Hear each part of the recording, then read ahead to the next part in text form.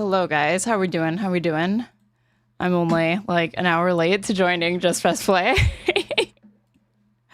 I'm sure Pisco's not annoyed. I like opened up his stream and I was like, oh, he really didn't prepare anything outside of what we planned to do. So his vamping needs a little bit of work, not gonna lie. Oh my god. Hold on. Let me see. I gotta join Riverside.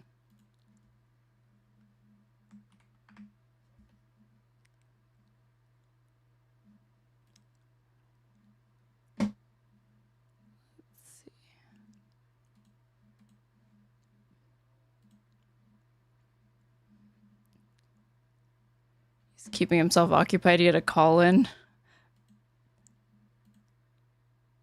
the operations. Oh, is that you, Aaron? Yo. What up? What up? What up? How you doing? Good. Turn your camera on my cam. Yeah, I got you. You already know.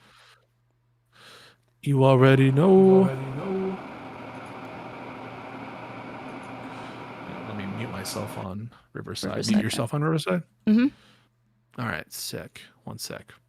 Wait, I was just going to finish a point. That MAGA is effectively massively influencing network TV, right? They got Fox News, biggest mainstream media news organization.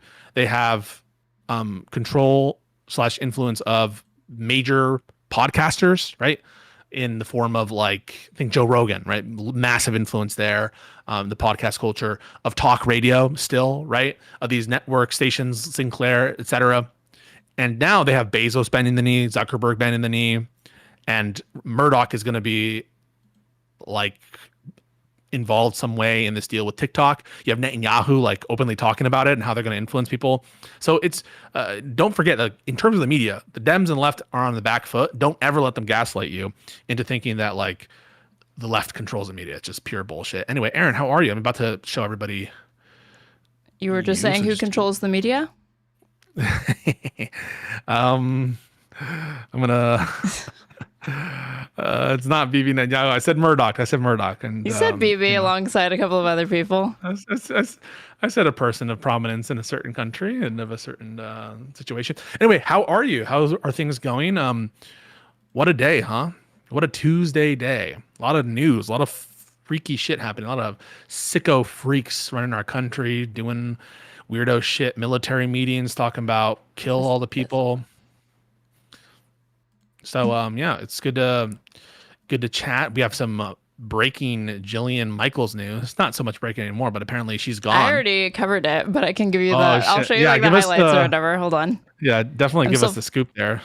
Because that is like, well, I just got the our logo for our show. And hopefully we'll be using it soon. And before we could even implement a logo and get all of our graphics and everything working, Jillian Michaels leaves her take. She's, we've outlasted her. And now we're never going to have an appearance with the OG cast, that was like a goal of mine, is to be on her take with the OG cast. It's heartbreaking.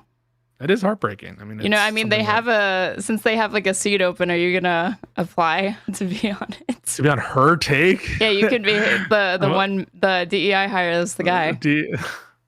Wouldn't I have to transition? The whole point is that you would be the token guy, right? The token man? I'm sure you could there's somebody at Valuetainment that would be open to the idea that like it's oppression to not let you in. There's no one who would, and also we talk too much shit about Patrick Bet David. They would take one look at our fucking. Maybe we can delete all of our episodes and or hide them for a little bit. Hell no, fuck that. They're not going to bother to do. You think they're actually going to bother? Jillian Michaels was put as the host of a political show. Do you think they actually give a fuck about like doing background research or any of that? It's not going to matter. Do you think that do you think they paid her much at all? To be the head? I mean, like. With how easily she left it, I think it's a function of like the fact that they didn't pay her very much, but she also is just probably independently wealthy. Yeah. So why does she want to fuck with our like politics? Why does she want to fuck with it? Just as a hobby? I guess so. I mean, she has nothing else to do. She wants to have influence and go on CNN? Oh yeah. Why wouldn't, I mean, who wouldn't want to? I mean, I'd like to go on CNN. They let all these jokesters on. Adam Mockler's doing a great job on CNN. Jokesters like this. What's this guy's name? Fuck. He's their conservative they have on for all their shit. They had Jillian Michaels on. The Scott Anna Kasparian Jenkins on. guy? Scott Jennings? Jennings, that's what it is. That dude's like, he's been around for a while. He's like a Bush era type, right? That's yeah, but he's like, a clown. Been active. But they have Anna Kasparian on now regularly, and they had Jillian Michaels on for like multiple appearances. Like, don't get me wrong. Oh wait, sorry, you were finishing a sentence. Go ahead. No, I was just gonna say that I like Mockler when he appears on it. I think that he's. I mean, I like Adam Mockler. Don't get me wrong, but like, there's something about like Adam Mockler, Harry Sisson. I feel like they have nothing original to say. I already know exactly everything. Like they are very, very good because they're like little wind up Democratic robots. But everything that they say is literally just sounds like it came off of like a Democratic press sheet. I feel like anytime they're confronted with like something that doesn't conform to like a Republican NPC talking point, they kind of they struggle a little bit. Even in this like last thing that I saw Adam Mockler doing with that Scott guy, is it Jennings or Jenkins? I already forgot. Jennings. There was a point where like he was like thrown for a loop and he had to just like pivot and get back to it. And I mean, like rhetorically it's good, but I just don't think that like, I don't know, it's like not interesting to watch to me at all. We should have you apply for her take. That'd be sick. Yeah, that'll be a great idea. Yeah. Yeah, we should do that. I'll do that. Yeah, okay. Aren't you like, I don't know if you, anyway, I think you would do it if you were offered the role. No doubt you would do it. Yeah. I am an up and coming conservative streamer, so my voice would be welcome it's there. Not limited. Anna's supposedly their left-wing person, right? The resident left-wing person. I don't know, man. I think you could do it. I don't think it would hurt. Just to apply. They probably wouldn't select you. In terms of the Adam Mockler and Harry Sisson being wind-up dolls for Democratic talking points, I think part of they're a very, at least I'll say this for sure, of Mockler. I think that he is able to deliver a message very effectively. And whether or not he's the originator of certain ideas or whether or not he falls into some, Democrat NPC talking points, he does. I think that he delivers them. He delivers them well. What do you think about me? I mean, I say Democratic talking points. No, I think that you have a variant. Like, I get the sense that the positions that you have and what you say in arguments is not just a function of like memorize things that you've said. You're able to field new, like you're able to contend with a question that's in front of your head, and you're not just like rigorously trying to get back to this like agenda. And I know that there's a time and place for the Adam Mockler types. I just don't like watching it. I don't know. Okay. I think sometimes he makes the conservatives look bad, so I like it. No, he does, and I like that. And like when he fucking embarrassed Jack Posobiec, right? That was But good. I just noticed that like because he's on like when he's on the back foot again, like the only thing that he can do is deflect. And I'm like, does anybody know, like, am I the only one that notices how glaring that is? He gets like very uncomfortable. And the reason why is because I feel like he's towing a Democratic Party line, and he's not just saying, like, he's not willing to like offer a criticism of the Democrats that doesn't seem like it's kind of pre-approved. Even though I'm not saying that Adam Mockler takes money or anything like that. I'm saying it just comes off that way. Okay. Well, you disagree?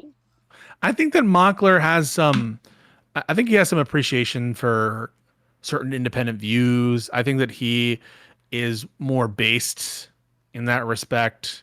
Like what's one view that he has? I can't give examples. That's what I fucking thought. I can't give examples as I sit here, but that's been my impression. And I think that sometimes we have to realize what these shows are. What his appearances on CNN, these are not meant to be the kind of discussion or debate that is most interesting to me or to you probably. It's theater. It's like we're doing this show for a bunch of clapping seals, and we just need to hit those dopamine pathways, and that's the point of those are the rules of the game, as it were. So I appreciate the fact, and I think that he's much more skilled than I am at adhering to those rules, where I'm someone I think that needs a lot more space to be effective. I think he's found a way to be a tight package. Sorry, that comes off. Do you know? Yeah. You know what I meant. You know what I meant. Yeah, we all know what you meant when you say that. No. You know what I meant. No, you know. These Zoomer boys. Pisco's got so much admiration for them. You know what You're I like meant. Holy solid shit, red right now.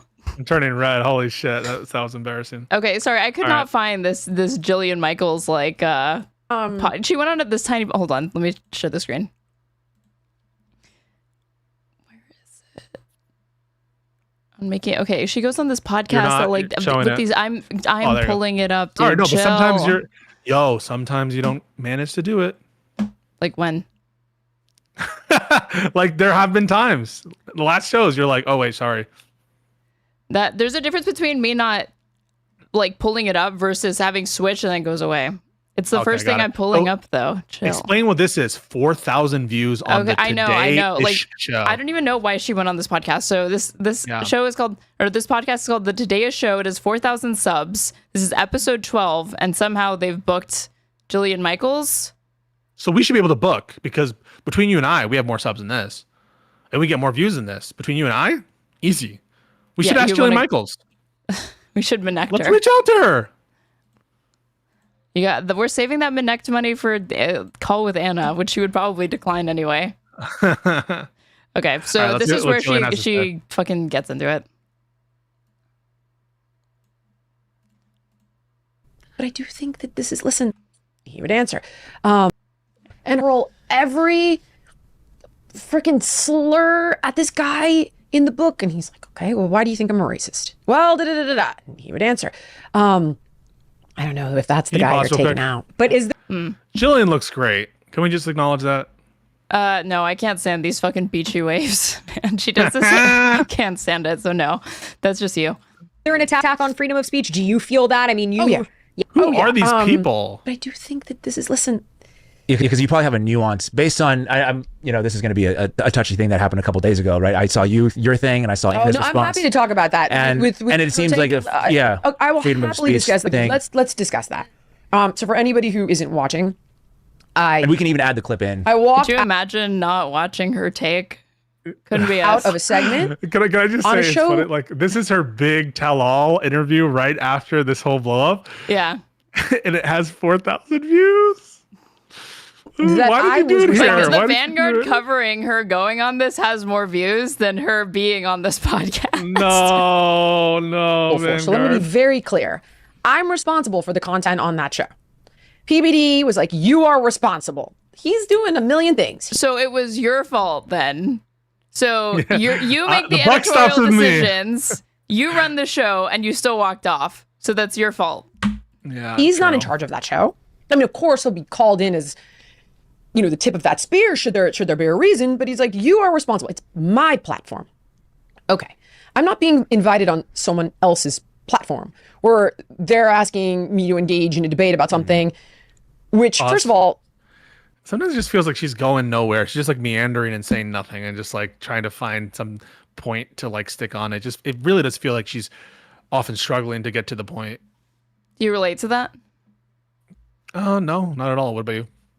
No, I was just wondering why you felt the need to like interject that. I was wondering if that was coming from like a personal place. Or something like that. I think that she specifically, not me, has this issue.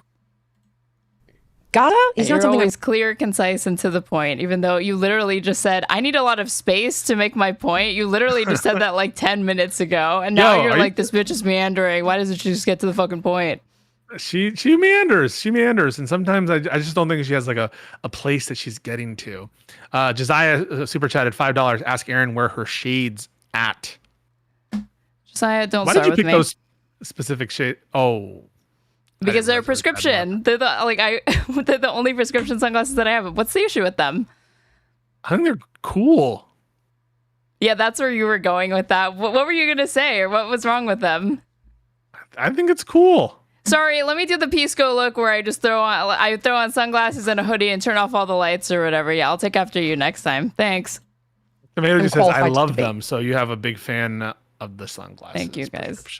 Yeah. So let's be very clear. I don't think the vast majority of people are. If you have an opinion, fantastic. You have an opinion. Okay. But if this is my platform and you're going to put forward conspiracy theories. If you have an opinion, you have an opinion. Fantastic. Okay. Then I think you have a responsibility to present both sides. And I think that you need to be exceptionally careful with your speech. So not everything has two sides to it.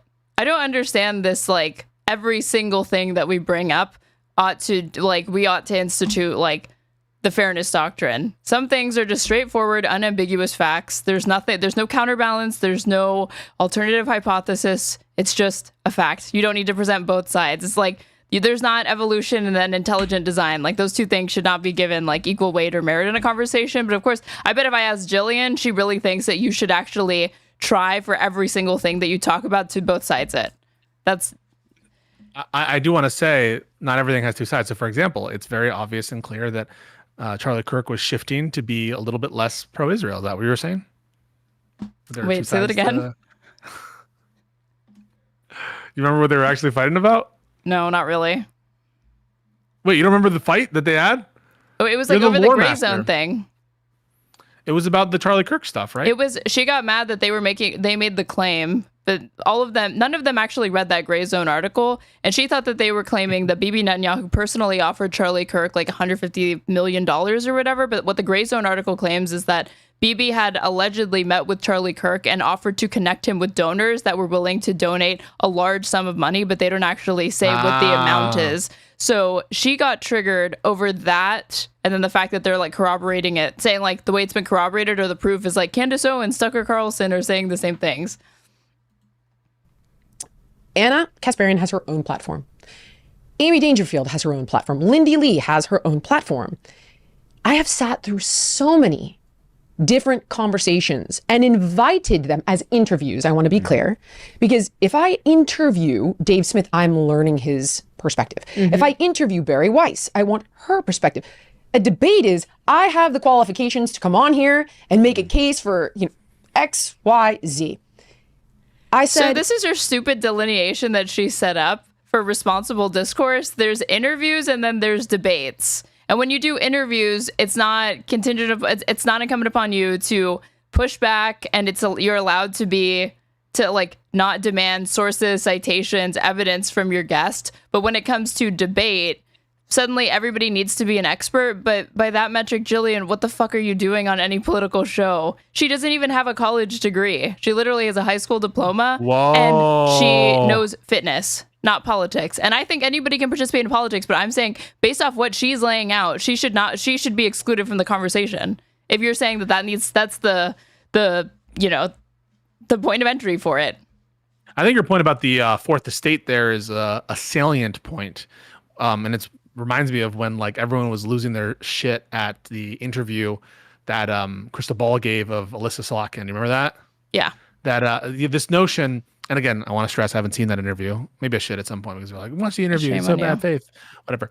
But this notion that interviews need to be like friendly all the time, especially people in power, especially people with like important prominence. One thing I respect Michael Tracy for is everyone who he interviews like fucking hates him because he asks like these needling, obnoxious questions that sometimes I don't see where he's going or whatever. But at least he's pushing to get some good information.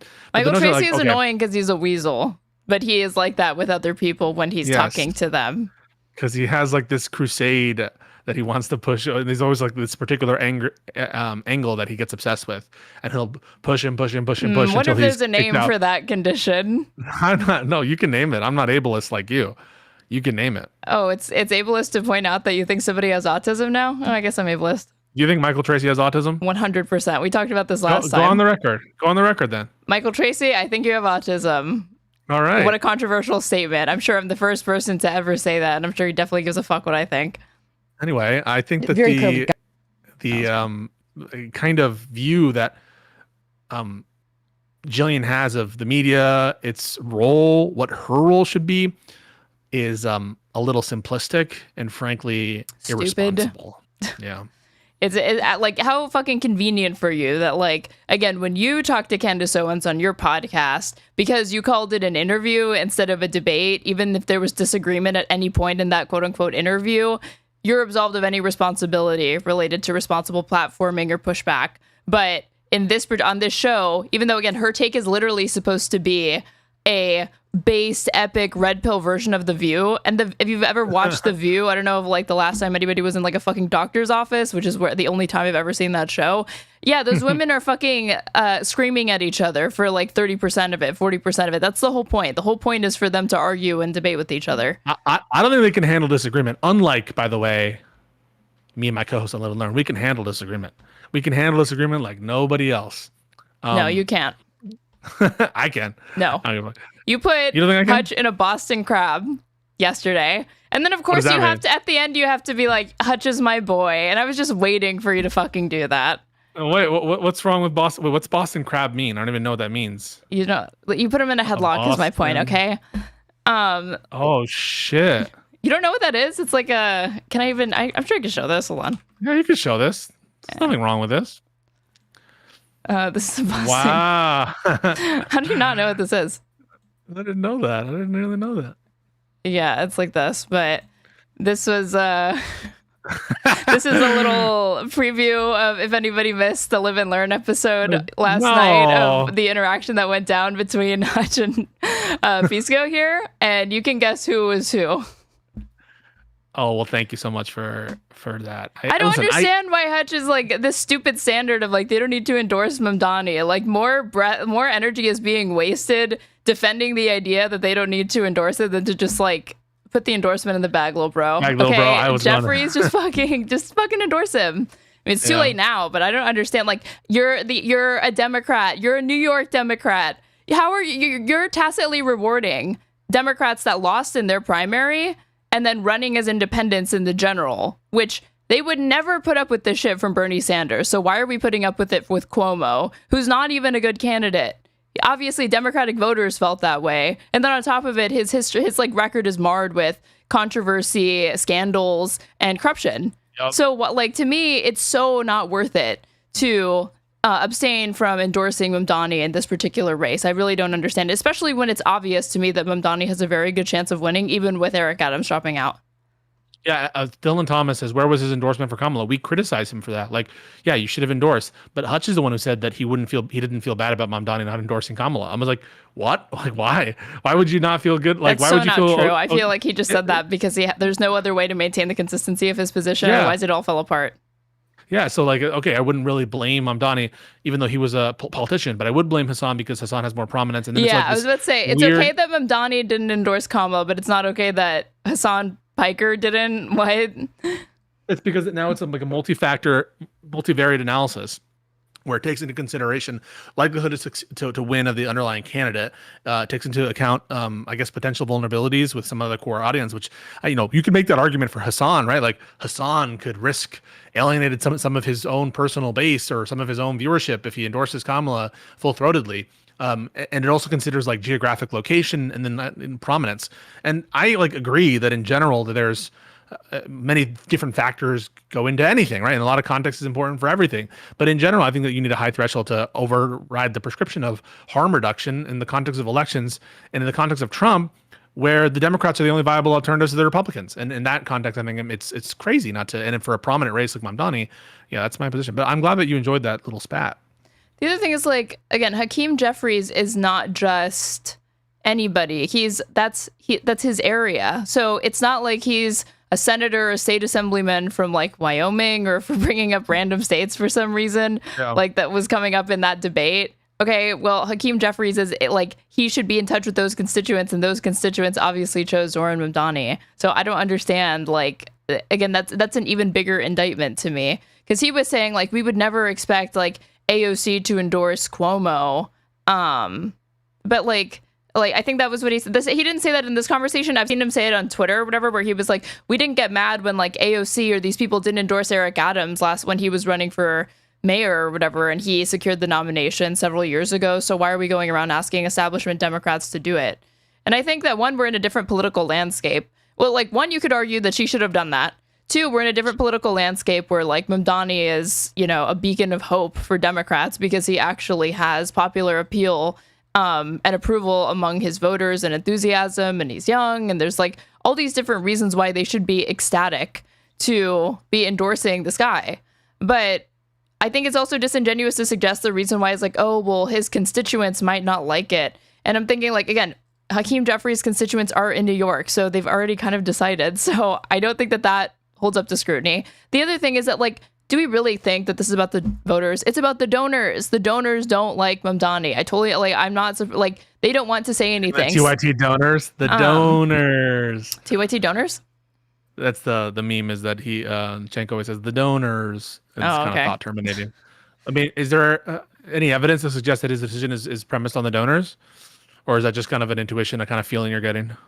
Definitely a feeling that I'm getting. Like, Alyssa Slotkin was like, again, this bitch used to work for the CIA, and she's like, I don't want to comment on like on New York politics or whatever. It's like, if you worked in the CIA, you have no problem sticking your nose in other countries and regions, politics and business. Okay, so let's not pretend like you have some principled opposition to stating your feelings on somebody else's politics that's like not in your backyard. Let's not be fucking dense here. Okay, so the extent to which they don't want to is because, like, again, she takes AIPAC money. Hakeem Jeffries takes AIPAC money. Zohran Mamdani is not liked among the donor class, so it's not surprising. You think this is AIPAC? You think this is AIPAC shit?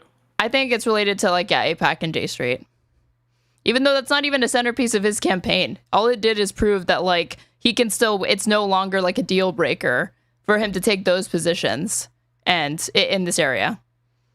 Well, that's another reason why, like, for Cuomo, if you want to think about where the party is at, Cuomo is out there like backing Netanyahu. When the Democratic, what's the recent polls about where the Democrats are at on Netanyahu favorability and on whether Israel's committing their actions genocide? In Israel, only 8% of Democrats, according to Gallup, support actions in Israel right now.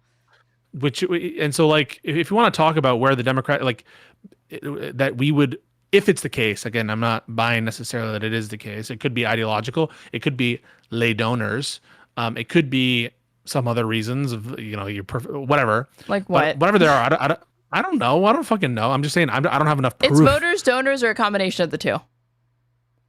And I think in Hakeem Jeffries, he doesn't have the any leg to stand on because it's New York.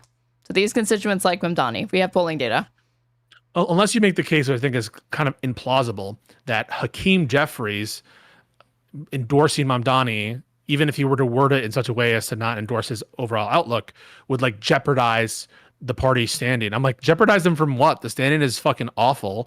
And Democrats in vulnerable districts are able to, distinguish themselves from the brand already. And to the extent that they're not, the brand is being worsened on net by these people in the first place. And the brand has never been worse. Yeah. So I'm not convinced that this kind of action would harm the bona fides of the Democrats, either locally in New York, as you mentioned. New York is a blue state. And by the way, under the current leadership and under the current, under Kamala Harris, under Joe Biden, the push towards Trump was strongest felt in New York and California. That's a fact. New York, I don't know, like Hochul won the governorship in single digits in New York State. So that was a somebody say centrist Democrat, Hochul, who was proposing centrist to go on the Court of Appeals, New York Court of Appeals, the highest court in New York, under a much more moderate candidate as opposed to a Mamdani or ARC type. And under that leadership, New York and California swung heavily towards Trump. So I am not convinced in the notion that this endorsement of Mamdani is going to jeopardize standing in New York more than what is the current situation, or standing in other various different districts when they're subject to the same kind of attacks of communism, socialism, no matter what they do. Yeah. And where they're able to distinguish themselves as independent candidates. That's one of the beauties, I think, of the American system, constitutional system, is unlike parliamentary systems, you are able to define a brand individually. It can cause a lot of problems, but it does liberate yourself a little bit from the party brand. Somebody put, to be fair, Jeffries is a piece of shit, but his district voted heavily for Cuomo. But that's fine, but the primary is over, and now the Democratic nominee is Zohran Mamdani. So it's between Zohran Mamdani, Cuomo, who's running as an independent when he should not be running as a fucking independent, and that should be heavily discouraged by the Democratic establishment. They would discourage this if this were anybody else. And if you like Cuomo and you don't like Zohran, you shouldn't. Cuomo's still to the left of the Republican, so you also wouldn't like the Republican winning, and that's what's going to happen if you don't consolidate around a particular candidate, because it's going to be between these two candidates. So to me, again, why would we want Cuomo to become the mayor of New York City? Especially with all of the fucking all of the baggage that he has, and the fact that he's signaling to donors like openly, they're like, oh, I might get a bump from Trump because Trump really wants to keep Mamdani out. And everyone in this chat knows. He's a collaborator. Like, you shouldn't be fucking like happy. Like this, and that's not even getting into like his own personal history and baggage. Yeah, and no, he absolutely is a collaborator. There's reports that he was in talks with the Trump administration, possibly for an endorsement, or that Trump was fielding it, and he was like receptive potentially to it, or some version of it, or acquiescence, where he's not hitting back at Trump super hard. Even in his announcement video, as I recall, he was like, "I've worked with Trump before. Yeah, that's what I know he was saying. Handle Trump." Yeah, exactly. Yeah, like, I think that he'd welcome me because we know, like, we understand each other or something like that. I'm like, I don't want you to understand Trump. I want you to oppose Donald Trump. I think New Yorkers want you to oppose Donald Trump also. And they do. And let's not forget also, like, when when Adams drops out, Jeffries releases this statement glazing a collaborator, an explicit collaborator with Tom Homan and ICE. Right? Yeah. Like, not a single mention in that statement of what Adams did. Adams did a corrupt quid pro quo to get rid of his criminal case for taking bribes from the Turks. For like nothing. Illegal foreign bribes. Like, literally so he can get like some fucking plane tickets to Turkey.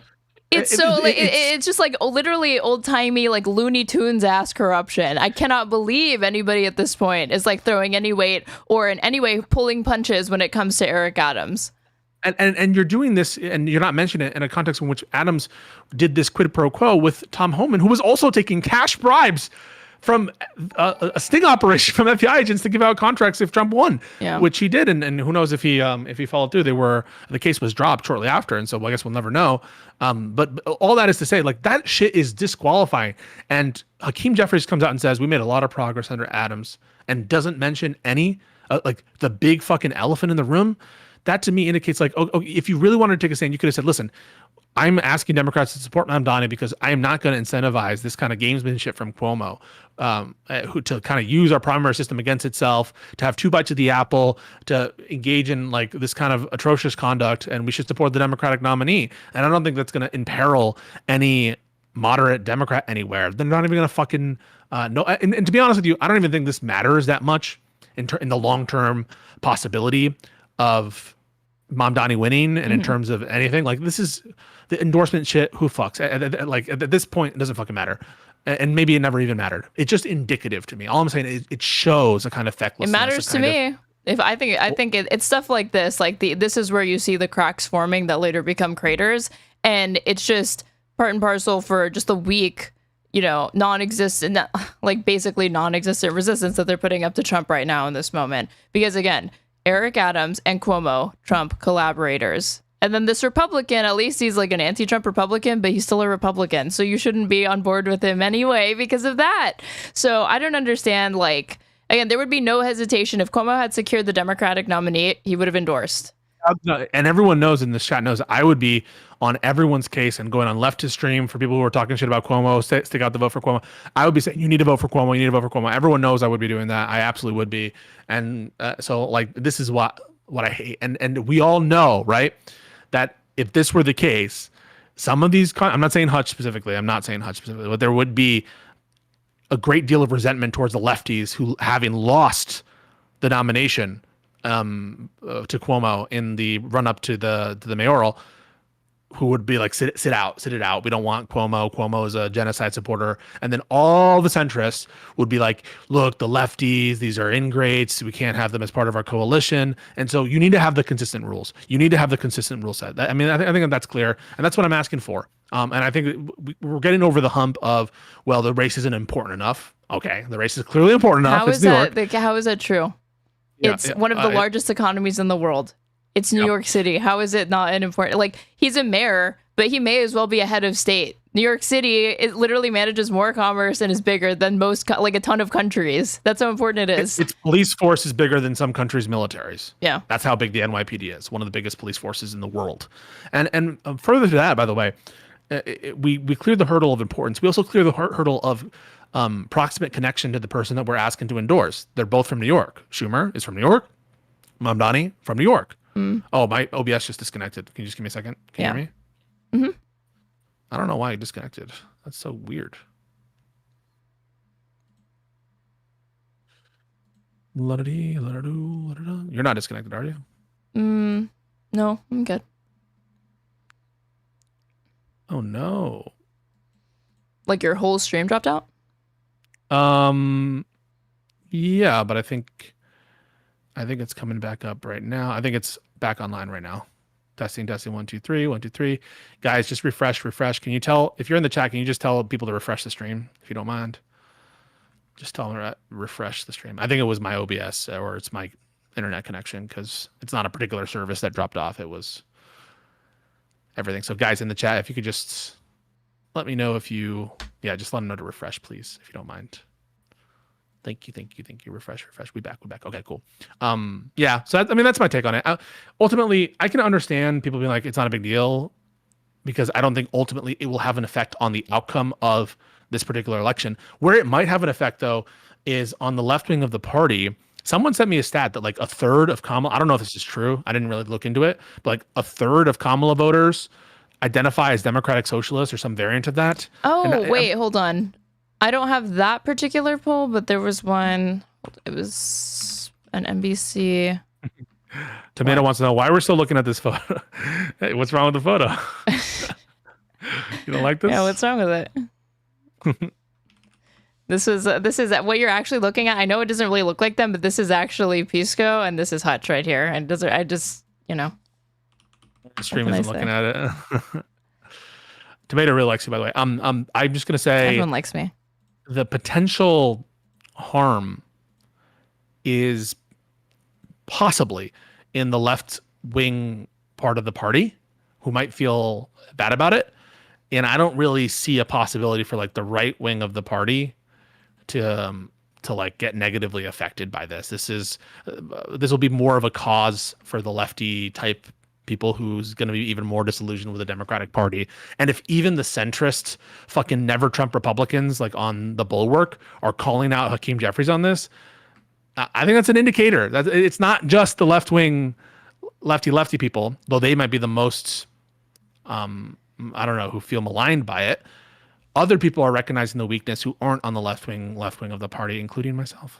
It's a principled thing. It's not an outcome oriented decision, because we've talked about this before. Literally, it is absurd. It is absurdly low, statistically speaking, that your vote, any one person's vote, is going to be the deciding vote in any single race or whatever. It's indicative of like that person's politics or like, their feelings on these things. It's definitely a principled thing, and it's not about like, oh, he really needs the endorsement, that's going to be the thing that pushes him over the edge or whatever. I mean, if you want to be that sort of like try to split hairs to the point that it's like, oh, is this really gonna like harm? Even though you do this sometimes. You were doing this when I was saying with like Mamdani, I was like, he shouldn't be apologizing to the NYPD, or like it's not gonna hurt him, like it seems like it, at best it could help, at worst it would be like neutral or whatever. But that's not how I look at these things. I think it's like a principled thing, and like on principle you shouldn't be doing it. What I'm saying is like I see an instrumental benefit to it, and I think that the statement initially was bad. So that's why I take the view, is because I think that people should. You're meaning to do this, right? What's up? Yeah. Okay, cool. You should correct statements that I thought that statement was bad, and I think in general, it's not bad to like correct a statement or provide further context, and it also has the instrumental effect of building a relationship with NYPD. And so that's why I think you took the view that a stronger view that there's no benefit to doing it. Yeah, and the statement you probably agree with, and so I think that's why our views are divergent there. But in general, like no. I can agree with the statement, but recognize that that's not the move that a politician should be making. But I don't think that something that was posted in 2020 in Zohran Mamdani's feed is worthy of making a statement to the New York Times and saying that you need to apologize for it, because it's just weakness, it's capitulation. You're not going to appease the people that you're trying to by doing that sort of virtue signal, in the same way that I don't think it's a good idea to like, what's an example of this? Like I'm trying to think of an example of just kind of like, oh, like Kamala Harris, and like, what does everybody get her on? She reposted that Minnesota bail fund or whatever. Do you think it would have been a good idea for her to go out on the 2024 campaign trail and make an apology, like literally apologize to doing that? No. And why not? Well, one is that I don't think that what she did was wrong. I don't know why. That is like, but grant that you think it's wrong or something like that. It was like, it's like, if I think it was wrong, I probably would be like, if I was really pushed on it, it's possible I would give a statement. Like if I was being called on it, like consistent. Like imagine that I'm in the middle of a debate stage, like I'm calling you on this, vice president, and I think I would address it. I don't know. Like I'm someone. Maybe my thing is like relentlessly being open about my position, and maybe that's not the best for every politician. But I'm not sure, to be honest with you, Aaron. I don't have a problem with her retweeting that bail fund. I don't really think it was connected to some ideology in favor of violence, and I don't have any reason to believe that, and so I don't really have a problem with it. But yeah, that's kind of my take on that. What I want is like more genuineness out of the politicians, and I think that there's too much calculation, too much finagling, too much like crafting perfect messages, and maybe it has to do with the donors. I'm not saying that I know that it's not the donors. I can't prove that it's the donors, but if it's a calculation based on where the party's at, and why don't you pull up the stat and read it for us? I just, my intuition is that kind of approach is not going to shore up any defense for the ultra conservative members of the coalition, and it's not really going to do much for the brand of the party in general. No, because then, like, once you do that, then it just your campaign is liable to turn into a fucking apology tour, or having to go back and renege, and everybody wants to relitigate the past, and you're not actually talking about issues that are relevant now. They're just picking into your record and saying you did this, but now you flip-flopped or whatever. And I think that this constant need to, like, they say that, like, I'm in touch with the voters or whatever, which is not fucking true. There's several issues where Democrats are clearly not in alignment with the majority of the base, like most notably Israel-Palestine, obviously. But that aside, I don't think that this constant, like, you know, pivot to pivot, position to position is good, because it just comes off like you're flip-flopping to voters. I'm not saying never change, but I think that the threshold needs to be much higher than what Democrats have it at now, which is just they give up way too easily. Like when it came to like immigration or whatever, that bipartisan border bill that they wouldn't shut the fuck up about, total capitulation. And for what? Hang on. I think the bipartisan border bill it was not a bad strat insofar as helping stop the bleeding on immigration for the Democrats. And what I'm referencing as like a big bad thing was accepting the rhetoric of MAGA when it came like the Lake and Riley Act during Trump term 2, further empowering ICE and giving them additional authorities and the ability to mandate the detention of individuals, and opening up additional arguments for ICE to receive additional funding to address the legislative mandates in the Lake and Riley Act. I think all that was horrible, and many Democrats voted for that bill. So yeah, I see what you're talking about in terms of immigration. That's a good example of it, where accepting the rhetoric or framing of the other side can be very harmful. No, we're not going to let you talk, Casey, because you're drunk, I can tell. Go ahead and read this poll for us, Aaron. Okay, some food for thought. NBC Decision Desk poll results. Field dates August 13th through September 1st of this year. Question 33. When it comes to political matters, do you consider yourself to be, and this was a question for Democrats only, more of a supporter of progressive causes in the progressive movement, 54%, more of a supporter of the Democratic Party? So for the first time, you actually have like a majority of Democrats being polled saying that they're identifying themselves first and foremost as a progressive than they are as just a Democrat. The poll that I was given was Democratic. Maybe I can send this to you. I'm not ducking you, Casey. I just this is my time that I have with Aaron. This is my time. Fuck off. Go to any one of his other streams where he just call-ins for 1 million fucking hours. You'll be fine. Yeah. Democratic Socialist poll. But anyway, like, yeah, I think more and more Democrats are identifying as Democratic Socialists and are being sick of the brand and being labeled Democratic. Here we go. Here's this one poll. Curious what your thoughts are on this. Boom. 66% of Democrats, and she's about to put it up there, now view socialism more favorably than capitalism. Hell yeah. And this is from like a right-wing account or whatever. This rules. 66% of Democrats now view socialism more favorably than capitalism, 42%. It's official. The extreme left is consuming the party at a rapid clip. Hell yeah. Love this. Trend and opinions of socialism by political party. Just off the top of your head, would you say you have a positive or negative image of each of the following? And then they pulled Republicans, Independents, Democrats. This is Gallup polling. So even though it is being reported on by like a Republican account, apparently, it doesn't make the data inaccurate. And yeah, trend and opinions of capitalism by political party. And yeah, Dems are it's not looking good for capitalism. Listen, I'm a capitalist. You got capital? Make that clear. You own businesses? You own the means of production? What do you own? I'm owning the means of my production. I own my. So you're like a temporarily embarrassed capitalist.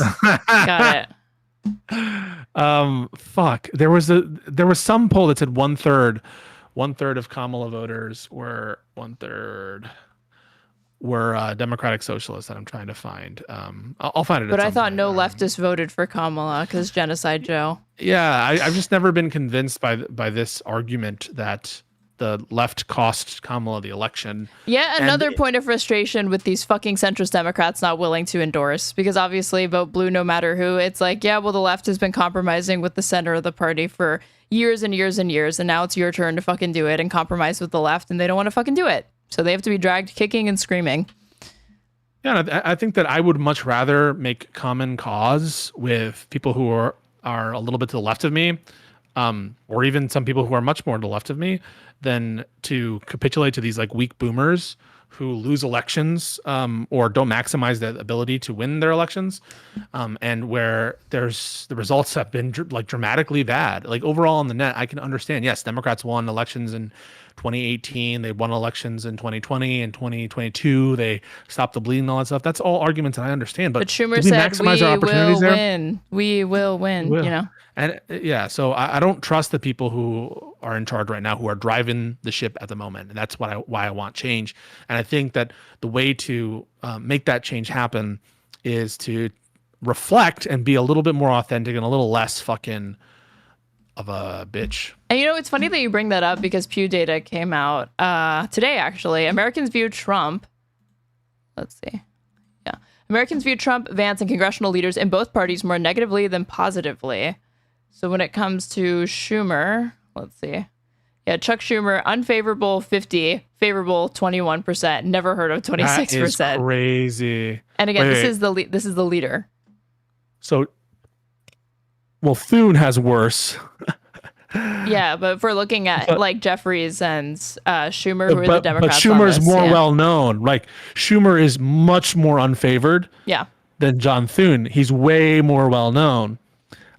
Those are bad numbers, guys. Those are really, really bad numbers. I don't know why we have to pretend that they're not. Because party loyalty and unity, even though these people fucking work for us, and if they're not actually doing their fucking job, then what's the point? Like, see, this is why I don't really, right now, I don't currently support AOC for president in 2028. She should be taking that Senate seat.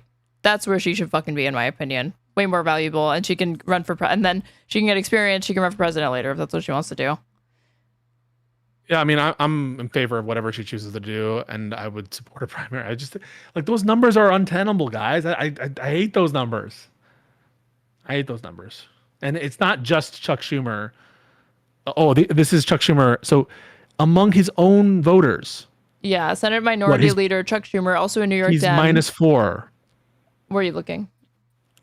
Lean Dem or Dem, 39% unfavorable, 35% favorable. Among Democrats. I mean, yeah, anybody, like, what is he doing that's commendable right now? What strategy does he have? But I don't know. And I think if Democrats win in 2026, which I think that they have a good chance of, it'll be in spite of this shit, not because of it. Like, and what'll be the most annoying is if leadership doesn't change, as it probably won't, by the way. There's almost zero chance that these that either Schumer or Jeffries steps down in the next year and 2 months. Yeah. Almost zero chance. If the Democrats win, which I think that they're likely to do, won't stop hearing about, like, see, you should have just trusted the plan. If like the Democrats scrape by with 3 or 4 or 5 seat majority, and I don't know, stop maybe gain 1 or 2 Senate seats, that would be like a good result. And listen, that would be not the most horrible outcome. Like, I don't think it's a given the Democrats are going to win, but if that occurs, it'll just be nonstop. See, we should have just trusted Schumer the whole time. And that's the kind of thinking that led to the Biden debacle in 2024. That's the kind of thinking that got us there. Fucking gerontocracy. And look, Schumer's rating among Dems has grown substantially more negative over the last year. Not a decade, not 5 years, not 3 years, not since the last election, just the last year. May 2024, when Dems held the Senate and Schumer was majority leader, 47% of Democrats viewed him favorably, while 26% had an unfavorable view. So it's only taken a fucking nosedive. And as it fucking should. You know, I really do think it's a huge failure from Democrat. Like, when you look at the polling data for the favorability of the big, beautiful bill, it's literally one of the most unpopular bills and a piece of legislation that's ever been passed in America. You wouldn't fucking know it because Democrats didn't do a good job of being forceful opposition and pointing out. I think, like, I saw one poll that said only 8% of voters realized the extent to which they were fucking gutting Medicare and Medicaid in that fucking bill. Why is it only 8%? Why aren't they fucking going around saying, like, yeah, this is how they intend to, they couldn't repeal and replace Obamacare, so they're doing this shit. This is how they intend to gut social safety net. To their credit, they're trying to. I think that healthcare is not a bad issue to premise this sticking point of the negotiation. I don't even necessarily disagree with that strategy broadly to have this be the issue. There's one thing is the plan and the other is the implementation of it. And regardless of what you think about the plan, and there's some people who have questions about other aspects of the plan, to be honest, but I think that it's a good idea to have this healthcare to be part of at least one of the reasons. For me, it's either healthcare tariffs or something like that. But the messaging isn't good. It's not good. And it's even on the one big beautiful because bill, people just don't know about this, even though these are ridiculously unpopular legislative moves that should be ruining. I mean, like, Donald Trump obviously is an unpopular president, but like, I really do think that, like, you could cut into even Republicans' view of him because he's touching stuff that they're not supposed to be touching, and they don't know that he's touching that stuff. So prairie progressives, of course, people liked Schumer more when he was the majority leader. He had more power. What point do you think this poll is showing? To my understanding, right, like the Democrats obtained control of the Senate in 2021 officially when they had those special elections in Georgia. That's when the Democrats first won control of the Senate, and they held on to it until 2024, and really 2025 when the new Senate was inaugurated. Before then, I've never seen approval ratings that low for Schumer. Yeah. Prior to like, this is a particular thing that's happening now that didn't exist back when the Democrats were in the minority in Trump term 1. And like, what would it take for us to reassess who the leaders are of Congress?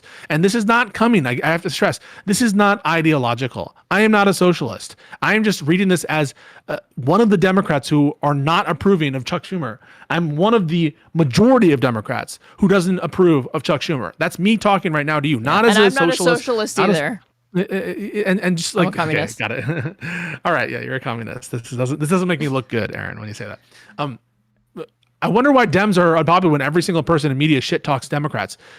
Oh my God, you fucking, you guys, it is not, it is, there's nothing. Stop being so insulting. Stop it. It is not just a matter of negative media coverage. Some people have actually looked at the shit that they've done and they're not happy. It's not that they're being told the wrong thing. It's not that they've been led astray. They look at their job performance and they're analyzing that and it fucking sucks. Quit this cope, you guys. Enough. Enough. It is absolutely cope. It is absolutely cope. I do not think that it's even close to true. If I assessed Schumer to be doing a good job, I would be defending Schumer. I think it's crazy to think because you're taking the unfalsifiable position, which is I will never, ever talk bad about Schumer. I don't understand that level of Schumer derangement syndrome where it is an unfalsifiable position because no matter what Schumer does, you're going to say, okay, it's just people talking shit, which is why Schumer is unpopular. Yeah. Like Schumer could be like Dianne Feinstein stroking out in the middle of the Senate floor, and KCJ from Long Island is going to be saying, yeah, you guys are just being too mean to him. He just had a little health episode, and you should be like that is the level of where we're at right now. Is nothing he could do would convince you otherwise. It's not a straw man, and we're not bringing you on right now because you're drunk. Because you're drunk. To bring them and on. We can't. A drunk person, a drunk Schumer stan, and you're depriving us of this. Well, do you want to have him on? He's going to be yelling. He's going to be yelling. Yeah, no. So don't. So don't tempt us with a good time. Things need to get more dire. Tell me when he starts crashing out in chat, and then we'll bring him on. Okay. He's already crashing out. He's going straw man. Drunk KCJ can dunk on y'all. He's not even denying that he's drunk. Aaron, what campaigns have you worked on? And then he's just like, he's doing this meme. Okay, we're gonna what are my credentials, bro, or whatever? You think I don't get to have that? One, that's not. You think that I haven't done organizing? You're fucking wrong. Two, I don't need to have done that to have an opinion on any of this shit. By the way, just me being interested in politics and me having been a voter for Democrats, that more than enough is enough qualification for me to criticize these fucking people. this is what these people do. These Schumer stands. Tell me your resume. Tell me like as though they attack the person. They attack the person because they can't attack the point. And because you were presented with something very simple, like what it would take for you to criticize Schumer. And I think that if he shat his pants while he was giving a speech and said, oopsie daisy, and then fucking stroked out, I think you'd be saying, we got to give him another chance. Like he's been here the longest. He's led us this far. I literally think that that's how you would react. And the proof is in the pudding. You are unable to give a single scenario in which you wouldn't back Schumer, even though you've been asked. And I, frankly, this is someone who respects some of the stuff that Schumer's done in the past, respects some of the stuff that fucking the Democratic majorities under Pelosi have done in the past, who respect certainly the accomplishments of the Biden administration in collaboration with Schumer, but he's not a wartime consigliere. And this is a political war. Schumer dead ender in your chat. Ban that motherfucker. That is bleak. Where do you even find these fucking libs? I'm serious. Go back under the fucking rock that you crawled out from under to come bitch in his chat about this shit. There are corners of the internet that would that suck off Schumer and every single Dem and never say a negative word. Go watch a MeidasTouch live stream or something, dude. I like MeidasTouch. Why are you talking shit? And you talk shit about Mockler too. No, I give criticisms of Mockler. I am talking shit about MeidasTouch because I think MeidasTouch melts Democrats' brains in some ways because it truly is like blue Fox News. Sometimes I think that people are less informed by watching MeidasTouch than they were if they hadn't been watching MeidasTouch. How can you possibly say that? Because if you look at all of their, hold on, let's go to their YouTube.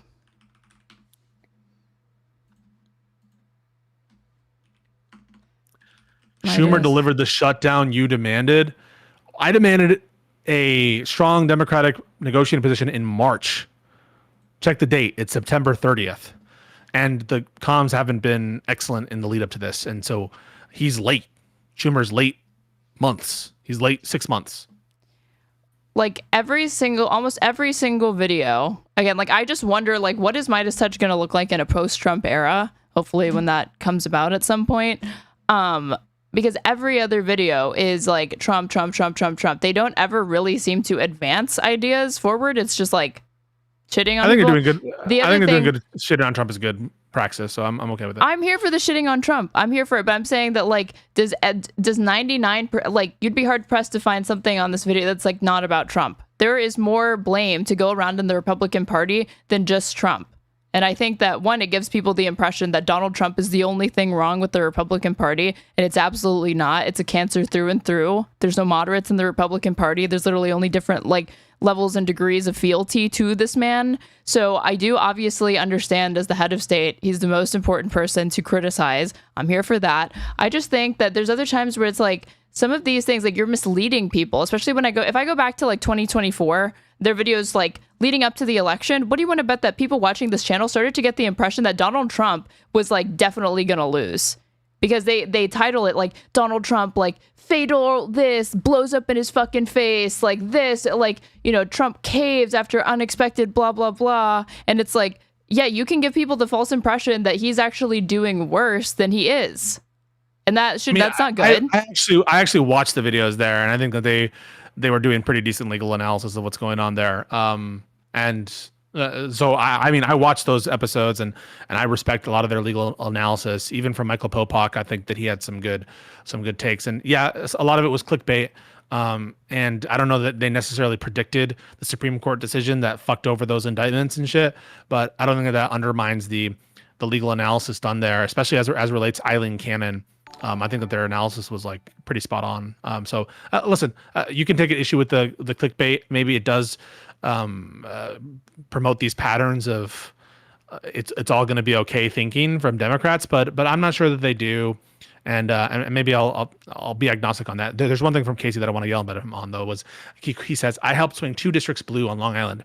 You fucking stream. We are not the same, lol. You're lucky I don't get offended by irrelevant internet bots like Aaron. Casey, you understand that you're coming at us and you're saying the only reason Schumer's unpopular is because of streams like this, and then you're like, you're irrelevant. You're irrelevant. You don't do anything. How do you maintain that position in your mind? Exactly. We have no power, so shut the fuck up and stop crying. We can't do anything. Yeah, Chicken says get him, Casey. So Casey has some supporters in my Discord. He yells a lot. He drinks. He does like canvas for Democrats, and I applaud that shit. But like he hasn't endorsed Mamdani, right? He's like, I'm not going to endorse Mamdani. I'm working for Tom Suozzi. I need to go over and get Democrats elected in swing districts. You know what that's like? And that's why I got to take my shirt off and, stream to your whole Discord. Like, I get it. You do good work. I respect the fact that you're canvassing for Democrats, but I'm going to call it like I see it. And if I see Schumer has brought the approval rating, well, maybe not just him, the leadership in Democrats in general, by Hakeem, by Schumer, by others, the party loyalty, the party brand is down low. I don't think that the best reaction to that is, well, everything's going great. And if it's the case, it's because of bad media or like unfair shit, then that's one of the rules of the game that our leaders need to be able to play with, right? That's just a fact that we're playing with fucking Rock Lee leg braces that we need to get rid of if we can. But if we can't, then that's just the reality, and we need to just be better for it. And that involves having more flexible leadership. But the truth is, I am not convinced that they've been playing a perfect hand. You might think that they've been playing a perfect hand. I don't believe that that's the case. You might be suffering from a parasocial relationship with Chuck Schumer, but us built different. Okay, I don't understand how this person I'm not even convinced this is a real person. Again, a Schumer dead ender. Jesus fucking Christ, get a life. He's a real person. He was a perfect Casey impression. Yeah, I know what he sounds like. Come on. I don't know. All right. Like, just do you think that, like, again, like, I'm looking through all of these and it just, like, again, this looks like not all of it, but just like it looks like slop. Okay. And so I just wonder, like, do you think that having like a blue, like, yeah, I think the purpose of news is not just to promote Democrats. The purpose of news is to inform people of the events that are going on in the world around them. And I don't like if the model that they're basing it off of is Fox News, that's not something that I really think ought to be replicated. Now, it might be hyper effective for Democrats, right? And I would expect Democrats to do it because that's their prerogative. But I expect kind of independent news networks or whatever to, I think, have a more rounded and robust, like way of going about like informing their viewers. And I just don't know that this is that. I consume MeidasTouch network content. I admit I did more so last year than I do this year, because this year I'm more engaged in like doing my own thing. But I respect a lot of their legal analysts that they bring on. I respect Michael Popak. I respect some of the other litigators they bring on. They have this partnership with Mark Elias. I think I respect Mark Elias. And when I get into the meats and potatoes of what MeidasTouch is analyzing when they go through these cases, I think some of that is good coverage. And it is objective in a way that, yes, of course, they have a Democratic slant. I would say it's a pro-democracy slant, unapologetically pro-democracy. And I respect that a lot, too. Now, the thumbnails, they go over the top sometimes, but that's also the game. And they become the number one podcast of that stuff. And if they're spreading anti-Trump propaganda, I'm all for that. I'm all for that because that's what we need right now. I think we need everyone fighting. Now, you could say that like leads to patterns of complacency among their listeners. I have no reason to believe that. I have no reason to think that it leads to complacency or anything like that. If anything, I think it would cause people to be more radically against Trump. That's, I think, the more intuitive answer there. So I don't really have. What do you think of the Lincoln Project? Just curious. What I think about them? 60% cringe, 40% funny fucking ads.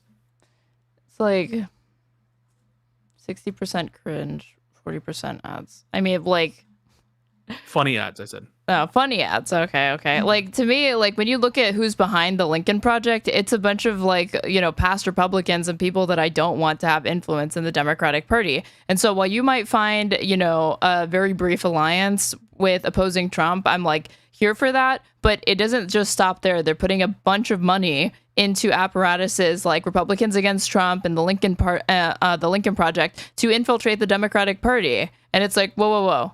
Okay, like, we can agree on, like, we might agree that we both hate Trump or whatever, but we don't agree on solutions. So get the fuck away from the Democratic Party when it comes to trying to, like, you see that, like, the Republican Party is not just like a corporatist party. It's like a party of oligarchs at this point. They want total fucking anarchy. So they are moving, like, the neocons and the Bush era types or whatever. Like, some of them, you saw people like Colin Powell at the end of his life saying, like, yeah, I'm more of a Democrat because there's stability that's offered by the Democrats and with the way that they decide, their strategy for managing capital, than the unpredictable nature of the way that Donald Trump goes about conducting, like how he governs and how the Republican Party governs and how it really, all of it is, again, just in service of. I don't get the sense that I don't get the sense that MeidasTouch people are like Republican lights. I don't get that sense at all. Maybe you do. I don't. No. I don't. I think that they're through and through just like partisan Dems. They're partisan Dems. But more than that, like they do have on ex-Trump people who are more conservative, that take a pro-democracy stance. And I respect that too. And I think that I would rather, I'm glad that a world that in which we have MeidasTouch as opposed to that we don't have MeidasTouch, where MeidasTouch has eclipsed like Joe Rogan. Like at least MeidasTouch, when they're doing their legal analysis, it's good. I think when they're giving the shit talking Trump, they're giving a perspective that is desperately, sorely needed, which is just basically shit on Trump more. We just need more of this shit. So I have no problem with that stuff. Pisco wants to propagandize people against Trump. I mean, you can frame it however way you want. If propagandize means to send out a message, yeah, I think that I guess in a sense it is propaganda, in the sense of there's putting out a message to be digestible by like a populist mass or something. I don't know what you would take. Like if I had the option, they're not to, like, lying. I'm not saying that they're lying. Like in what sense? No, but you No, I'm not saying that they're lying. I'm saying that they can omit that. Like framing can contribute to people getting a distorted perspective on certain media events, news events, etc. Do you agree with that? Yes, I think framing is very important. Okay, so it is possible for people to be misled without there ever being a falsehood promulgated, for one. And for two, if I had the ability to choose somebody's media diet, and like to the extent that I would include MeidasTouch, it would be a lower percentage than I would recommend just read mainstream reputable outlets and be critical, like the AP, Reuters, New York Times, etc. If you want to take into the legal weeds of some of these cases, because that's where their background is in law, I think you would get a better sense of these like really in the weeds legal stuff watching MeidasTouch than CNN. CNN gives you very top level shit. I respect, for example, MeidasTouch lawyers more than I do Ellie Honig at CNN, who's like one of their chief legal analysts. So in terms of the legal stuff, I think MeidasTouch gives you way more substantive shit than that. I would say that if you're using MeidasTouch responsibly, and you're not just using it to get hopium, I think there is a MeidasTouch viewer that gets into the hopium, but that's also true. They've explicitly said that they serve to be kind of like a source of comfort for Democrats. Yeah, I think sometimes they serve up hopium, but sometimes they're straight to the facts as well. So again, I'm not here to. I don't know what this is. If you're taking shots at MeidasTouch, I think that you have lost the plot a little bit. I don't really understand what the point is. Like, what do you want them to all be like? Fucking crystal ball? No one cheerleading the Democrats. I think there need to be some cheerleaders for the Democrats, because they're the party that we need to support. I just want people to understand that is what they are.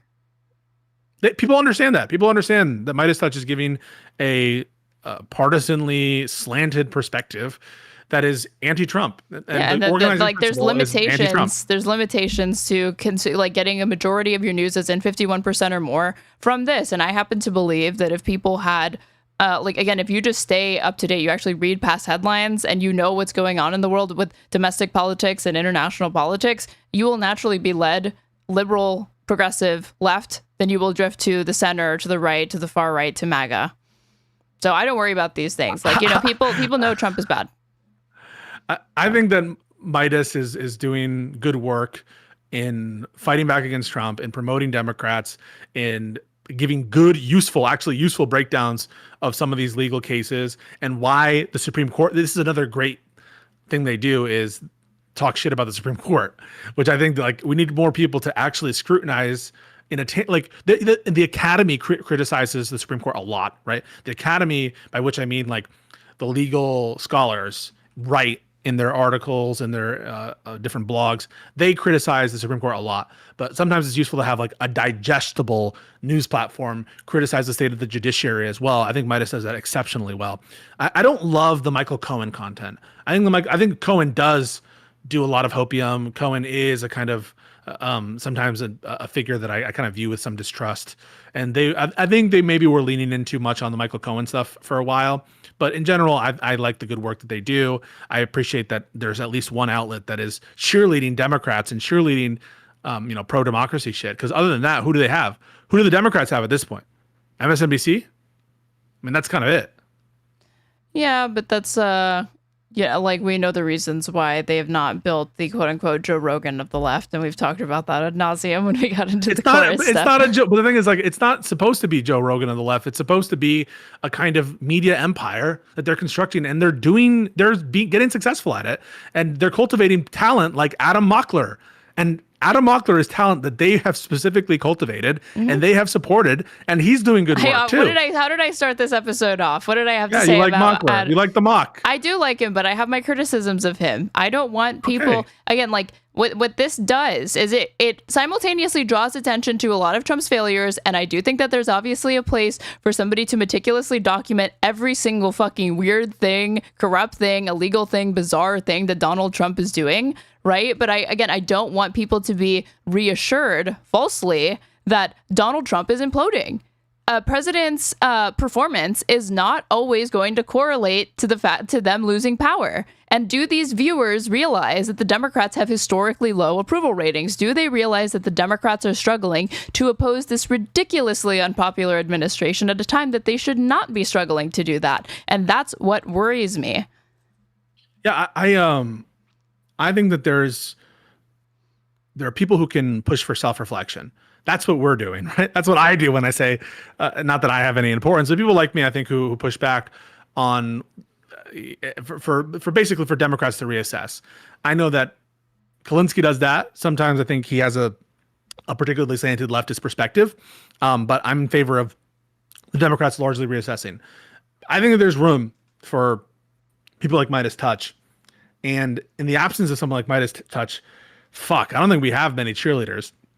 And I don't go as far as people like Casey who's saying, like, well, that's the reason why Democrats are unpopular, because we don't have enough cheerleaders. But in general, I just think that they're doing good work. And for you, like, what would satisfy you specifically? You're never going to be on board of a network that just like cheerleads Democrats as they are. No, because again, the point of news is to inform people. And again, I like the criticism that I have is that they market themselves as an independent news network. And I don't know that viewers of theirs are necessarily more informed, especially if they become more and more reliant upon these sorts of outlets, these sorts of videos to get their news from them. Because again, you can be lured into a false sense of security. So what do you think about Josiah? So talk about Josiah a little bit. Josiah, are you there? Talk about it. I like Josiah's work. But Josiah... He kind of does very similar shit.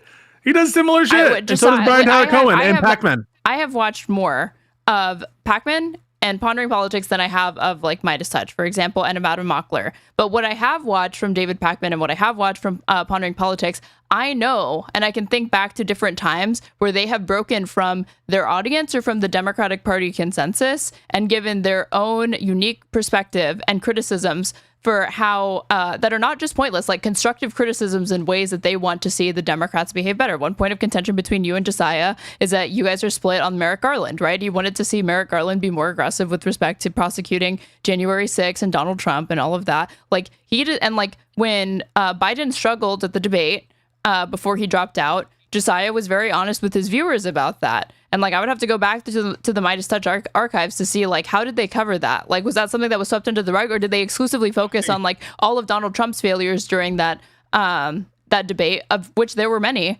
But like, you know, did they talk to their viewers about the fact that like, yeah, Biden didn't do so hot? They probably took the standard position, which was like Biden didn't do a good job, but people overlooked the fact to which Trump was insane in that debate. That's the position that like Josiah took. That's the position that I took. You know, I took the position that Joe Biden had a horrible debate, and frankly, it was disqualifying. I called for him to drop out after a while. But yeah, Democrats, left-wing people are going to focus the narrative on Trump. I don't have a problem with that. It seems like your standard for what you like, who you would characterize as doing a good job here. I mean, name your names. Well, I think Kyle I already know them. Kalinske is a good example of somebody who I think does a good. Kyle Kalinske. Yeah, but Kalinske sometimes, because Kalinske, like to me, he couples not like it's more well-rounded in the sense that he's got heat for Republicans, he's got heat for Democrats, and when he like again he wants Democrats to do better. It's not shitting on them just for the sake of shitting on them, and he articulates to his viewers in almost every single video, even when I don't agree with his analysis. And there have been times where Kyle has not been factual, or I've disagreed with. There's like plenty of instances of that. It's not to say he's the most factual. It's authentic, and I also get the sense that he also makes sure to like energize and outline a vision forward for the Democratic Party and what he wants to see people get excited about. It's not just, you know, pandering to people who loathe Trump and they want to watch something that affirms their emotions and reminds them that like, yeah, I'm not crazy to like see this guy as our fucking president and see that there's something deeply wrong about this political movement that we're fucking living through right now, right? You know, I think Kyle Kalinske does like strikes a fine balance, and you don't get the sense that like you would never come away from Kyle's channel thinking that like he's less helpful to Democrats than more helpful. That's why I don't think that you need this sort of like some people beg to differ with you on that. I don't agree. I think that Kalinske on net is a positive, and we should like welcome voices like his, even though he's often critical of Democrats. But just keep it like the notion of a like a network like TYT, for example. Can we talk about that? Sure. Like that network, to the extent that it embodies values, right? You're not really gonna thrive on TYT if you're anti-Palestine or if you're pro-Israel, you know? And that doesn't mean that they can't be included, or they can't be, they have to be disregarded on everything because they take a particular slanted view on a particular issue. And what MeidasTouch has chose to focus on are the abuses of power of Trump, on the legal ridiculousness of Trump, and on basically fighting for democracy. Does that sometimes cause them to overlook or de-emphasize bad aspects of Democrats? I'm sure it has happened, but I don't know that. Well, that's not my only thing. It's not that like I think that like some healthy criticism of Democrats like is missing. I also think that like again, like I look at all of this, right? And they have a lot of they have tons of uploads or whatever. And I believe you, because you've watched more of this content, that they get into the weeds on the like the legal analysis and the wrongdoings of Trump. And it's important to highlight all of those things. But a lot of this also looks like they're kind of making drama out of like small kind of day-to-day incidents, you know, like Trump looking fucking tired at like a press conference or something like that. And to me, it's like, does this matter much in like the grand scheme of things? Wait, what's wrong with being like Trump? I mean, this is basically because what the Trump meme war does is. 50,000 things a day wrong, and we have to have a clear sense of what to prioritize and focus on. And I think sometimes focusing on all of these little granular things is very, very low-hanging fruit. No. I think it's a war. And I want to say, Aaron, not only don't just look at their content on YouTube. Some of the best clip farmers on Trump senility, on Trump bullshit, on Trump embarrassment are these MeidasTouch people. They have their accounts in the like everywhere, all of their affiliated accounts. This is Right Wing Cope. There's a couple of their MeidasTouch editors that are like the single best Trump clippers. And so I think that they are a force for good in this fight, and they're fighting the meme war. And yeah, pointing out both the substantive abuses of power, but also the absurdities and the embarrassments and the human frailty of the MAGA movement, so as to make us fear them less in some ways. So I do think that this is good work that they're doing.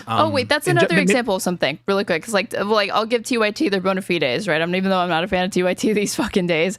Okay. God knows that. But like, if you look through TYT's feed, they will cover things that get them like lower viewership, but it's important to them to have documented it and to cover it when it comes to like international politics or maybe something that's municipal or on a state level or something like that. They do highlight, even though it gets lower viewers, lower engagement, because that is part of their political project as well, is spotlighting to the extent that they can, you know, like peppering that in between the stories that they know are going to perform well and people want to see their perspective on. And what you're saying about the clip farming and all of that, I know that that's important. And I actually think that like MeidasTouch in those domains is a lot healthier to consume, because it's not you going to a feed and like watching again like a 16 or 17 minute video on it. It's like people don't really like, oh, I'm going to check out this Twitter account and scroll through it for all the information. Like it comes across your For You page or your timeline, and you're engaging with like a random post here and there that trended, or on TikTok or whatever. Like, you know, people don't really go to the pages. You're like, it's like thrown in a bunch, like amongst other things.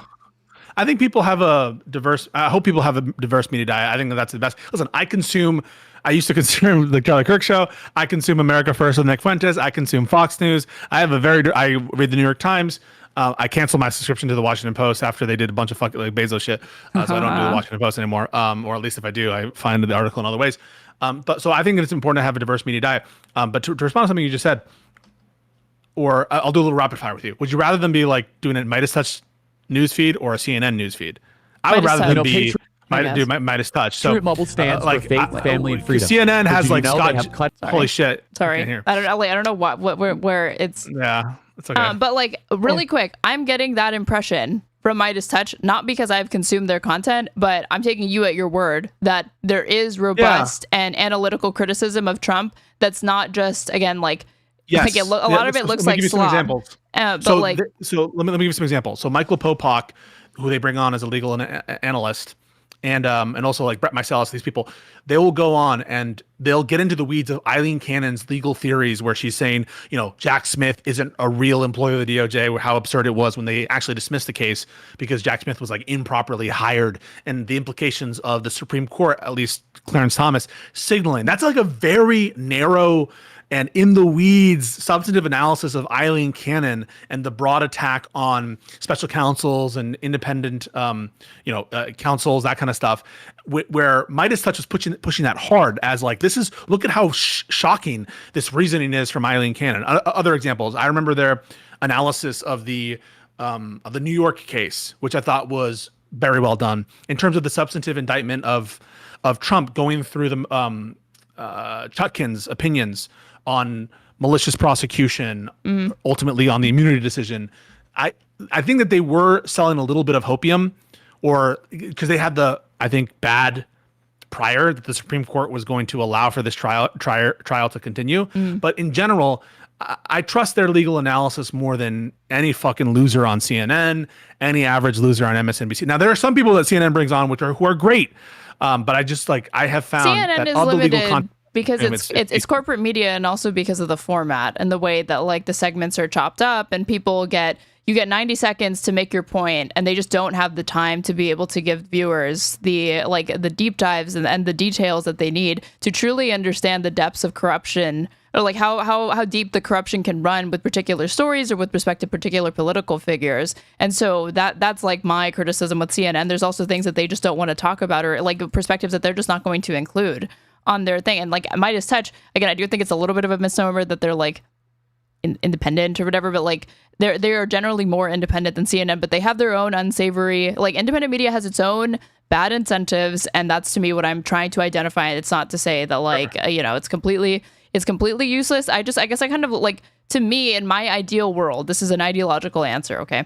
Like, I look at Fox News and I don't think, gee, I wish Democrats had that. Gee, I wish the left had that. I'm like, I wish this didn't fucking exist. Fox News lies, right? Like, Fox News lies. Fox News distorts reality in a way that I don't think MeidasTouch does. Or I have not been shown that MeidasTouch distorts that. And I've interacted with some of these MeidasTouch people on Twitter, in DMs sometimes, where I get the sense that they're true believers. I get the real sense that they're true believers. They're fighting the good fight. And like all the effort they put up on Twitter in their clip farming, all that stuff, I'm sure that is like a thankless task that they're taking on. And I really they are some of the best clip farming. I don't know about the individual clip farms. I don't know. I know they make a lot of money, but I'm just saying, I'm glad that someone's out there doing that shit. I believe that they're actually passionate about it. Maybe they have some bad coverage somewhere, but I haven't seen a story from MeidasTouch where I'm like, my God. What was my criticism?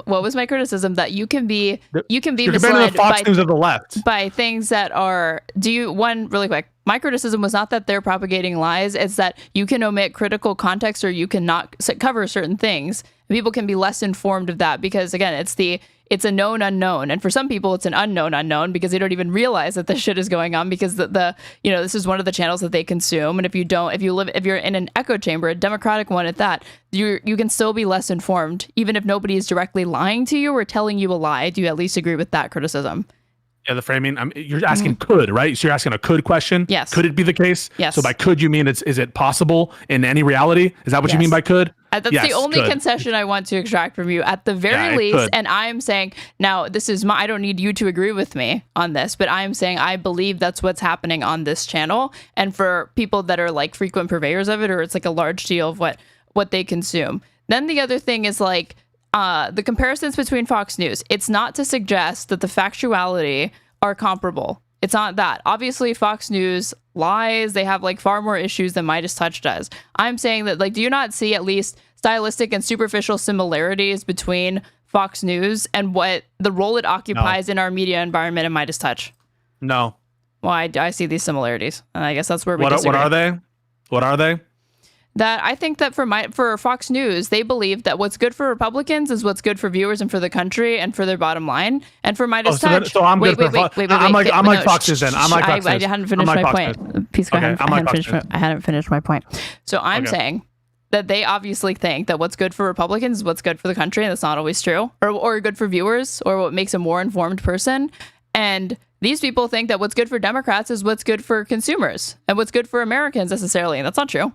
So I'm There's like a lot Fox of News. overlap there, but that's not always true. I'm like Fox News. I mean, that's basically saying they act as though like what's good for Democrats would be good for the country. You have a specialty. That's how different. I act. You don't market yourself as an independent news network. It's Pisco's Hour. You say, I'm a lawyer with these partisan perspectives. You make disclaimers where necessary, and you're giving your legal analysis and takes on things. If that's your comparison to Fox News, I'm just saying no one hears that, because when they say you're like Fox News for the left, what they're hearing is you distort, you misinform, you are basically not disclosing. I said distort. Myriad, I said they distort. Conflicts of interest. But not distort in the sense of their framing. They're distort in the sense of both their framing in what they choose to spend their time on, but also in the sense that they like actively promote lies, like the election lies. They actively promote lies in numerous different contexts. They don't challenge anyone ever on the right. So, and I don't think that's the right comparison to make for Meidas. That's what people hear to be the comparison. I'm open to that. And if it's more nuanced than that, but like, hey, the same way you defended their clickbait titles, I think that if you defend their clickbait titles and you're like, wait, there's analysis that follows that framing and clickbait title that's substantive. Okay, well, if I'm throwing out there that my hot take is that they're like Blue Fox News, and then I give the analysis that I just did, I don't think anybody's under the impression that I'm trying to suggest any of what you did, which might be their first impression, but if you actually hear me out, that was not the point that I was trying to make. If you compare them Fox News in the sense that they're like partisanly slanted, yeah, but so is MSNBC in that sense. Yeah, I guess MSNBC is like Blue Fox News in that sense. Okay, but just understand that people will hear. Yeah, you're saying that their choice on what to cover is partisanly slanted, and sounds like you're agreeing with me that framing is important. Framing matters. Framing can distort. Frame it like that sets the tone for for the entry point of a conversation. But the question is, but the answer is, I agree with their framing, Aaron. Their focus is good, because we should be focused on the abuses of Trump and not on the fucking bullshit that's going on Fox News. So yeah, you can say it's possible for framing to distort, but I think their framing is right on the money in the sense that I agree with their outlook, which is generally that people should be focused on this kind of shit. They should be focused on the myriad different abuses, the constitutional crisis that we're in. This is framing that I agree with and on the merits. But if your point is just that they have a framing that has the potential, or it's conceivable that it could distort, I guess I have to agree with that. What thinking person couldn't agree with that? That's just so almost by definition. I don't expect you to like agree with me entirely. Obviously we don't. I'm just saying, like, as long as you can admit that and concede that, then you're open to there being validity to some of my points here. Okay. So it's a more robust criticism than just what you'd initially think. This is where I think that you have points. I'm not unfair. Everyone says I'm fair and balanced. I'm totally fair and balanced. This is where I think that you have some ground. I think that there was a feeling of hopium that they were presenting on some of the legal cases in the lead up to the 2024 election.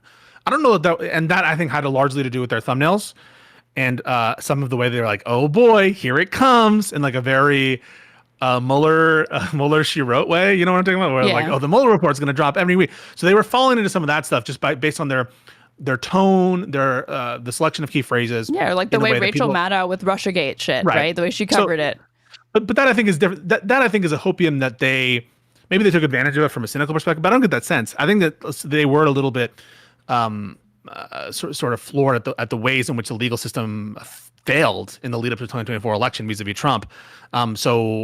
Yeah, but in terms of the substantive analysis there, I don't think that it suffered as a result of that framing or the hopium that was created there. I think that's a valid criticism. I think the thumbnails and stuff, I can agree that but that's just the game that we're playing. Like the other day, the thumbnail and the title determine how good the video does. We put up that thumbnail of you, which is like insane communist, deluded insane Marxist, denies reality and heated debate. Yeah. And the video did well because we just put, and so they're playing the game for sure to maximize views but in terms of the sub, so yeah, but that's like politainment. That's like WWE, right? That's not us trying to inform people, really. And Kalinske also does that. Kyle Kalinske also does that. And so does David Pakman. So does everyone. It's part of the game. So I think that there are some genuine criticisms. I think that the decision to highlight Michael Cohen, where I think that his, both as a fact witness and as a legal analyst, and when he was just like, hey, Trump, you know what you're feeling? I felt it before. You thought it was cringe. I didn't like that. There's some of their content that I think doesn't have the same rigor as others. Like I much prefer when Brett Meiselas or Michael Popak versus someone else, and some of their content I think is hit and miss and doesn't hit the mark as much for me. And some of the times they are engaged in this kind of like hopium. Okay. Here's a good example. Brain Democrat stuff. But you know what? I don't have that much of a problem with that. I think these are nitpicks in general. They have the right mission, the right focus, and they're fighting Trump. This is a big one. Do you think MeidasTouch contributed to the attitudes among Democrats surrounding Biden's cognitive health that ultimately benefited Trump?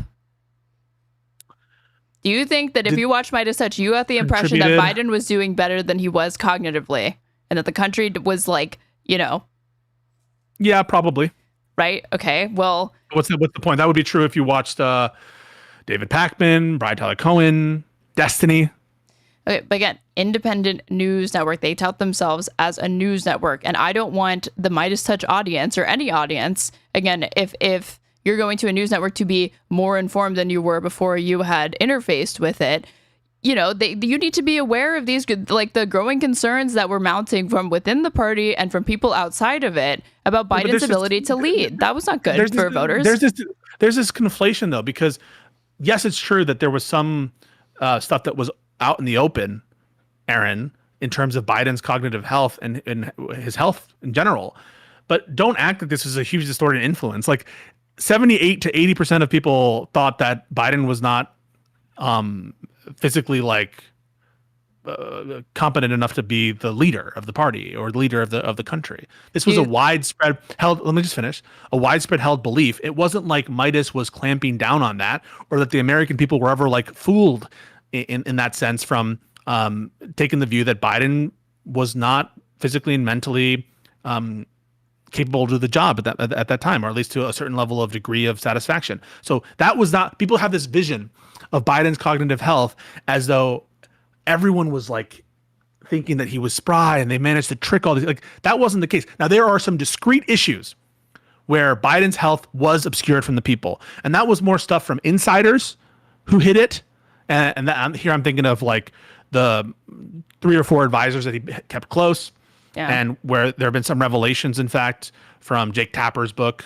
I think Jake Tapper gets a lot of deserved criticisms. I think some people go after him too hard because I think some of those are genuine revelations. And so people put that all in the same melting pot of they hid Biden's cognitive health. No, some advisors hid the extent of cognitive health, but the American people were not fooled in the sense that they generally thought that Biden was too old to be president. And that was a thought. So was the MeidasTouch audience fooled?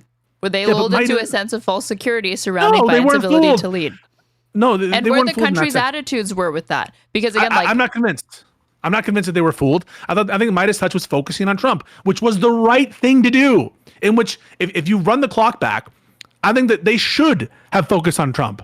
They should have, and it's to the great detriment of our country that more media organizations did not focus on Trump's cognitive health. Hold on.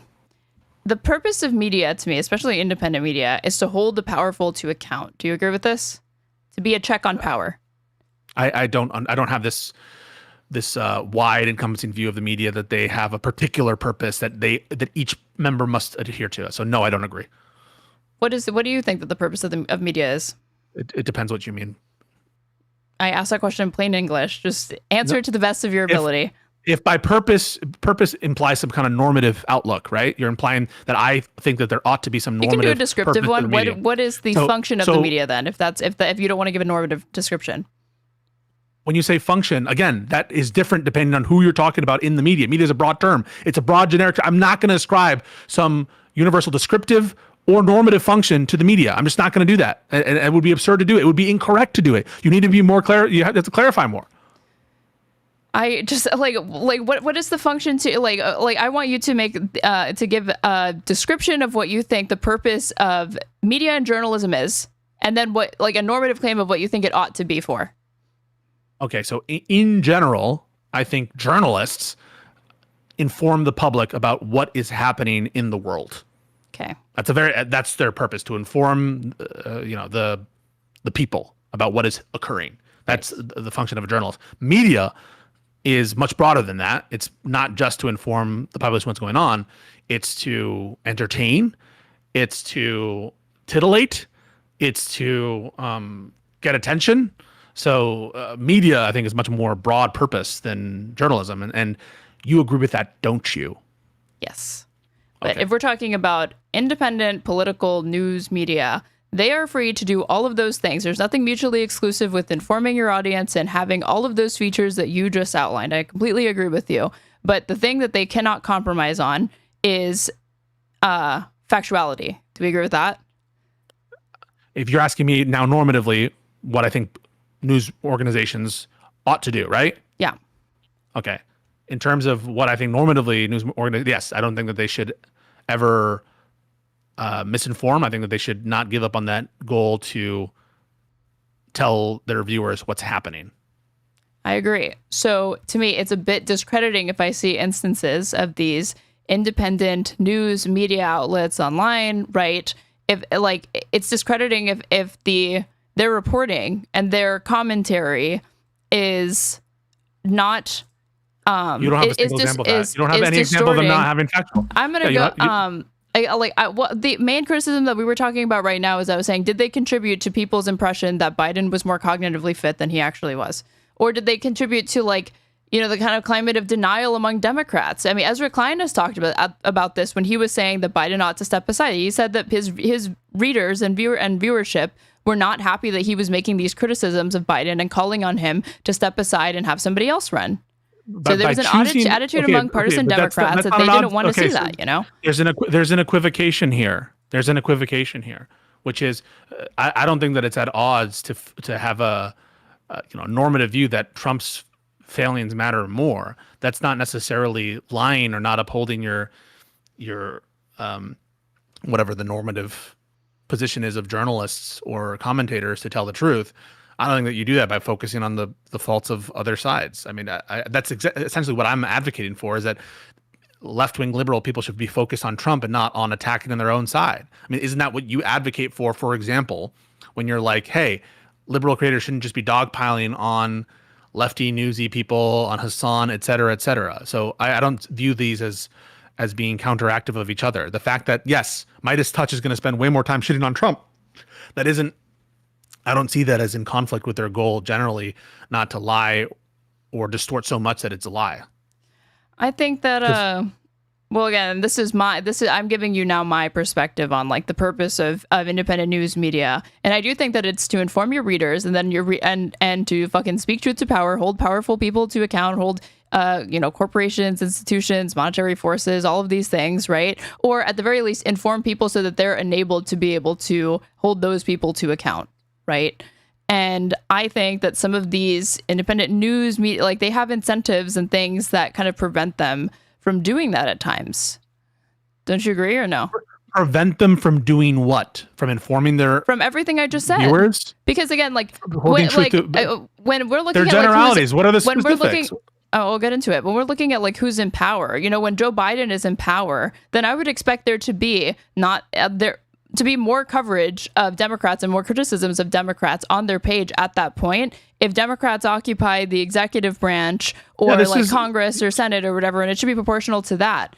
So, but if you fundamentally don't believe with the project of having news media that comes from a particular lens that focuses on the other side, you think that project is not worth it. You think that project is somehow, not legitimate. It's not legitimate to have these organizations that commentate on the news from a particular political view. I just where are you getting that from? No, I think that's what Hassan does. No, I think I'm not either. You're misunderstanding. I'm not communicating it well enough. It's everything in moderation. I kind of look at this as at MeidasTouch, and I think it's dessert almost, right? Is it going to kill you to eat a donut? No. Is it going to but is it a good idea to eat a donut every day? Probably not. Is it a good idea to eat donuts for breakfast, lunch, dinner? Absolutely fucking not. And similarly, when I look at MeidasTouch, to me, it's it should, if we're looking at a media diet as a food pyramid, it would be somewhere closer to the top, as it should occupy a smaller part of your media diet as opposed to the larger portion of it. I'm trying to get something specific out of you. Like, do you think that it's acceptable? Thank you. I think there was a kick rate. Thank you for the kick rate.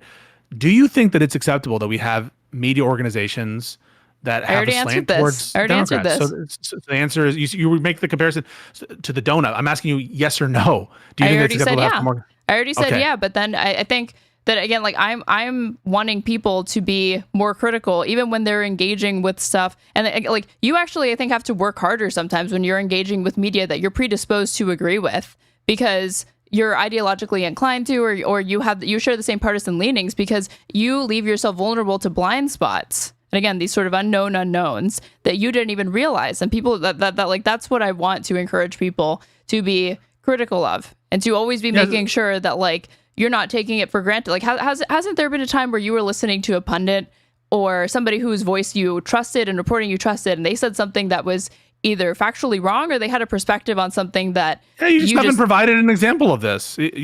You're pointing to, I guess, the general inclination of Democratic content creators, and this is true of literally everyone on the lib left. This is true of Dave Pakman. It's true of Brian Tyler Cohen. It's true of, but arguably, certainly like New York Times pundits, sans Ezra Klein at a certain point, not Nate Silver as well, who was calling out whatever Biden's mental decline. But the large media left ecosystem was taking the focus onto Trump and downplaying Biden's cognitive declines in light of Trump as a threat to democracy.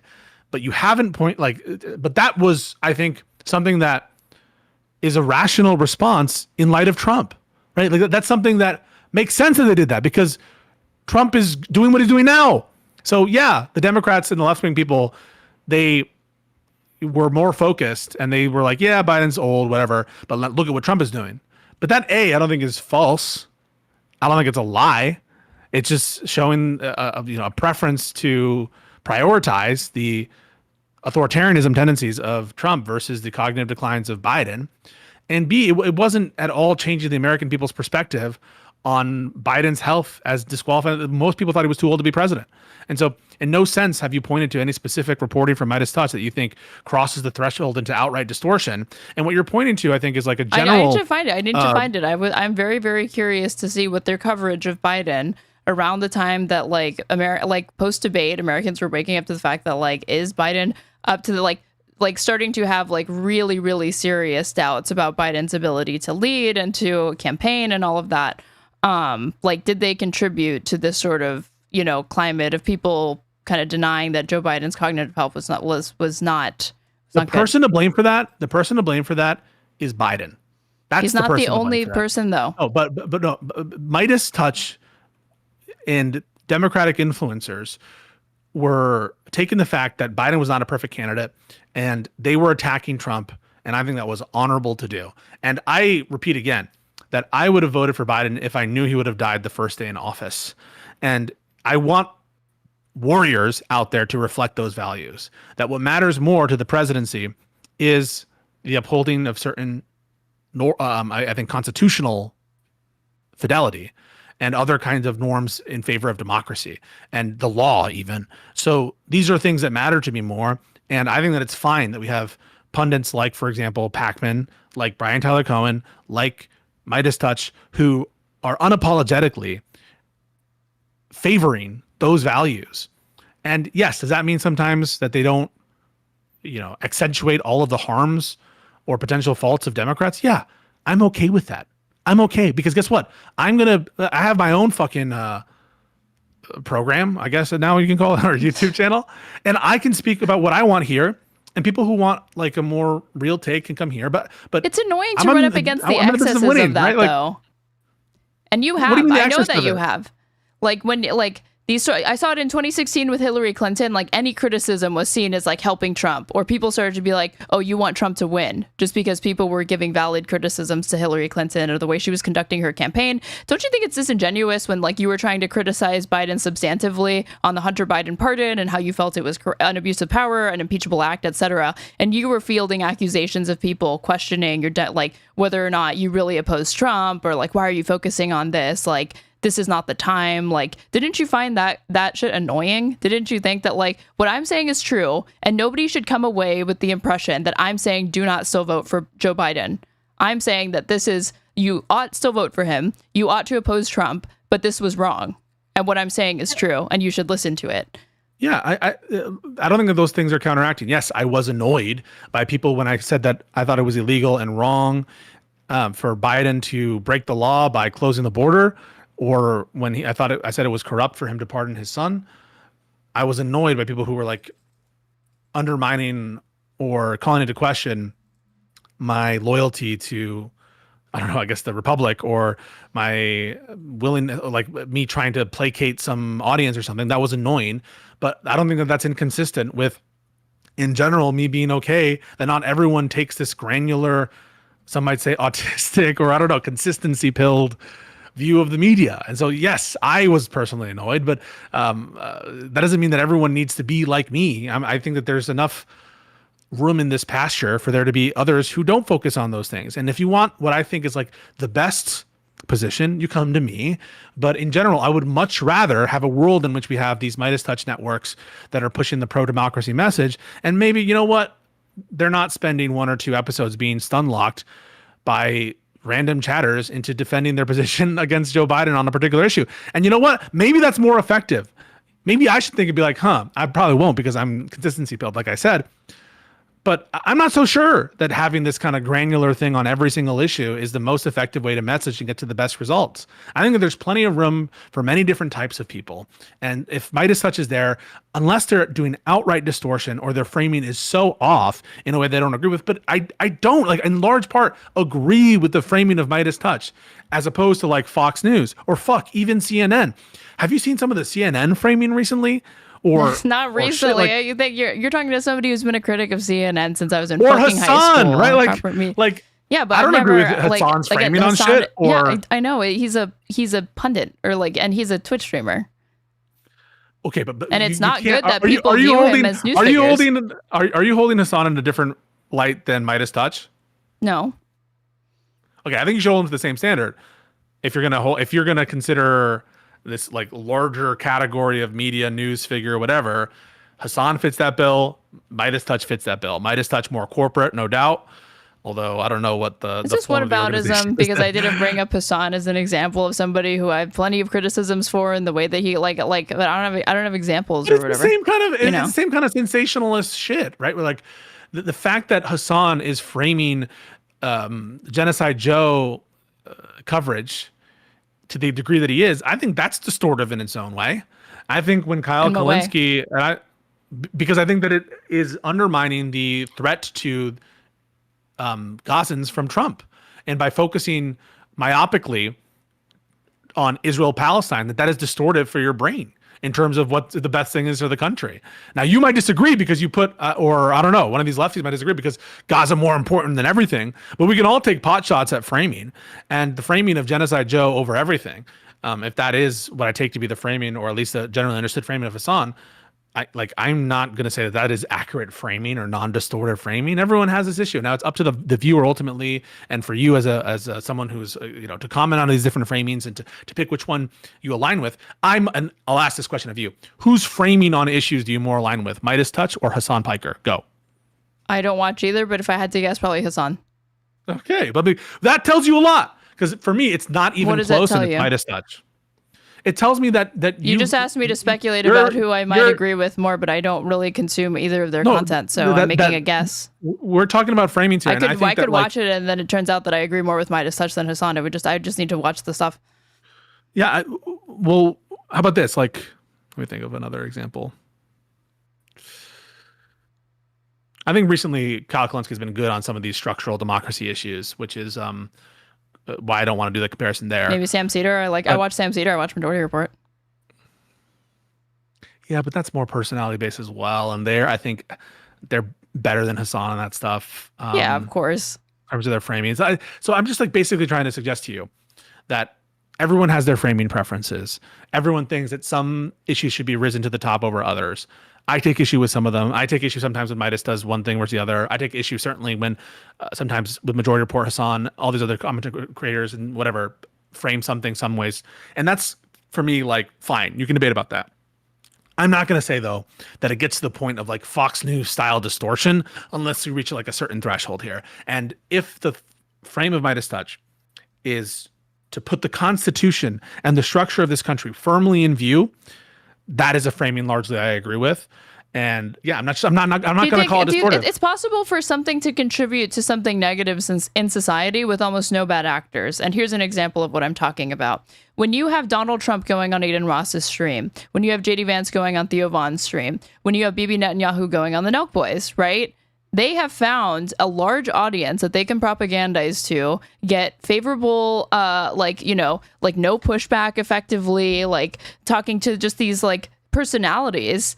And that suffices for them doing media appearances, because then mainstream media reports on the fact that they went to these channels and they're able to evade responsibility and being confronted by journalists that are actually equipped to ask them questions about their record, to ask them harder questions than what they would field, obviously, on these podcasts. And like in that respect, Meidas doesn't do that. MeidasTouch does MeidasTouch not interview Democrats? Didn't they interview Joe Biden? They interviewed Joe Biden. That interview was a softball, no doubt. But it was at a time when like Joe Biden is being attacked everywhere all the time by everyone else. And yeah, it was a softball. Whatever. Do I hate them for it? No. Like some interviews are, yes, they are in the tank for Joe Biden. They were in the tank for Joe Biden. No doubt about that. They supported Joe Biden. That was clear.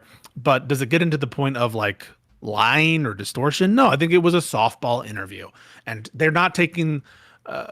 in that interview, it's not the role, I think, necessarily as a journalist. It's a role of a pseudo advocate. And I don't have a problem with that role. At this point, like, yes, there are some journalists who I expect to have a more neutral stance on it. I give like a lot of these journalists a lot of shit when I think that their framing sucks, because I expect that level of independence. But MeidasTouch, when he's doing that interview, he is being a surrogate, an advocate for Democrats, because his network is commentary. They're not really, they have some journalists, I think, on staff, but in general, they're commentating. And I don't have the same expectations in that interview. It's basically an opportunity for Biden to like shill his fucking positions. And it's a softball. That's what it's designed as. You might have an in principle problem with that, because you're holding the MeidasTouch to be like Atlas holding up the fourth estate. I just don't see them that way. Don't always strawman me. I just don't.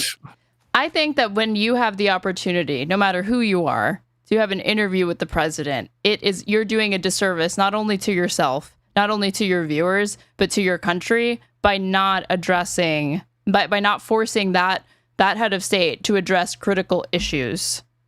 Do you call it a genocide, Mr. President? Like that's what you wanted them to do. I want them to at least why do you support the genocide? Yeah, I expect him to ask about Gaza. Because you're Gaza pilled, and that's the most important issue to you. Aren't you? No, I never said that. But that's not Meidas. Come on. That's not the most important issue to me. You wanted MeidasTouch to ask him about Gaza. They don't do. I'm sure they don't do much Israel coverage. I wanted MeidasTouch to ask him about lots of different things. Okay, I haven't seen the interview. I've only ever seen clips. But again, like I think it's like again, I don't think that there is ever a time where it's appropriate to give flattering interviews to presidents, whether they be presidents that I like or I prefer to Donald Trump. Because so you think you're just not, because you have this notion of a purpose behind a media organization, and it's like wild to you that you could have this hybrid organization that has political views and that is unapologetic about their political views, and the fact that they're in the tank for one of these. So that role for you, but by the way, which we're seeing more and more and more of, that role to you is by itself like immoral or distasteful. Because I'm sorry, principles. But like, I'm not considering to me, and that goes against that. Yeah, that goes against my principles. I think that that's incumbent upon Joe Biden to make that pitch to Democratic voters, to the American people, to people globally. That's on him. He's the president. It's not on me to aid in that or whatever. He should be able to, he's a big boy, and he should be able to field difficult questions about the choices that he made as a head of state. Ben and Brett Meiselas aren't fucking Katie Couric. Ben and Brett Meiselas aren't Anderson Cooper. They're different. They are Democratic advocates. They talk about the news. They're commentators. You can be a Democratic advocate without compromising on your principles. and without not adhering to standards of journalism and ethics to the best that you can. I'm not saying that they're like Walter Cronkite. I'm saying to be that journalists. They're commentators. They're pundits. They're like fucking Alexander Hamilton. They're like Rachel Maddow. No, they do opinion. They do punditry. I realize that. They're polemicists. And so they're polemicists giving a softball interview. And if you are like so offended by that, you don't have to watch it. It's a polemicist. It's a pundit. It's not Walter Cronkite. That's your example. It's not Katie Couric. And it's not fucking any one of these anchors. It's a different thing. Okay, so if it was one or the other, if the world had to be occupied exclusively by the types of journalists like Walter Cronkite or the MeidasTouch, like the Midas brothers of the world, who would you pick? Sorry, in a world in which it was only pundits versus only journalists? Well, yeah, Walter Cronkite types and like Katie Couric types versus the Midas brothers types. Which one are you picking? If I have a world of just Cronkites, I'm picking a world of just Cronkites. Why? You're giving me that choice, but this is not because in general, I would take like the world of these kind of pundits to be a world in which it's much more divergent in terms of our shared reality. It's a world in which I'm able to essentially euthanize, or I don't know, insulate or take away the distortive power of conservative media, which I think is much more unbalanced in favor of them, and so it neutralizes that punditry from the right. I think it contributes to a shared reality and heals a lot of the wounds, but that is not helpful to this discourse. It's not helpful that I answered the way I did there, because it doesn't bring you any closer to where you want to go. You're the one who dragged these people, their names into this conversation about it. It's a point of comparison. I never did that. No, because you think that left-wing media should adhere to the standards of journalism to a man. What do you mean to a man? To Walter Cronkite? That even like avowed polemicists, unapologetically, so that this is MeidasTouch, unapologetically in the tank for the Democrats. You think these people should adhere themselves to be like, I don't know, wire journalists working for Reuters or for fucking CBS. To journalists with principles and standards and ethics and closer to Cronkite than to Sean Hannity. But that's not their role. That's not what they're pretending to do. They're giving a softball interview to Biden because they're in the tank, because they're biased, because they're not pretending to be neutral. So they're not adhering to the principles of neutrality that you expect, because guess what? They're not pretending to, because their role is something else. They're something of a cheerleader and news commentator. Then that's not good to me. That's not healthy for democracy. That's not healthy for the world then. You don't have to watch it. It's not like I'm not saying like, why do you keep, that's the third time you've said that. Why do you keep saying this? This is not a conversation about whether or not I need to watch it. I get to criticize it because it occupies a large part of online media and discourse. Okay, so this is my take on it with respect to that. For one, the other thing is that no. Okay, the other thing is that the reason why we even saw the rise of opinion and punditry journalism or whatever was why. Do you know what the root cause of that was? I mean, I don't know if I can identify Ronald one root Reagan. cause, Where like I'll give you a hint. Ronald Reagan. Where do you think I'm going to go with this? You're gonna go with I don't know, some kind of fairness rule or something. Yeah, fairness doctrine. Okay, got rid of the fairness doctrine, and then from there you started to see the embrace of corporate media. They started to expand their role, opinion journalism over substantive straight reporting journalism, and that was not good. And now that's the media environment that we're operating in. And so I realized that like the MeidasTouch, but like when that's what you're existing in, they are trying to be a counterbalance pre-internet to. Age. That's pre-internet age. So what's your point? I'm not sure that if you're going to blame Reagan for this, it seems like I'm saying that's the origin of it. That's where it starts. That's where you started to see the expansion of opinion journalism. Okay, we were going to get it with the internet no matter what. Any asshole with a fucking phone now can call themselves a media commentator or journalist or whatever. So whether or not its origins to me are less interesting than the ought now. You're basically suggesting the Democrats should unilaterally just stop doing this kind of shit. That the left-wing media should just have this kind of asymmetry where all of the media that is generally left-wing should be super, super principled in upholding the journalistic standards, even when they don't claim to be neutral journalists. That to me is a wild, like, why would you think that? Why is that good? You can be open with your partisanship and still not compromise on principles. You realize that, right? Those are not mutually exclusive. It is possible for you to be honest about the fact that I am a proud, open, partisan Democrat. I have a perspective and it leans left. It's liberal, okay? All of that. You can put all of those cards on the table and you can still conduct an interview with Joe Biden where you make him field difficult questions. And you should want that as a Democrat because he works for you. Listen, I'm fine. I want people to ask hard questions of Joe Biden. I want to say Joe Biden got a ton of negative press and a ton of hard questions his way. So I don't think he lacked for hard questions. In general, I think that Biden comported himself not well in a lot of these situations. And I think that he had this adversarial relationship with the media that wasn't justified. And sometimes he would lash out, I'm going to say in a Trumpian fashion, not to say it's equal, but just like he had so I didn't love Biden's reactions and relationship with the media a lot of times. But part of that is based because the media fucking had a hard on for him in so many different instances. But I just want to like step back a little bit there. Are you willing and ready to condemn Hassan for his interview of that Houthi adjacent kid or whatever that was? I haven't seen it, so I can't condemn something that I haven't seen. Oh my God. Like, you know, like when Hassan has on, I might.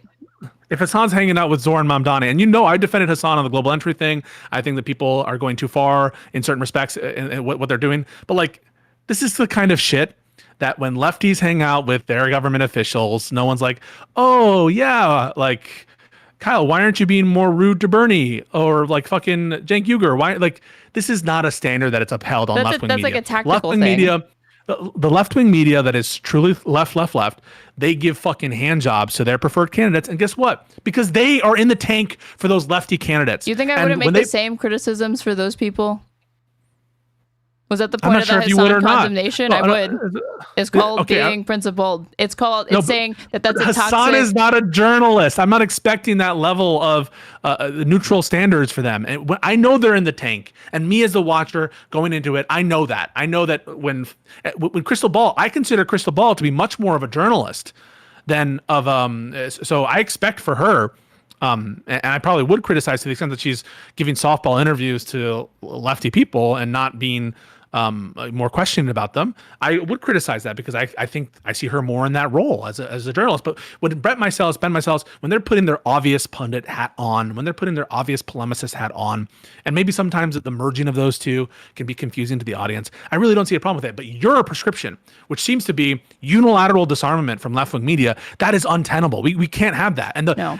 It can't be that we have this ecosystem. You don't trade your principles to get access to these people. And I do wonder that if MeidasTouch were slightly more critical of Democrats, if Biden would have been willing to sit down with them for one of his final interviews as president. I'm serious. And that's not good for Probably MeidasTouch. not. That's not good Probably for Joe not. Biden. That's pathetic then. That really, really is pathetic. And he was hiding from the public then. He's hiding from accountability. Okay. Well, we know, and even though I prefer it to Trump, I don't like that.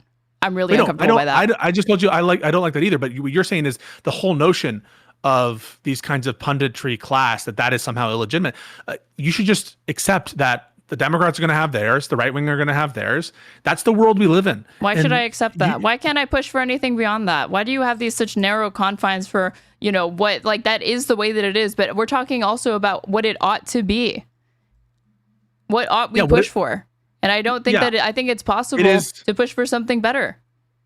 The First Amendment, from a legal sense, you're never going to get these right-wingers to stop doing their bullshit punditry, framing garbage. Yeah, so realize that the First Amendment, people can lie. Okay. Yes, correct. And so in that context in which there is no viable path to push the opposition, this fascist opposition, to embrace the tactics of responsible Walter Cronkite-esque journalism, in that context, it's a war of an existential caliber. And in that caliber, for lefties, not even to lie, to just engage in punditry and polemics in a context in which there are neutral journalists. They still exist. In that, it's much better to have a world in which both sides have their pundits and polemicists, and there's still those independent journalists, as opposed to a system in which literally everyone is arrayed against the Democratic candidate. That's the worst of all possible worlds. I don't want to live there.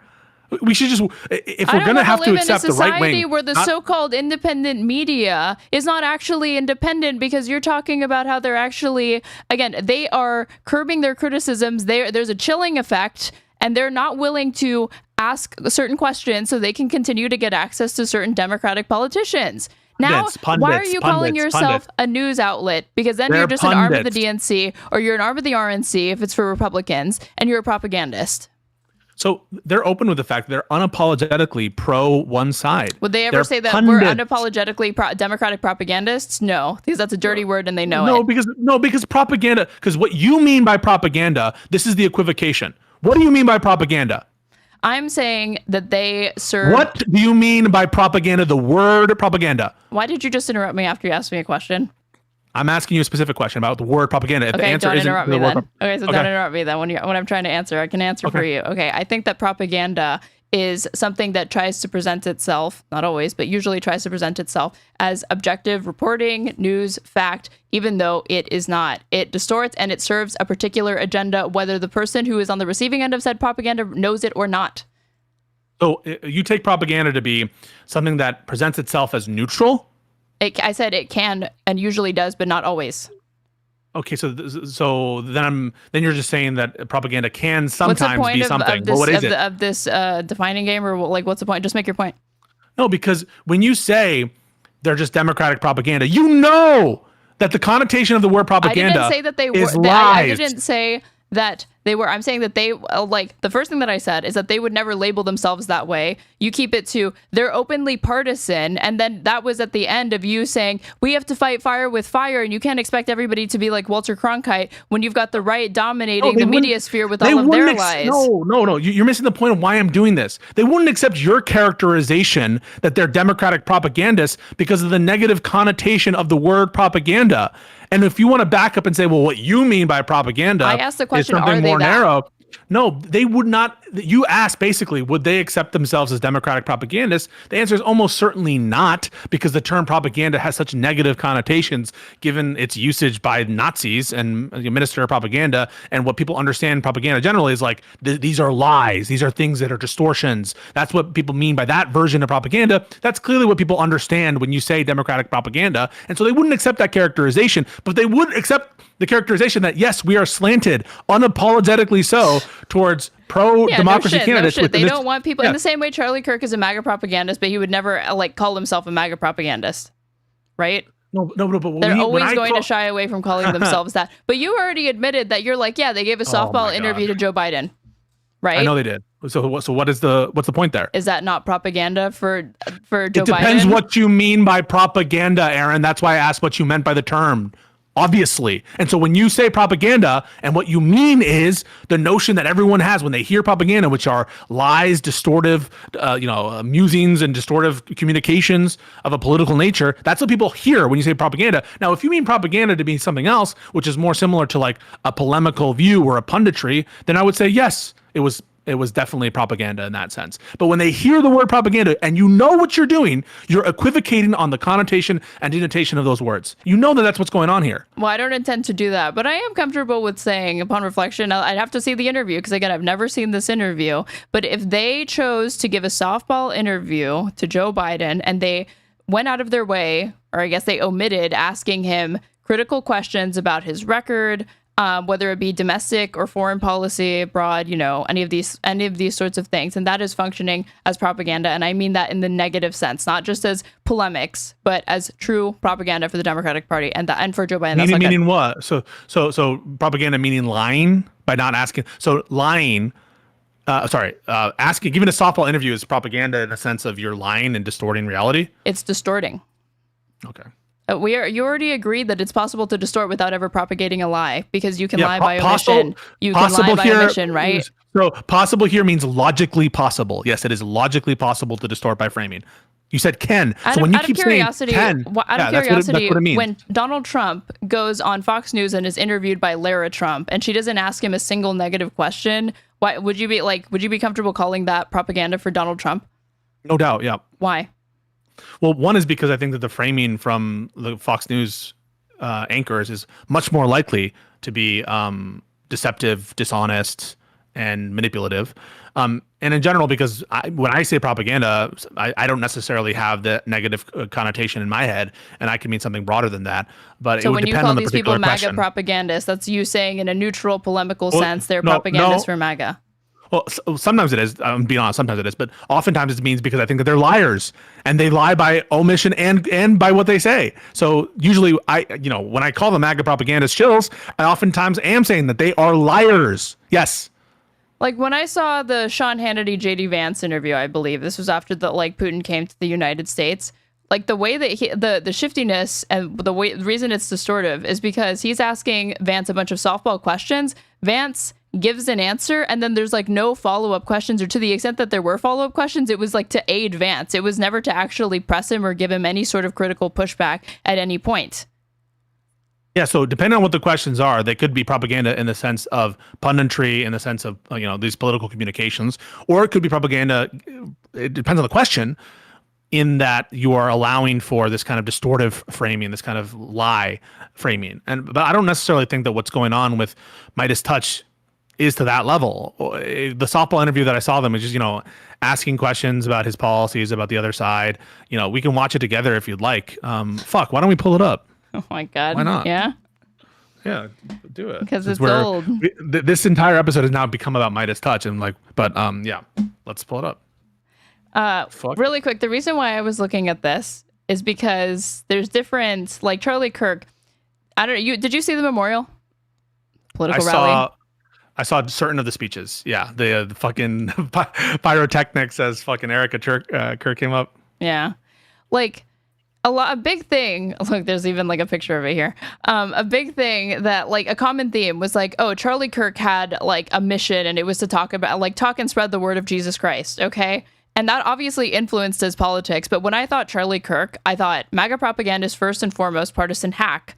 And then all of that, I was like, it's informed by that, but I don't know to what extent his platform really dedicated a lot of time to that. But it seems like it really did. And I'm not an avid viewer of Charlie Kirk to the extent that I was engaging with him. It was when he was like propagating outright lies or running cover for Trump or something like that. But like in between the videos, like somewhere here, like again, God's design for marriage is awesome. Submit. Fucking cringe as shit. Okay, but like in between Charlie Kirk talking shit about Democrats or dunking on liberal college students, he took time to put out videos that netted him less views, but they were important for him to incorporate because the whole point of his platform.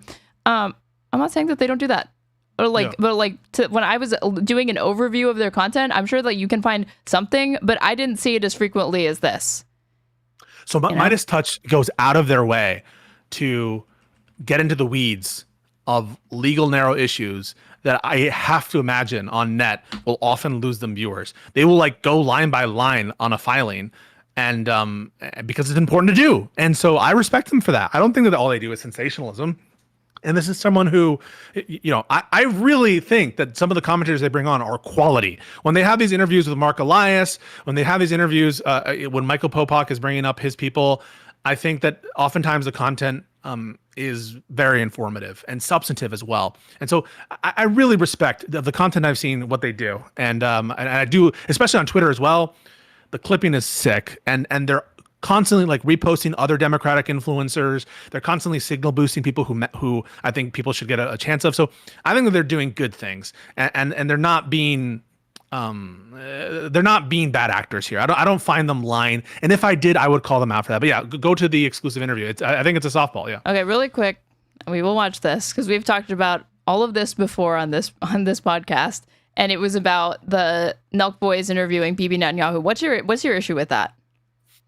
Well, in the Nelk Boys interviewing Bibi Netanyahu, I think that Bibi Netanyahu is like a horrible person, and B, there's a minimum level of intelligence of this guy, these guys, whatever, the Nelk Boys, such that they're going to be able to, Bibi's going to be able to spout off harmful narratives to a mass of people.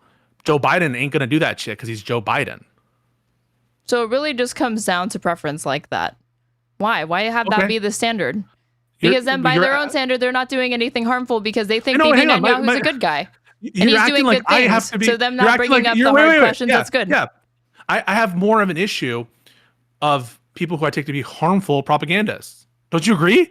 Does it make sense that I would take more of an but issue not with on that people basis, who say not on bad that things? basis. I wouldn't have No, it like a. I don't have to be a I don't have to have a value neutral view of my pundits. I can have a value laden view of my pundits. Now, for journalists not what I was who asking or getting at. pretending to be, asking or getting at. You didn't understand if that's what you thought I was saying. You're saying that I should apply the same standard of an interview of Bibi Netanyahu than I do of an interview by a pundit of Joe Biden. Is that right? That's what you're suggesting, that I should have the same standard? Yes, correct. Why? No, but why? Because they're heads of Why state. should I? Because they are political leaders and they make decisions that impact everybody. Yeah, so I'm gonna just like, for example, I'm gonna be more okay with a softball interview of Zohran Mamdani than I am over a softball interview of Donald Trump. Why do you think that is, of a pundit? Because you happen to like Zohran Mamdani. Because my intuition as someone who lives in the real world and cares about results is Donald Trump is doing horrible things. And so, yes, if I have a pundit, again, not a journalist, a pundit interview, I don't have to, and I don't think it's good to have a value neutral approach on how they should interact with other prominent political figures. My values are going to inform how I perceive one interview versus the other. And the truth is, everyone acknowledges this. If we brought off like Adolf Hitler, and all right, if we were able to get into Adolf Hitler or to bring over some fucking other guy like Vladimir Putin, and you have a pundit like yes, it's possible to propagate more harm by with that. Yeah, okay. Yes, but your argument was like it's different because it's Biden and Biden's a good person. Wait, and I like Biden. That's a great argument. No. Grant that. Don't just say, yeah, I understand some people might have more capacity for harm. Actually, listen to what I'm saying. So, yes, I would criticize more a pundit softball interview of someone like Putin than a pundit softball interview of Tim Walz. Would you also? Yep.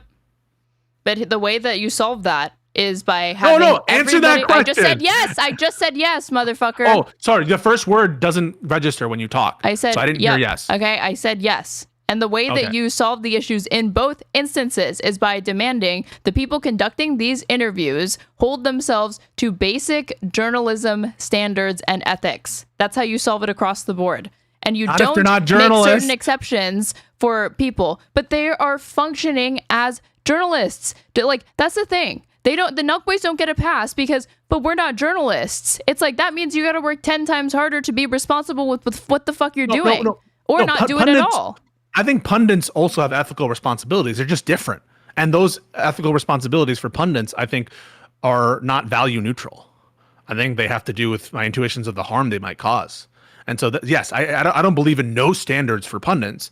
I just don't view the same kind of neutrality standard for pundits as I would for, concrete journalists. And so, yes, I'm not saying that you can just say, I'm not a journalist, and say I have no standards, therefore. I just think that the standard of neutrality isn't as applicable to these pundits and polemicists as it is to journalists. You understand that? Yeah. Did you think it was unfair that, so Trump won't go on CNN, right? Trump won't go on CNN. So, but the first interview that Dana Bash did with Kamala Harris and Tim Walz, she's bringing up, to the extent that they can, she's pushing back on Tim Walz, and she has to, because Tim Walz just doesn't have that many scandals, she's literally having to reach as far back as you had a DUI once, and you also said that you were in Tiananmen Square or whatever the fuck, or he just that was a ridiculous exercise that we had to all sit through, and that's an example where holy shit, this is where this fake both sides-ism gets you. Even among journalists who are moderating the debate, where we all have to sit around and pretend that Tim Walz about when he got into China or whether he was considered active duty or he was in a combat zone or whatever the fuck the stupid scandal was. So it's on journalists to not ask it and not on them to not lie. All I'm saying is, sorry, that is not responsive to what I'm talking about. You're it's the same thing you guys do with the fucking voting. It is not at all responsive. It is not responsive. So you're saying it's on them not to lie in the first place. Of course, they have some responsibility not to lie or whatever in the first place. That is not responsive to what I'm talking about. Dude, because you'd rather in your perfect world, Dana Bash would not ask that question. In my perfect, I'm not sure. I think that Walz should have been prepared for it, and I think you should expect, because it's on him. He's the one that was running for office, so it's on him. I might give Dana Bash a pass because she's supposed to be running some fucking thing, but imagine applying that standard to pundits, who are not even pretending to be objective, neutral journalists in the context of a debate of president. Like, that is just so beyond the pale that I would apply that standard to fucking Hassan, one that he's never going to, or to fucking Destiny. It seemed like you were with the Houthi kid. By asking me, do you condemn his interview with the Houthi kid? And as far as I know, that kid's not even a Houthi. No, because what I'm saying, I'm trying to apply your standard to you. Like, I'm not that offended when Hassan does these fucking softball interviews for, I don't know, a lefty candidate or a softball interview, because like, he's not a fucking independent journalist, and I don't view him as such. And he's a pundit. He's a polemicist, and you know what? I don't even think he would deny it. He admits he's a propagandist in the sense of propagandizing for his the political neutral view. sense that you were talking about. Yes, the polemicist. yes. So yeah. I don't even think he would reject that label. And so I am not going around. You might see other people being like, "Oh my God, he gave a softball interview." Do you see me doing that? No, because I understand. Well, I didn't know where you were role. coming from with that question.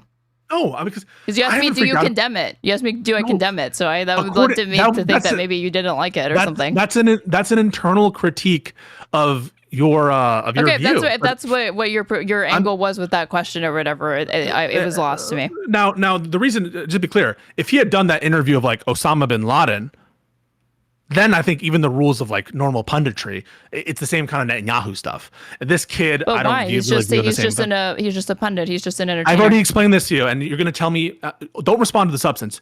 I want you to respond if you heard me say this. So the only thing I'm asking right now is if you heard me say this. Did you hear me say that just because pundits aren't, I don't think that they should have the same neutrality standards. Sorry, journalists shouldn't have the same neutrality standards.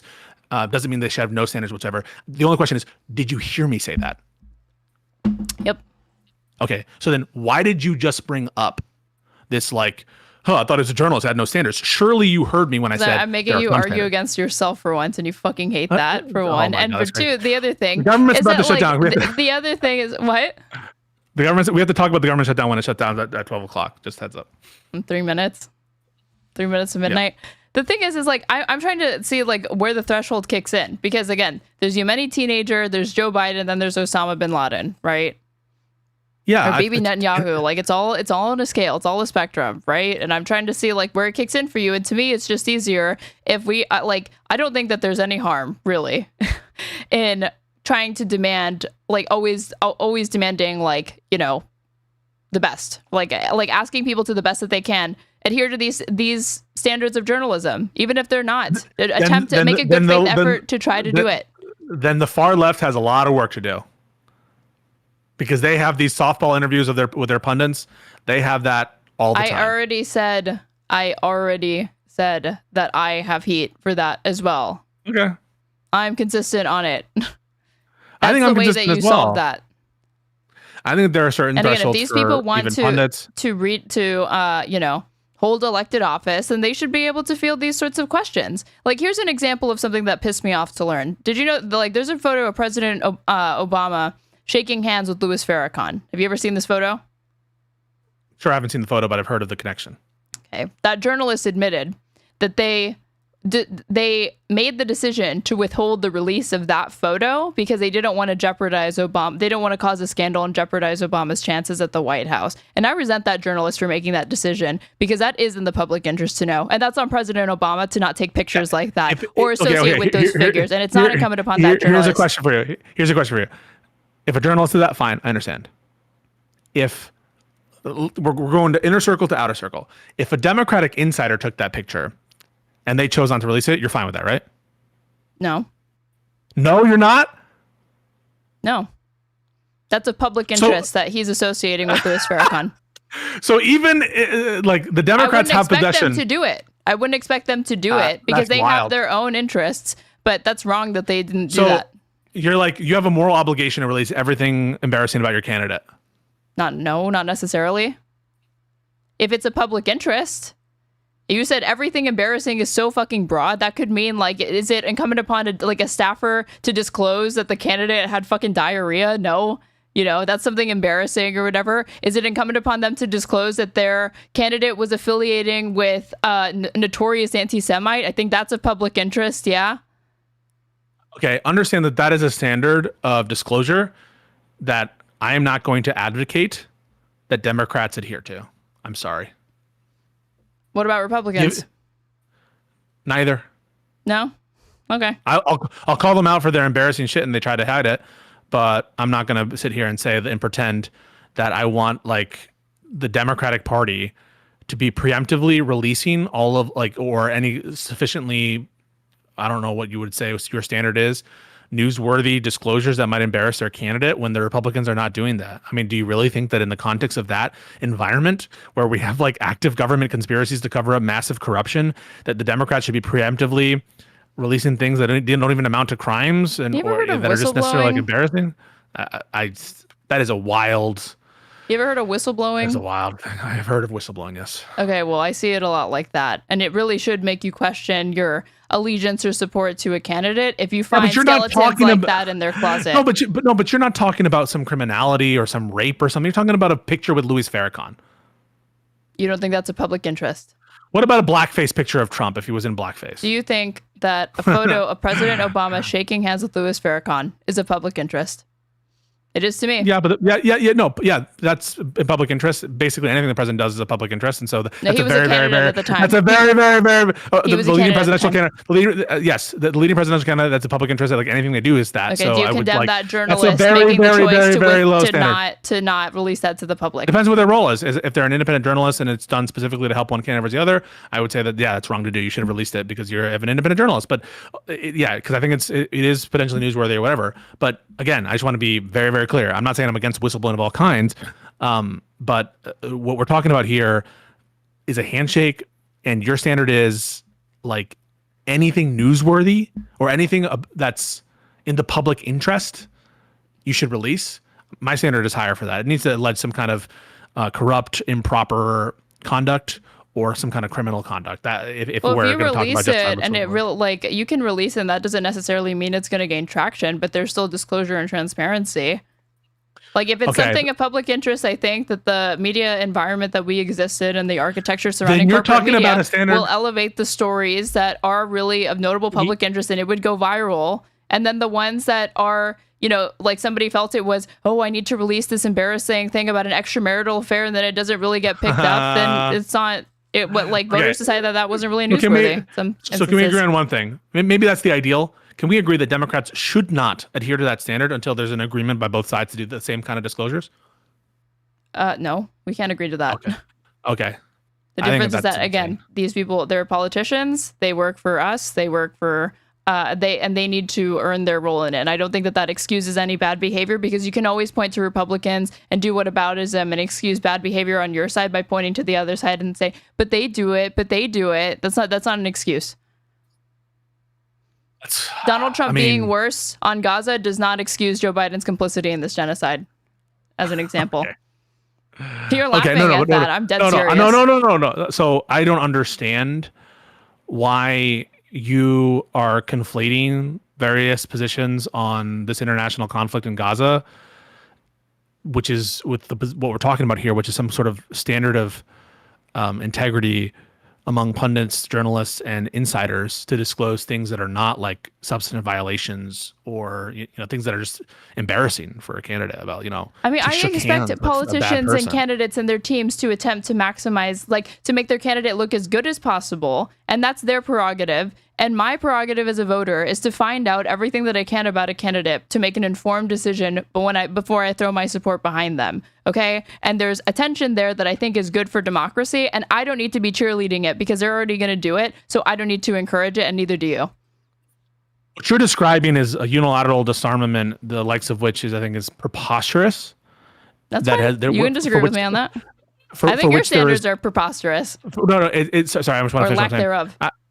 I think that your standard here, which includes not just criminality, substantive immorality, things like that, but it goes to the extent of embarrassing photographs with people who have bad views, like Louis Farrakhan, even though there's no accusation that Obama is a member of the Nation of Islam, and no accusation that Obama is himself a Muslim, anything like that, or is himself anti-Semitic or anything like that.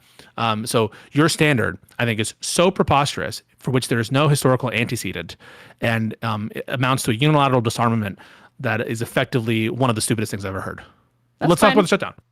I think that you have you lack principles in this respect, and you're How is completely that? Wait. fine. Sorry. Sorry. So you just get to principles? lay out how I have the most disgusting, egregious. That's fucking ridiculous. But I'm like, yeah, you lack principles, and you're fucking spineless, and you're like a tool for Dems, and you're like, oh, whoa, what the fuck? Okay, so apparently only you get to do your little villain speech, and I don't get to do it. No. You can't take it. No, you can't take it. You can't take your ego. Can't take it. No, your ego can't take it. I can take it. Go for it. You're just doing it now to humor me. I wouldn't want to put you in I'm that not. position. No, you're You've too been sensitive. talking shit this whole time. No. Do we want to watch sensitive. President Biden exclusive interview with MeidasTouch? Can we talk about the shutdown for a second? Sure. Let's talk about the shutdown. Any thoughts on the shutdown? The Democrats really should have just given in to the Republicans because we should have this. Sorry. I don't know. It's midnight. The government just shut down. This is Chuck Schumer's statement. Only on Just Press Play, you guys. Top peak comedy from Pisco over here. That was so funny. We're all dying laughing. Here's the Schumer statement. Where's Casey? We're not bringing in Casey. Says you. That's what you think. Wait, can you? I'm gonna share. Click with Schumer? Yeah.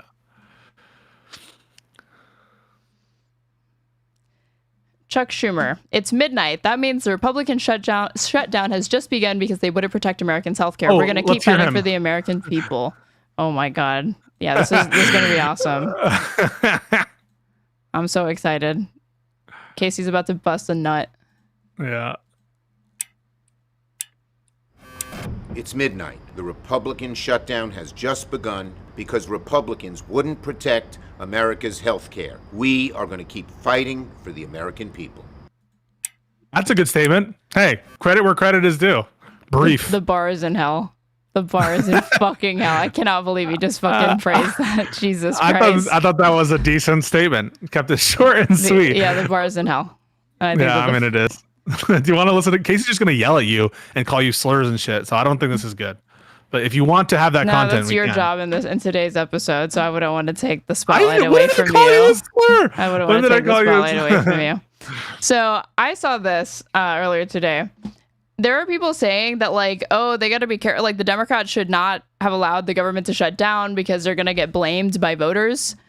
But polling data suggests that that's actually not true. So this says, in each of the 6 publicly released national polls asking voters who they'd blame for a government shutdown, Republicans get more of the blame by double-digit margins. The average shows Republicans get more of the blame by around 15 points. And so when you look at this is why I thought Schumer was so weak in March and why both people like lefties and I think resistance libs were screaming at the top of our lungs. And I was like a little mad at IRI that he was downplaying this a little bit on one of our previous episodes because this was polling that is consistent for the previous time period. We wasted a bunch of time when we could have had this fight earlier when I think it would have been more advantageous for Democrats than we are now. But sorry, go ahead.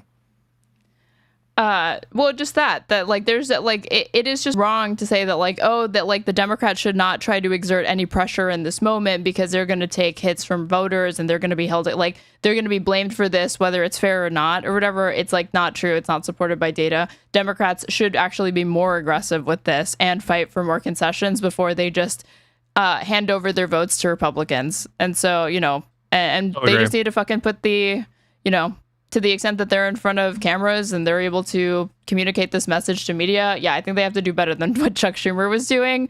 Because you're wasting time. You get people's attention and that's all you fucking say. Give me a break. He should have said a lot fucking more than just that. He should I think I like that statement. That the only thing that he has to say? But at this point, someone like Schumer is just damage control. It's shut the fuck up, dude. Because the more he talks, the worse it gets, right? That's why I like it. I don't think Schumer is an effective communicator. Polemicist. But it seemed like appropriately somber. You think I'm a propagandist right now? I said Schumer. You were saying I don't think he's a good communicator, and I said a good polemicist, and I said a good propagandist. Well, yeah, he is doing polemic. He is doing propaganda. He's a will politician. Win. Yeah. All right. That's him doing polemics, right? I'm not trying to repair my relationship by praising Schumer. I just think the statement's fine. Repair your relationship with who? With Schumer. I'm calling on Schumer to step down as leader. With Schumer? I also never had a relationship with Schumer. I called him one time. You just said you have a relationship with Schumer. What's that like? No, I was reading from Casey J's comment. Oh, okay. Jesus Christ. We will win. I just sent you, this is from hours ago, though. Governor Newsom's press office did some attack on JD. I haven't seen it yet, but people say that it's a thing that happened. It's one of the things that happened today. JD Vance memes. Yeah, I don't have a problem with what Schumer said. I think it's fine. Okay. Oh, this is AI. This is Poor AI JD, his sweet beloved couch now costs more than the tariffs. JD Vance, and we've got a special episode for you today. Some artifacts shape nations, others shape desires, few shape both. The Chesterfield couch is one of them. Commissioned by Lord Philip Stanhope, the 4th Earl of Chesterfield, this sofa was designed for posture, elegance, and control. Deep button tufting, rolled arms, this is back weird. and sides of equal height. I thought you like everything that Newsom does. The body, but contained it. Once reserved for aristocrats, the Chesterfield spread into libraries, parlors, and now living rooms worldwide. But its allure has never diminished. There are rumors that I once had an encounter with a Chesterfield. People exaggerate, twist the truth. But when you sit on one, you understand where such stories come from. The Chesterfield isn't just furniture, it's an experience, and some of us know that a little too well. Thank you for watching A History of Couch. Oh this my is so God. online. That was a minute. So that was the longest minute of my life. If I had, I don't think that was good. If I had a minute left to live, I would watch this video because it felt like hours getting to the end of that. That was so long. People say basis fucks. Nobody's actually watching it all the way through. They're just mindlessly What did they clicking say? like. What did they say? They're making their own memes. Better memes. Oh, wait. I don't know if that's copyright. Meme folders. The replies are going to be better. The replies are actually way better. God, this is such boomer shit. The Jesus Christ. Dude, all this AI slop. wait, go back. What the fuck is this? It's such an ick that you're laughing at this. No, that face. Of course, you find this shit funny. You're like a boomer on Facebook. You're laughing and you're gonna tell me to my face you don't find it funny. So you're mad about the way the Midas debate went, and so now you're taking it out on me by you're calling projecting me a boomer. No, so I mean hard by saying that. You're like pissed at me because I talk shit about your MeidasTouch take, and now you can't let it go. You don't think that I would be saying, ew, the fact that you're laughing at AI slop from fucking Democrats? You just admitted that video that we watched was absolutely fucking cringe. Yes, I did. So I have no problem. And so you're like laughing like a fool looking at these fucking replies. Face. You don't think that a face can be funny? Have you no joy or whimsy in your life? Oh my God. Yeah. Okay. If I don't find this particular AI slop meme funny, then I'm a humorless bitch, right? I didn't say that. Those are your words, not mine. Yeah. But so you're thinking though. I'm not thinking that. I just think that you're lacking some whimsy because of the fiery nature of our previous discussion. Okay. I want you to look at this, I wanted to look at this article here. Mm-hmm. So somebody was like, I think that this is actually really good, interesting framing to be like introducing the government shutdown and like how people ought to talk about it. The government's been shut down for months. Today is the day we stop pretending that it's not. This is by David Dayan. Talks at the White House on Monday aimed at preventing a government shutdown left both sides far apart on a deal. Earlier in the day, reports emerged that Senate Minority Leader Chuck Schumer would consider a 10-day extension of government funding if Trump agreed to negotiate on enhanced Affordable Care Act subsidies that expire at the end of the year. Reaction to this was swift. You don't pick a fight and then run away, said Emma Leiden, managing director of P Street, the government relations arm of the Progressive Change Campaign Committee. Within a couple of hours, Schumer told reporters that he would not back a short-term funding agreement under any circumstances. But one bigger problem with the conversation around government funding with less than 24 hours to the deadline is the nature of the fight being picked. The negotiations and debates are operating under the premise that appropriations to federal agencies are flowing today and will stop flowing tomorrow, and that this is something political leaders want to avoid. It's hard to uncover any evidence that this is truly the case. The Supreme Court's latest ruling definitively allows the Trump administration to cancel whatever funding they've disfavored within 45 days at the end of the appropriation without any approval from Congress. The administration now has power, formalized by the court in a sleight of hand move by claiming nobody has standing to sue, to cut whatever they want out of the budget at a time when they are pressuring Congress to send them a budget. So just initial thoughts on this. Do you think that this is like the way that people should go about thinking about like this government shutdown, that like the Trump administration really has been obstructing the like funding and flow of all of it? Like that really should be brought to people's attention first and foremost, and not just saying like, oh yeah, this is starting now at midnight. I think that there's somewhat of a point here. I think it's an oversimplification of the appropriation issue with the Supreme Court. In that, I don't even know that it's necessarily like a wrong analysis. The Supreme Court is like doing this kind of weird standing thing on the Impoundment Control Act, which I think is totally bonkers and directly contradicted by the statute itself. But what really matters about why this is different, and it is true, the tenor of the piece, which is saying that like the Trump administration is obstructioning the function of government in many different ways, in myriad ways, including funding provisions. But the ways in which this is different is that it directly affects like salaries of people. Well, they talk about that. They talk about that in this piece. Okay. Yeah, go for it. So that Supreme Court ruling involved $4 billion in foreign aid funding that the admin semi-formally tried to rescind. It doesn't include the $410 billion that the White House has simply withheld from programs across the country. That represents close to half of all outlays in the fiscal year 2025 non-defense discretionary budget, which have simply vanished, perhaps permanently, after the last day of the fiscal year, which is today. The Office of Management and Budget, as Representative Rosa DeLauro, a Democrat from Connecticut, has explained, has offered no explanation of how money is being spent or where withheld spending is going. So can you pause? So like usually there was a law that was passed by Congress to like get more clarity on how the executive is spending money, and they've been and the Supreme Court has been like helping them evade that responsibility as well. So it's what's the all argument that they don't need to disclose that to Congress? Yeah, it's basically that fuck, if I remember correctly. Is it a security thing?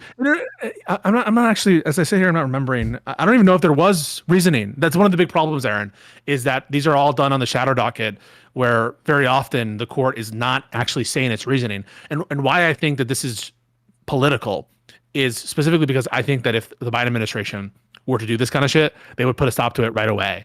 And they're not like holding themselves to some coherent legal framework when they're issuing these shadow docket rulings in the middle of the night, not even following the analysis for these emergency stays. And so, as I said here, I'm not remembering if they gave any reasoning for the specific like rationale behind how the government is spending its money.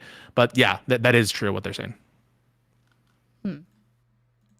About 12% of the federal workforce has been terminated. Last week, we heard threats from OMB Director Russ Vought that a shutdown will really allow the Office of Management and Budget to fire workers. A shutdown provides no actual legal authority to fire federal employees, but then again, there was no legal authority to rescind or withhold appropriated spending without congressional approval, or put workers on extended administrative leave, as they did with the unauthorized buyout back in January. As Daniel Schuman points out, Vought presented guidance to agencies in February that they should prepare for mass layoffs by today, September 30th. Any allegedly shutdown-induced mass layoff, quote unquote, should be seen as the continuation of an existing plan that has been public for 7 months. The larger point is that the government is already shut down and has been for several months, as the Trump administration initiated an assault on this system of government. Activities deemed quote unquote essential by the president, stalking immigrants, lobbing missiles at Iran, etc., have gone on, but activities purported to conflict with the president's policies, regardless of whether they have been authorized by the lawmaking body of the United States, have been stopped, interrupted only by occasional federal courts telling the president that doing so is illegal, which the Supreme Court subsequently brushes aside. And this is, I think, the most critical point that I wish Democrats would prioritize communicating to the base right now, which is that, like, again, this is not new. This is not barely happening. This is, like, again, a continuation of, you know, Trump's assault on the administrative state.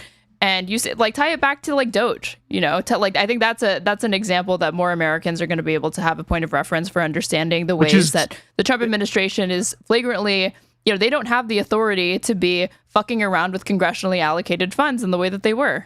That's why I think the March opportunity was so great, because Doge was fucking around, and there was a target there. There was like a villain that was directly obstructing the function of government in a visible, flamboyant way. And now it's done a little bit more under wraps effectively, and a little bit with the imprimatur of the Supreme Court giving these kind of like bullshit shadow docket zero legal reasoning decisions. And so that's why I think the March timeline was like was because the enemy was right there, and there was an opportunity that was missed to take on Doge. So I agree with your intuition there. I think it's something also, by the way, Ezra has said before, that Doge was like a missed opportunity. Although I think given what I think he was initially in favor of what Schumer did. So it just goes to show you, sometimes Ezra makes good points, but his ultimate... He flipped, and he eventually said that like the shutdown was necessary for them to exert pressure and not just, cede everything to the right with how they wanted to, do this budget. The shutdown can certainly be used rhetorically to justify more firings, but they're just the same firings with a different rationale. One that is no more legal or legitimate than before. Of course, quote unquote legal and legitimate are loaded words given the rubber stampers at the Supreme Court. Unfortunately, a shutdown seems very likely because nobody, not even my Republican colleagues, can trust Donald Trump. Senator Ron Wyden, a Democrat of Oregon, told The Prospect, so far Republicans refuse to sit down and have an honest negotiation.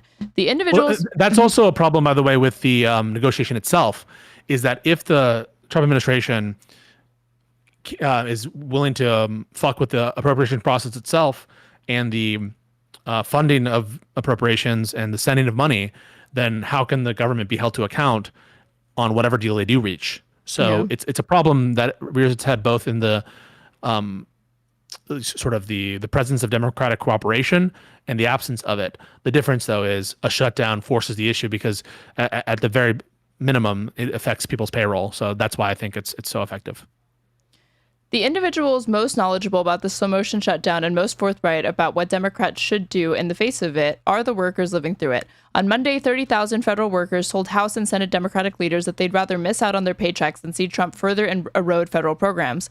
In a letter delivered Monday morning and coordinated by the Federal Unionist Network, or FUN, workers implored Schumer and Representative Hakeem Jeffries, the House Democratic leader, to, quote, reject any bad deal in the name of protecting federal employees, and said fighting Trump's consolidation of power is paramount, even if that means shutting down the government. A government shutdown is never plan A. Federal workers and the communities we serve will face severe hardship, but federal workers will willingly forego paychecks in the hopes of preserving the programs we have devoted our lives to administering, workers said in the letter, which is a crazy amount of integrity, and it's so fucking bothersome to me that, again, like, this is not being like to the extent that Schumer and Jeffries have been in front of camera, to the extent that they're posting videos, like they should be drawing attention to and elevating these voices and these people within the government saying, we are willing to do this to oppose the shit that Donald Trump is trying to do to gut these programs.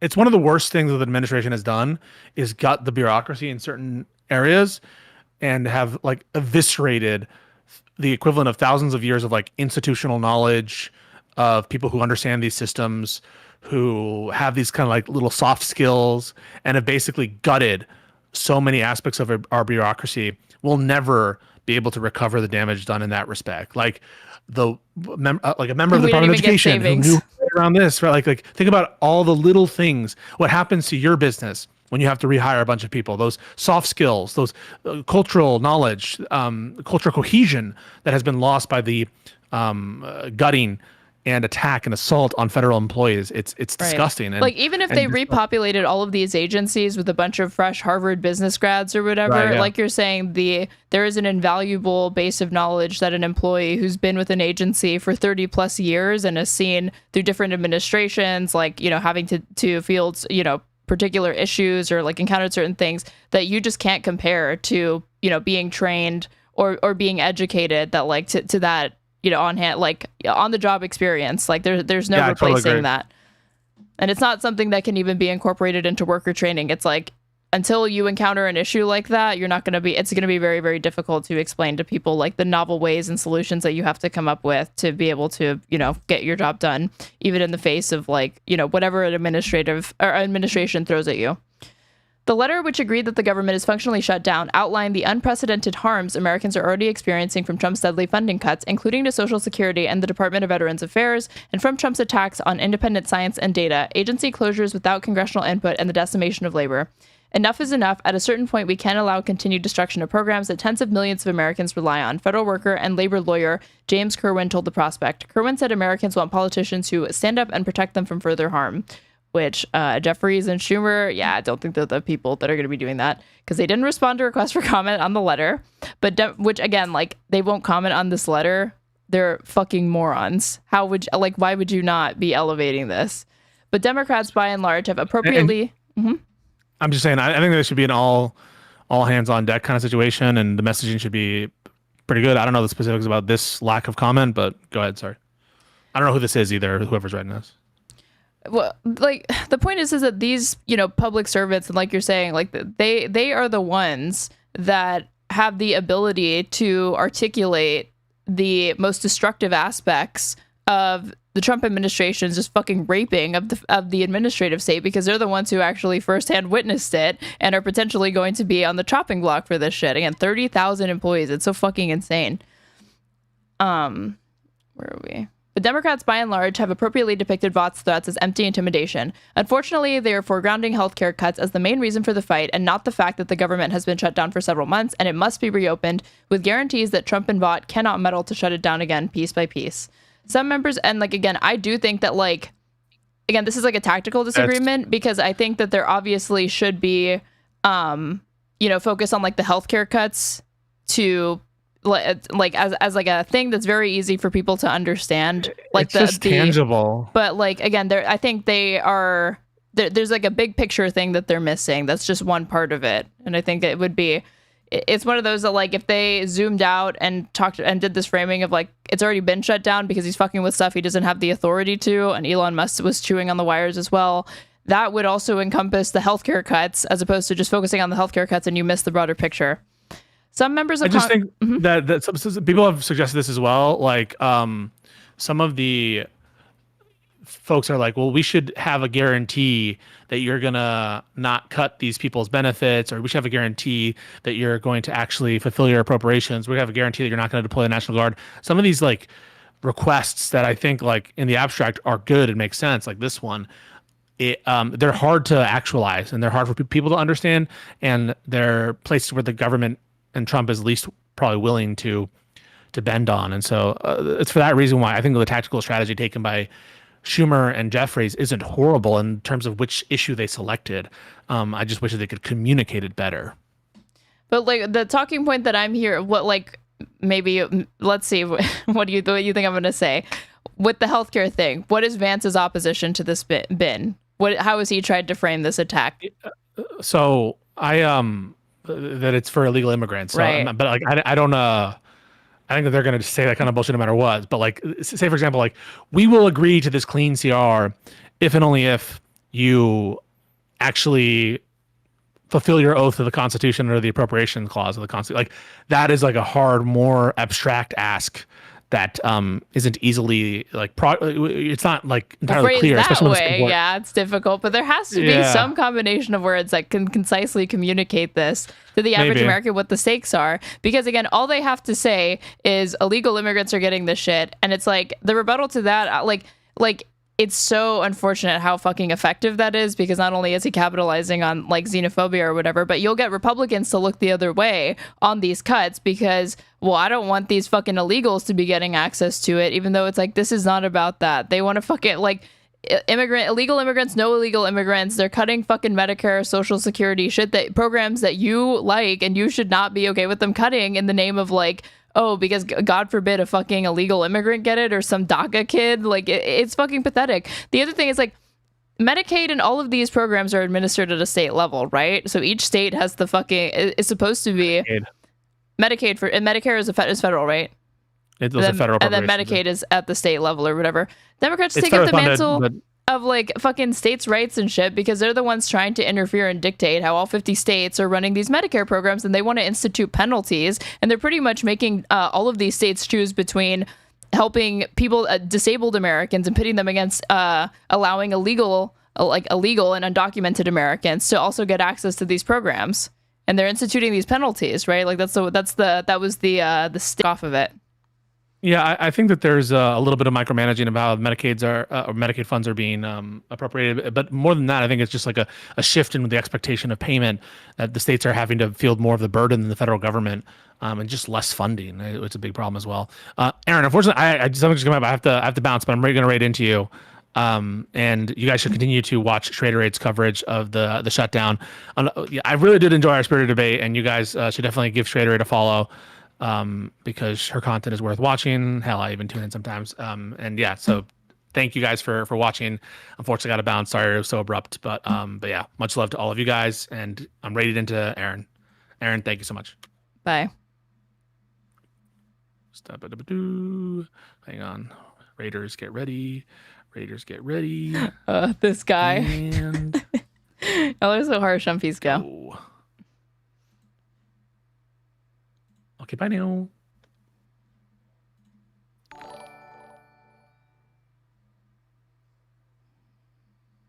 Boom. Welcome, Raiders.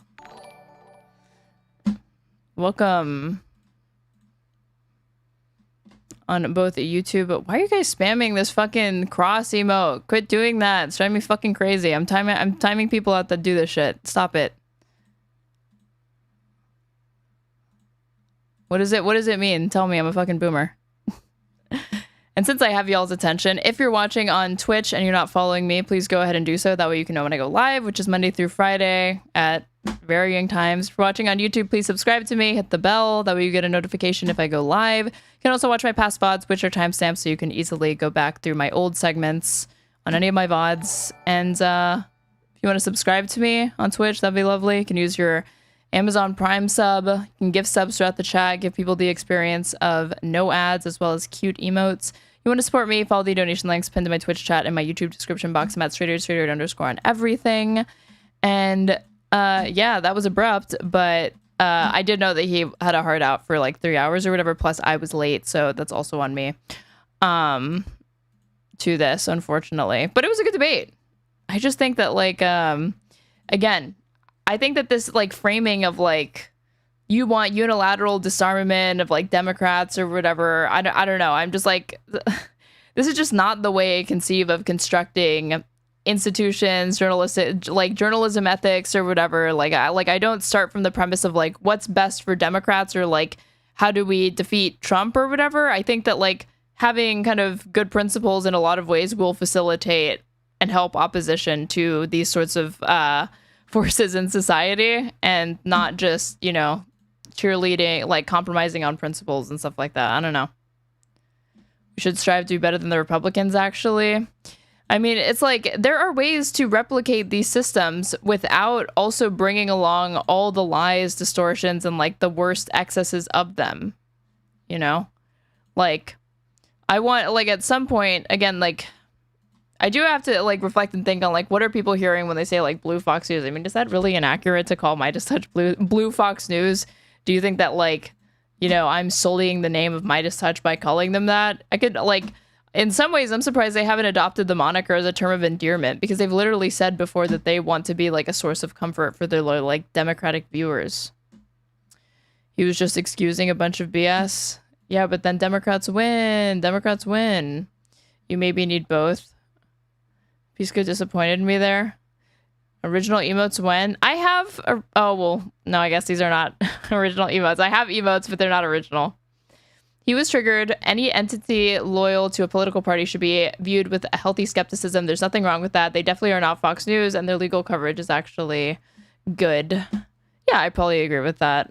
Meidas is garbage. I don't watch any of it. It doesn't appeal to me. Maybe it would. Maybe I should give them a chance, you guys. Maybe, like, I'm really missing out on the MeidasTouch stuff. I didn't realize or get the impression based off the videos that I see that they're, like, going in the weeds on legal analysis. I gotta be honest. It does seem to be a lot of, like, look at Trump. He did this fucking embarrassing thing at, like, a press conference, or he, like, stumbled over his words, and it's like, yeah, Trump did a stupid thing. What else is new? I think it's more, there's more substantive things to be looking at than just that shit. Watch Breaking Points. You can't impose journalistic integrity on non-journalists. Okay, you can't impose it, but you can demand and pressure them to do it. Can you impose it? No. And a lot of the times the ethics and standards that journalists adhere to in traditional media outlets, to the extent that they're imposed, it's like, it's imposed because they are these institutions adopt them of their own volition, but there's no law mandating that, like, these institutions have to hold to this or whatever. There's nothing in the government saying that, like, oh, you can't, as far as I know, you can't call yourself XYZ if you're not adhering to blah, blah, blah. I do think that there's some things that you can't do so egregiously in the name of, like, being a news outlet, obviously, but, like, that's different than having, like, ethics standards that American media, independent media corporations like the New York Times have to abide by, that's set by the government. Bring back the white shirt. Y'all are fucking horny in YouTube chat. Okay. what are we going to look at? There was some other stuff that we didn't get to cover. Like, speed run here. I'm going to show you guys. Like, this shit. Police arrest 3 in connection with vandalism of New York Times building. So this is like the thing that's crazy is that a journalist was charged with a fucking hate crime just for just for taking a photo of somebody that had like defaced the New York Times. 3 people were charged on Monday in connection with vandalism at the New York Times building in Midtown Manhattan in July, according to the criminal complaints. The 3, Alexa Wilkinson, 38, Anna Owens, 24, and Sarah Schaff, 30, were part of a group that poured red paint on the building on 8th Avenue near 40th Street, according to the complaints. Vandals wrote on one of the windows, "At New York Times lies, Gaza dies," and left leaflets outside the building that said, "The New York Times is starving Gaza," and that the newspaper, quote, "is an active accomplice in the ongoing genocide," according to the court papers. The damage, which occurred around 4 a.m. on July 30th, cost about $107,600 to repair, including $71,857 in repairs to the facade, according to the complaints. Ms. Owens and Ms. Schaff were arrested on Sunday and charged by prosecutors on Monday with criminal mischief, according to the complaints and court records. Mix Wilkinson from Cold Spring, New York, was charged with aggravated harassment as a hate crime. On July 26, Mix Wilkinson, the complaint said, first shared social media posts from the account at Framed Unrest that include an excerpt from an opinion piece in the Times asserting that Israel was not committing genocide in Gaza. Another commenting on that excerpt said, "They hanged newspaper editors at Nuremberg." Mix Wilkinson, the complaint said, added their own voice, warning Joseph Kahn, the executive editor of the Times, with the words, "looking at you." 4 days later, prosecutors said Mix Wilkinson was at the Times building with Miss Owens and Miss Schaff. Then on July 31st, Mix Wilkinson posted video of the vandalism under their own social media account, the complaint said. Mix Wilkinson credited the user at Framed Unrest with the footage. Last month, on August 29th, the exterior of the Manhattan building where Mr. Kahn lives was also vandalized with red paint that covered the lamps, steps, and facade, according to the complaint against Wilkinson and photographs of the residents. On a sidewalk near the entrance, the words "Joe Kahn lies, Gaza dies" were painted in bold black letters. The photographs show that incident is still under investigation, the complaint said. Mix Wilkinson, Ms. Owens, and Ms. Schaff pleaded not guilty at their arraignments early Monday in Manhattan Criminal Court. According to court records, they're expected to appear back in court in November. Wilkinson's lawyers described them as a journalist, but did not name any publications for which they work. Social media accounts linked to them have been made private. The Legal Aid Society, which represents Ms. Schaff and Mix Wilkinson, said in a statement that Wilkinson is a respected photojournalist with no criminal record. They did not participate in or encourage any unlawful activity, and the charge against them is wholly unfounded. It's funny that it's like they are described as a journalist, but they didn't name any publications that they worked at. It's like, you ever heard of a fucking freelance or independent journalist? You don't have to work at an institution to be considered a journalist. But thanks, New York Times. The Legal Aid Society, which, we read that. We remind the public that they are entitled to the presumption of innocence and are confident that once the facts are made known, it will be evident they were simply doing their job as a journalist, the statement continued. It is so insane to charge this person for photographing that incident with aggravated, aggravation of a hate crime. That's insane. David C. Breschel, the court-appointed lawyer who represented Ms. Owens, declined to comment on the case before he had spoken with her. Charlie Statlander, a spokesman for the Times, declined to comment on the arrests and charges Monday. Last month, Mr. Statlander said, "People are free to disagree with the New York Times' reporting, but vandalism and targeting of individuals and their families crosses the line and will work with the authorities to address it." And then there's a correction. A correction was made on September 30th, and this is the most important part. An earlier version of this article referred incorrectly to Alexa Wilkinson's actions. According to prosecutors, Mix Wilkinson is accused of photographing vandalism, not committing it. Hell of a mistake. But it's so fucking insane. If you're not corporate, you're not legitimate. According to the New York Times, you're like, you call yourself a journalist. Notice you're not employed with us. Notice you haven't worked for the Boston Globe or something. Yeah, you can still be a journalist. Fucking morons. Why is it a hate crime because of Israel? I have no fucking clue, man. That is absolutely fucking bizarre. How do you even get these charges to stick? Again, hey, it's already dubious, the idea that you would characterize this sort of vandalism as a hate crime because they're calling attention to the genocide. There's not actual evidence of bigotry and, I guess in this instance, anti-Semitism. There's not even a reference to Israel. And then on top of it, to charge somebody for simply photographing it, they didn't even participate in it. Because again, obviously that's illegal. Even if I think it's righteous, it's obviously illegal. I'm not surprised that they're going to get in trouble or prosecuted for this shit because you're still fucking with private property. But oh my God, like just photographing it is getting somebody hit with a charge, a hate crime. Fucking insane. Again, dubious on both grounds. Then this other thing, YouTube, this is what I want Pisco, I wanted to get Pisco's opinion. YouTube settling a lawsuit with Trump over account suspension for $24.5 million. Trump had sued Alphabet, the parent company of YouTube and Google, and other social media companies after the platform suspended his accounts following the January 6th, 2021 riot at the Capitol. This one I'm going to save if we do like another episode this Friday or something. But let's take a look at this.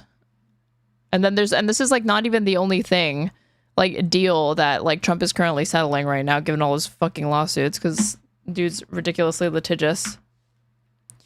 Trump says a deal with Harvard is close. The agreement, if finalized, would follow months of grappling over federal dollars as the Trump admin pressured the university in its broader push to reshape higher education. President Trump said Tuesday his administration was close to reaching a multi-million-dollar agreement with Harvard University, which would end a months-long standoff that had come to symbolize the resistance to the White House's efforts to reshape higher education. Harvard, which would become the latest university to strike a deal with the Trump admin, has been seeking an end to the thicket of investigations the government opened as part of its wide-ranging efforts to bring the university in line with Mr. Trump's agenda. So just open, flagrant, corrupt intimidation of these institutions or whatever. And like, believe me, I have my criticisms of Harvard, but this behavior from any administration, and certainly a Republican one, is unacceptable. We are in the process of getting very close, President Trump said in an appearance from the Oval Office. He added that the details are being finalized and said they would be paying around $500 million. So fucking Harvard is considering settling for $500 million. I'm not surprised. They're like businesses, but like, holy fuck. Just like, I guess they've made the calculation that it's still cheaper to their bottom line to kowtow to this bullshit than it is to continue to let it go and hold the line. For what? I have no fucking clue. I don't even understand. That's why I wanted to get Pisco's opinion on this shit. Like, what it is. I thought it was related to like anti-Semitism or like hate crimes or something like that. I don't fucking know. Let me see. Mr. Trump said the Education Secretary, Linda McMahon, was, quote, finishing up the final details. He added that the plan was for Harvard to operate trade schools. They're going to be teaching people to do AI and a lot of other things. Engines, lots of things. He said, we need people in trade schools. Harvard did not immediately comment on Mr. Trump's remarks. Mr. Trump has projected optimism about a deal in the past. In June, he wrote on social media that it was very possible that a deal will be announced over the next week or so. At the time, he predicted that such a settlement would be mind-bogglingly historic and very good for our country. I mean, this part is unfortunately correct. This is not very good for the country. But isn't it crazy? Because just a few months ago, this was like the rumored amount, but they were saying it was not going to be that much, but it turns out it actually might be that much. Let me see. If I can't find like an older article talking about this, I have caps lock on. I go to news. Let's see. Yeah, like Harvard considers. I don't want Times of India. I want something more reputable. See, like here, but like, okay, according to the Times of India. I'm not crazy. Like, I'm remembering they were reporting and saying that, like, yeah, we're not going to do this, so we're not going to settle for that much. They were saying publicly, like, that was not the deal that they were considering, but now the Times is reporting, and they're not disputing it this time when Trump says, like, yeah, that's the ballpark that we're looking at. So this is August 4th of this year. In a dramatic standoff with the Trump admin, Harvard has rejected a $500 million financial settlement offer, choosing legal resistance over compliance. The move is more than a high-profile rebuke. It's a watershed moment for the future of higher education in the United States, with ripple effects likely to touch every major university, student, and research institution across the country. This was 100% written by AI, but it's not wrong. And then, but this shit, before we get to Ta-Nehesi, COATES, and Ezra Klein, which is what I want to cover next. My liberals, man. This is the absolute state of the resistance. So this was today. The Daily Beast reporting Jimmy Fallon keeping his head down after Kimmel's suspension. Jimmy Fallon is quote-unquote keeping his head down during late-night TV's battle with the Trump admin, the notoriously apolitical host said Tuesday, as he reiterated he wouldn't be trading shots with the president no matter how many times he threatens to have his show axed. Our show's never really been that political, Fallon told CNBC Tuesday morning. That it's so funny to think that like him keeping his head down is going to save him from these sorts of acts of like pettiness I mean, like, I feel like the Comey indictment is like the perfect example of like literally just like Comey is not a relevant political figure right now. Trump is literally just settling old beefs that he has with people because he has the administrative and like executive authority and political power to do it.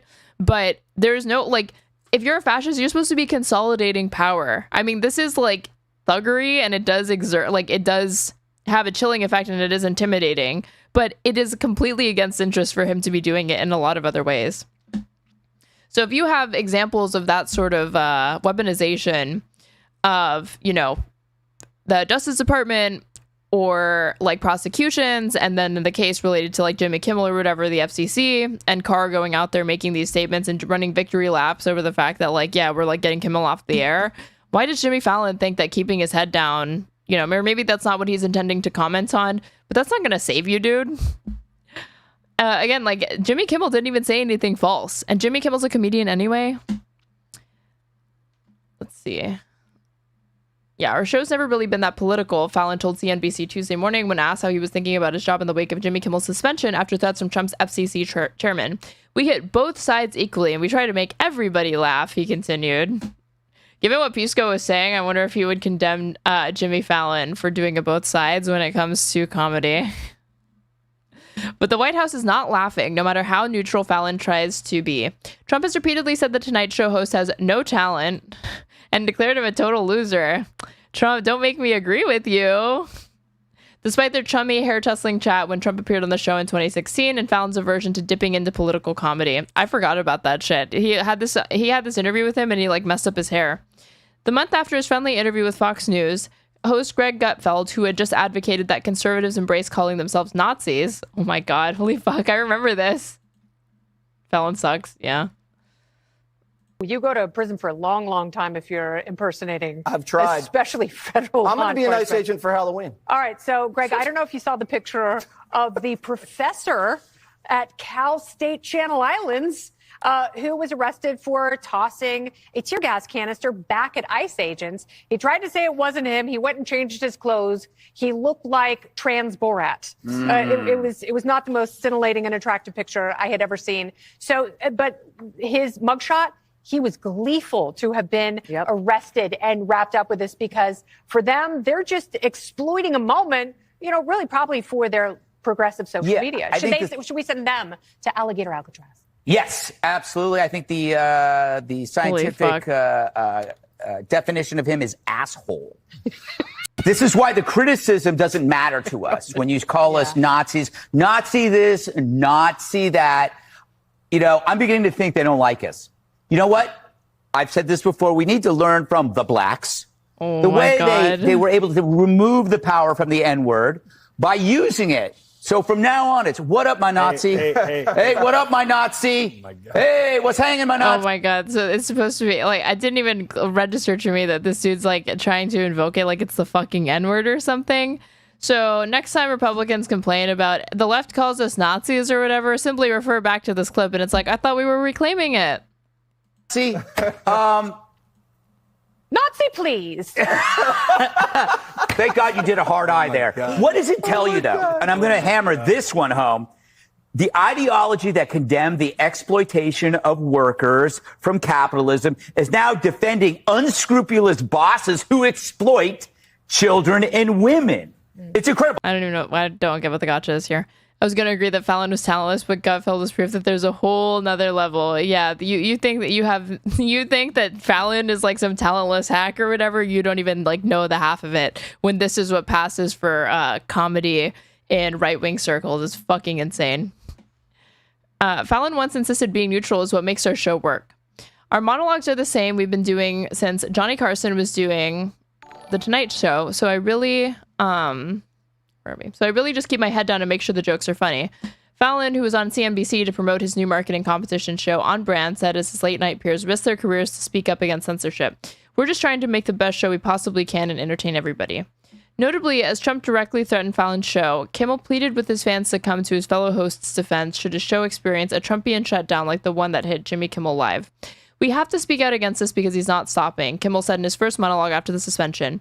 He was somehow able to squeeze Colbert out of CBS, then he turned his sights on me, and now he's openly rooting for NBC to fire Jimmy Fallon and Seth Meyers and the hundreds of Americans who work for their shows who don't make millions of dollars. And I hope that if that happens, or if there's even a hint of that happening, you will be 10 times as loud as you were this week.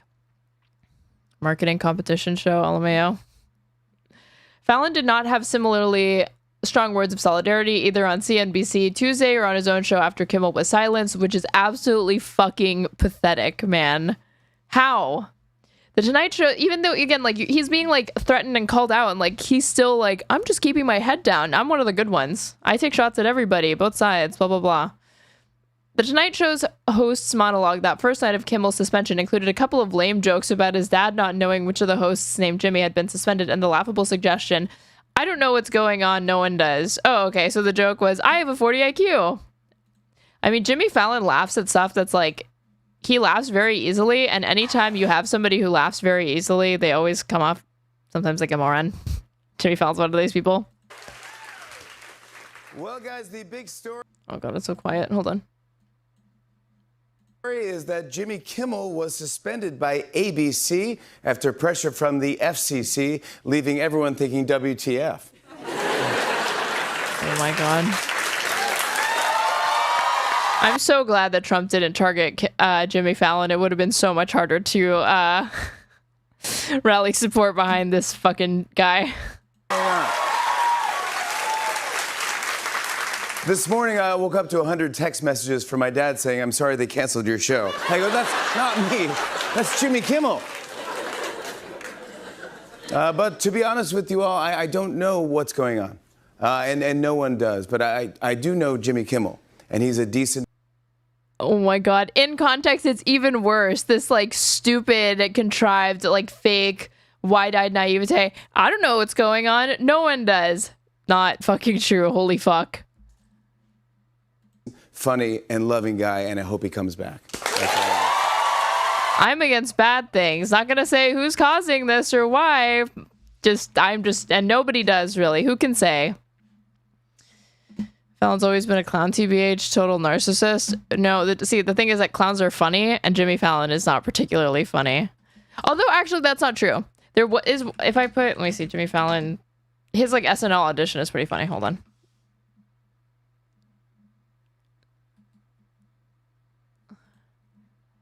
Oh wait, will I get copyright struck if I watch this though? Fuck, I don't know if I can show this. There's this point where he does like this bit with like somebody who like does a bunch of double takes. I thought it was funny.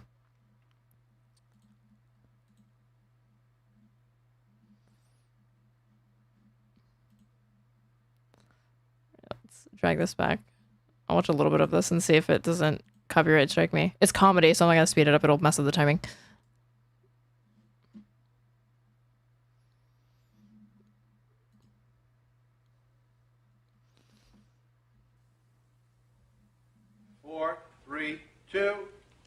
I'm gonna do some celebrity impressions.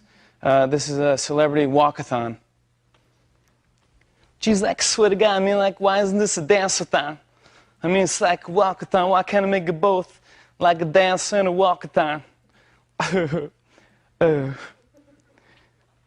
Why? We're all walking. We're all going to the same place. I mean, why don't we just take a bus? It's a bus-a-thon. We're raising money while we're on the bus. Why don't you take a spaceship? Yeah. Yeah. Why can't a black man walk around, try to do a walkathon? Man, I get scared, try to walk on the crack. I feel like you would not do this now. Holy fuck. Step on a crack, break your mama's back. How you doing? Here we go. You know, my mom always told me to. This is funny. This is, I should clarify. This is funny. Not like in a different way than he intends to be. Gets a lot of, how you doing? To get some exercise. And so she used to say all the time, she'd say, why don't you go to the store with your mother? Remember when he went further and did rock and blackface? Oh my God, no. Jimmy Fallon do blackface?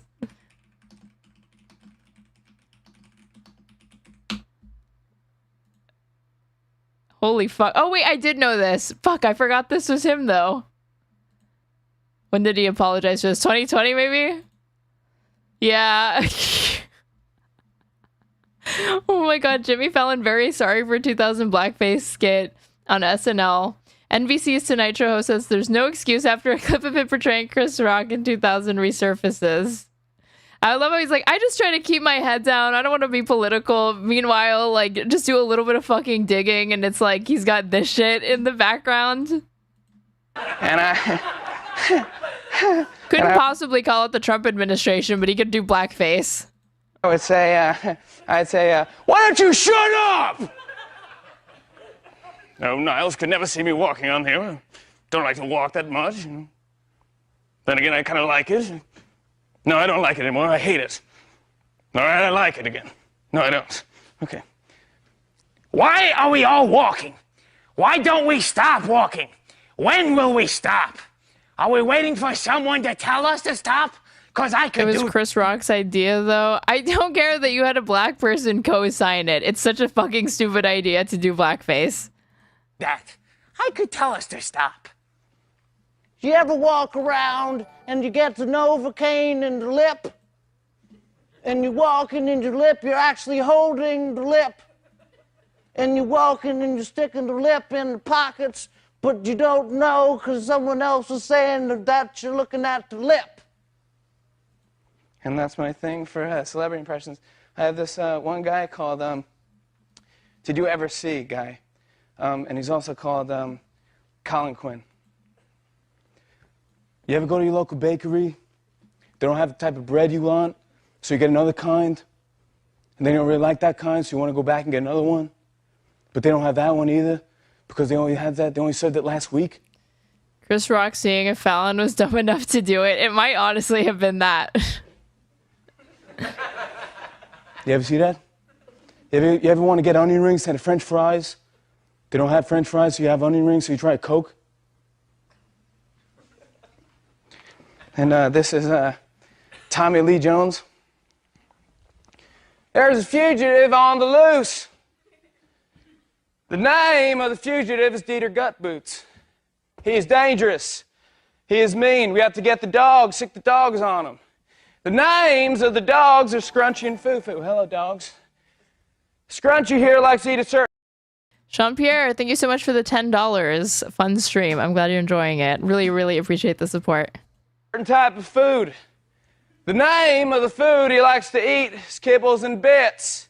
And bits and Whose side is this chick on? Can't sit on the fence in a red versus blue civil war. It's like a pro-life abortion doctor.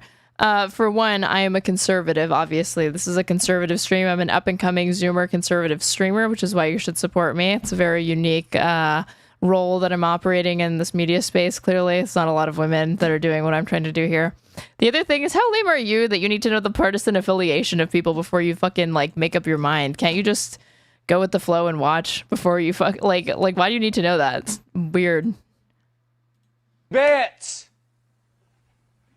This is the original character. His name is David Nichols.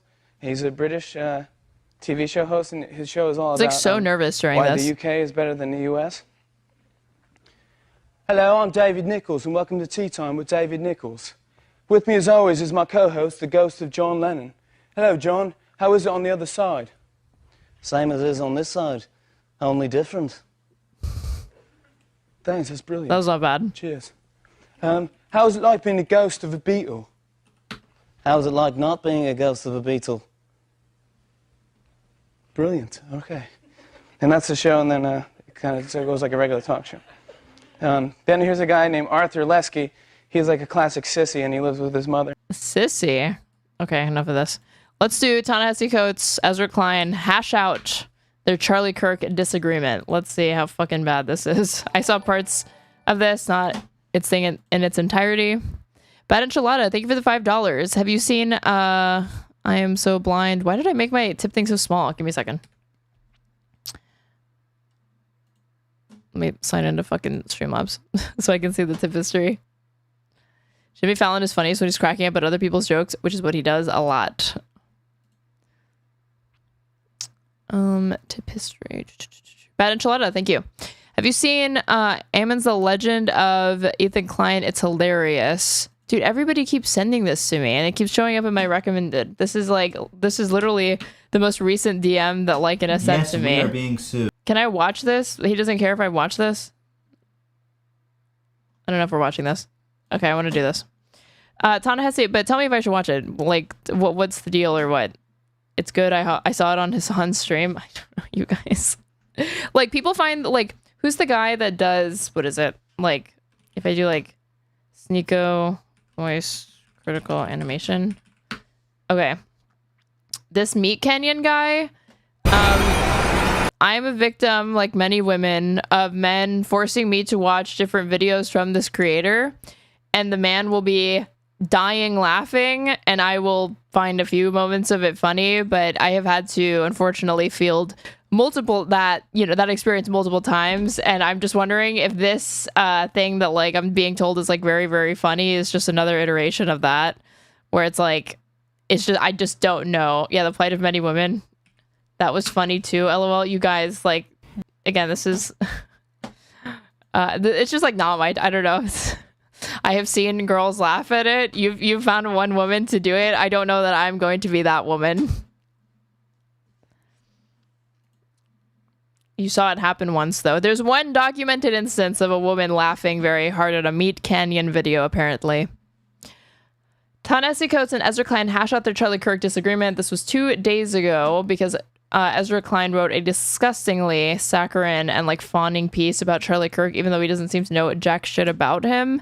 Valorizing a guy who is an open MAGA propagandist, white supremacist, and helping sanitize his legacy. So Ta-Nehesi, COATES did an excellent takedown in Vanity Fair, I believe, where he actually, brings up what Ezra Klein omitted in that particular opinion piece, which is a single fucking quote or word from Charlie Kirk himself, because the only way you can find anything positive to say about Charlie Kirk is if you abstract it to the point that you're saying that, like, he certainly was going out there and saying words. He really was debating people. He certainly did have a family. He was related to people. He really did have a child and a wife.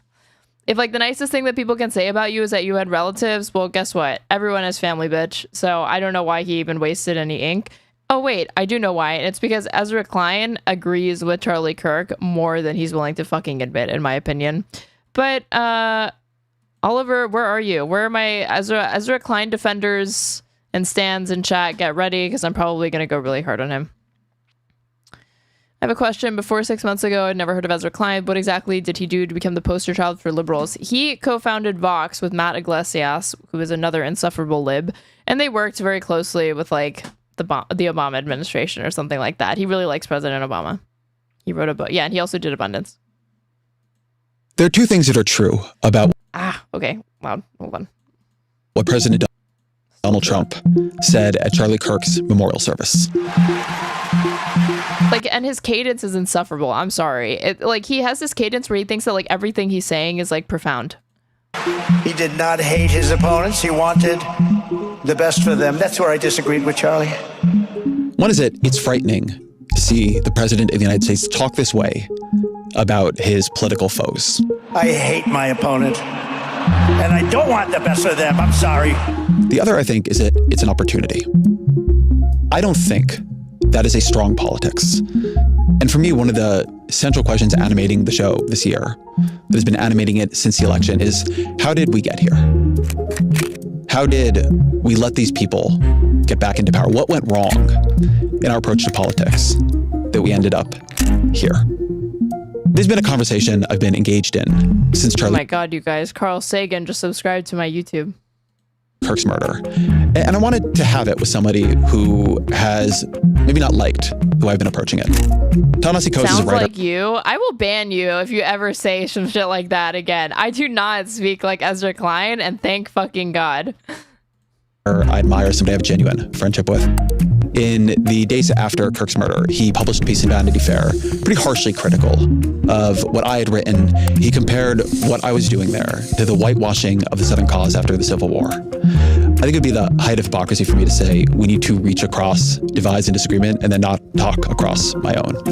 So I wanted to talk to Ta-Nehesi about the piece, about the aftermath of Kirk's murder, but also about a disagreement or question. Visions Player, thank you so much for resubbing. And you are on a subscribing at tier 1 for 6 months in advance. I really, really appreciate that. At least, that I think is about more than Kirk. I think there's something very unsettled in the sort of broad coalition of the left around the work of politics, around who we talk to and when and how. When is that work moral? When is it necessary? When is it a betrayal? As always, my email, EzraKleinShow@nytimes.com.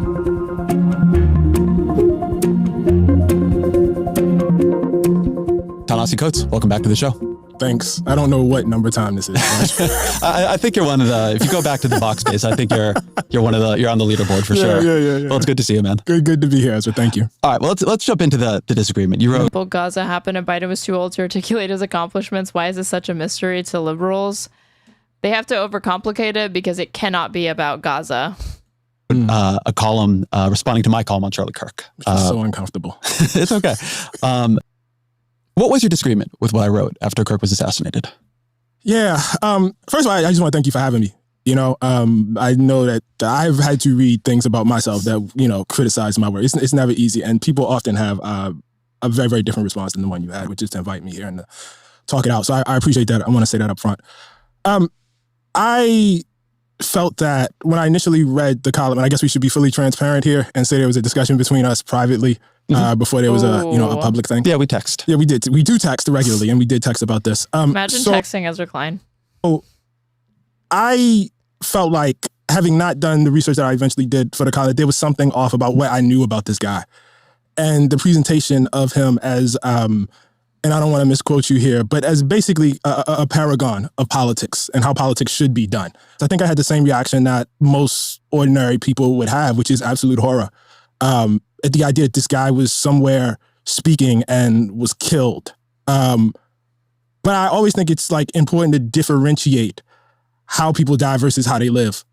And then after doing the research, he keeps getting wrecked. Eventually he will end up becoming a leftist. Is that how that works? Actually, him getting wrecked by leftists only makes him stronger as far as doubling, tripling, quadrupling down on being a centrist. This motherfucker was recently saying that Democrats need to do things like start looking into running pro-life, aka anti-choice Democratic candidates. And it's why don't you bargain away your own rights first, dude, instead of fucking with mine and a bunch of other women in this country, okay? Before you start deciding whose rights are on the chopping block so you can keep a Democrat in office. The fuck is the point? The whole point is that they fight for people for these things, okay? And I don't even understand how that's going to move the needle. Is anybody really under the impression that Kamala Harris being less outspoken about reproductive rights would have actually helped her win? Are we serious? I got to be honest with you.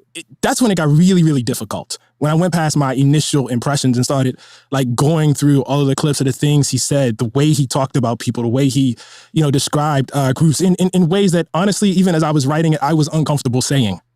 And so the idea that this guy should be in any way celebrated for how he conducted politics, the fact that he just slurred across the board, all sorts of groups of people, and then ran an organization wherein, which appeared to me just a haven of hatred. I would not want that to be a model for my politics. And I know, as we talked between us that, you are not attempting to make a statement for the entirety of it. But I guess I feel like at a certain point, somebody's legacy, or somebody does something that is so large. Full argument is run pro-life or otherwise expand the tent, where the alternative would be a Republican win. I just don't know that those voters are the ones making the difference in these close races. Has it really been the case that when you've seen close races in purple districts, purple states, etc., that one of the critical differences would have been if a Democrat had been willing to be anti-choice? At this point, voters are fairly polarized on that. And the voters that again, if you have two pro-life candidates, the type of person who is anti-choice usually is conservative, and they don't want to go with just because if you have the option between two, you're going to go with the Republican, no? It's tough to think about their legacy and take that out of it. And that's how I felt about it. So I think I want to get choice ballot measures beat Kamala in numerous states. That's the other thing, is that it's an issue that Democrats had salience with, and you were seeing success in down ballot, ballot measures, amendments, etc., across the country in a post-Roe world where voters were rejecting this idea of banning, like having federal abortion bans or criminalizing abortion or making it illegal. So like, why that issue? I don't understand how he's arrived at that conclusion. At the right level of disagreement here. So I think one thing for me is that, I don't know, for me, the immediate hours after somebody is murdered in public, when you see that sort of grief and horror pouring out of the people who loved him, and many people loved him, my instinct then is to just sit with them in their grief, right? To say, I can, for this moment, find some way to grieve with you, to see your friend the way, or in some version of the way you saw him, right? That's not my view of, the person's whole legacy, but going to people when they're grieving like that and saying, listen, I want to tell you really what I thought of your friend. Just feels like not what you do in a kind of a community. I could see people coming down on both sides of that. I actually think that actually is a great impulse, that after somebody's been killed, and not just killed, but because we live in the media environment that we live in, that it's seen and that it will live forever. And that person's family, you know what I mean? That is being looped in front of all of us. Jesus Christ. Which I think has a lot to do with how this was taken. No, it's terrible. It's terrible. And to have to go, like to have young kids who have to grow up knowing that is a thing that exists in the world. You know what I mean? And I'll go one step further on this. One thing I wrote about in that piece that I do You've already gone many steps forward, Ezra. You didn't have to pen this. About is I worry we are already in a cycle of political violence, of mimetic violence. What, you think, dude? This is, again, these liberals have like such a narrow conception of what even constitutes political violence that it's entirely impoverished to begin with. Like, political violence is not only when there's assassinations. Political violence can also look like Donald Trump breaking up homeless encampments in DC. You think that's not, again, that's the state using force to disrupt the lives of people that are poor. That's their biggest sin.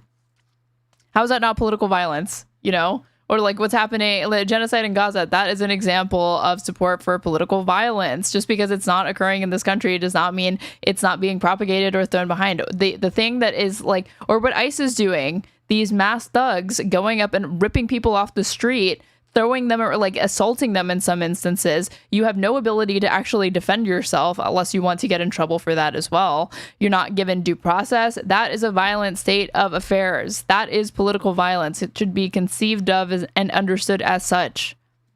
I think about Pelosi. I think about Shapiro. I think about the near assassination on Trump. I think about when after that happened, I thought about me. I thought about you. I thought about all kinds of people I know, right? So I do think there's just something about when violence takes hold that that there's something about it that it begins to breach all lines. Yeah. So anyway, I guess that's part of my reaction. And it's like, even right now with the tumultuous political environment that we're living in, with how many people are getting fucked, from like immigrants to women to trans people to poor people to workers, like labor being gutted, etc. Like, what does it say about you if you're an adjusted, healthy individual in a country like this right now? You're either privileged or you have the ability to compartmentalize, and you kind of don't interact with those things, right? I think all of that is understandable, but I guess, was silence not an option?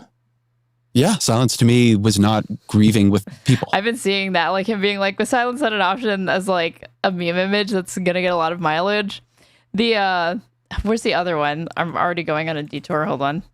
Ta-Nehesi COATES, if I do the message interview. Where's one where he's like, that was really racist to somebody? He was like, no, it's not this one. It's not this one.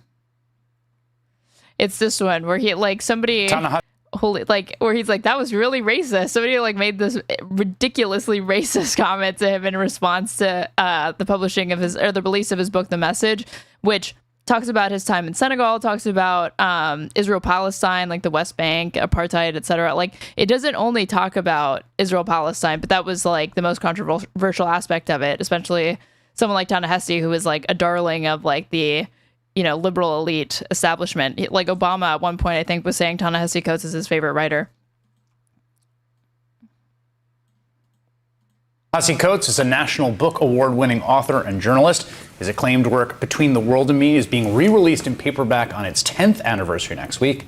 And his most recent book, The Message, is out now. Ta-Nehesi Coates, good to have you. Thanks for having me, Chris. We have not gotten a chance to talk on air in a bit. A lot has happened. You think? Well, we got a U.S. military parade on the birthday of the President of the United States, ostensibly for the armed services. We've got deployments of Marines on American streets. Yeah. One of the themes of your work is like, this has always been a perilous and contested thing. This thing we have. Yeah. But it does feel very perilous to me right now, and I'm curious how it feels to you. Well, I try to hold two things in my mind. The fact that the moment in Trump does not spring out of nowhere. Right. That it does have, a historical connection. At the same time, this is a moment. It is a particular, it doesn't, you don't just roll your eyes and say, oh, well, it's always been this way. Fuck, maybe it's not this one. Hold on. No, I think there's something, very, very different about this. Certainly since the post-civil rights. Maybe, no, I do think it was this one. If I put like, that was really racist, maybe I can find it. Hold on. Let me see. I put really racist. No, maybe it's not this one. Okay, hold on. I do want to find this clip because it is very funny.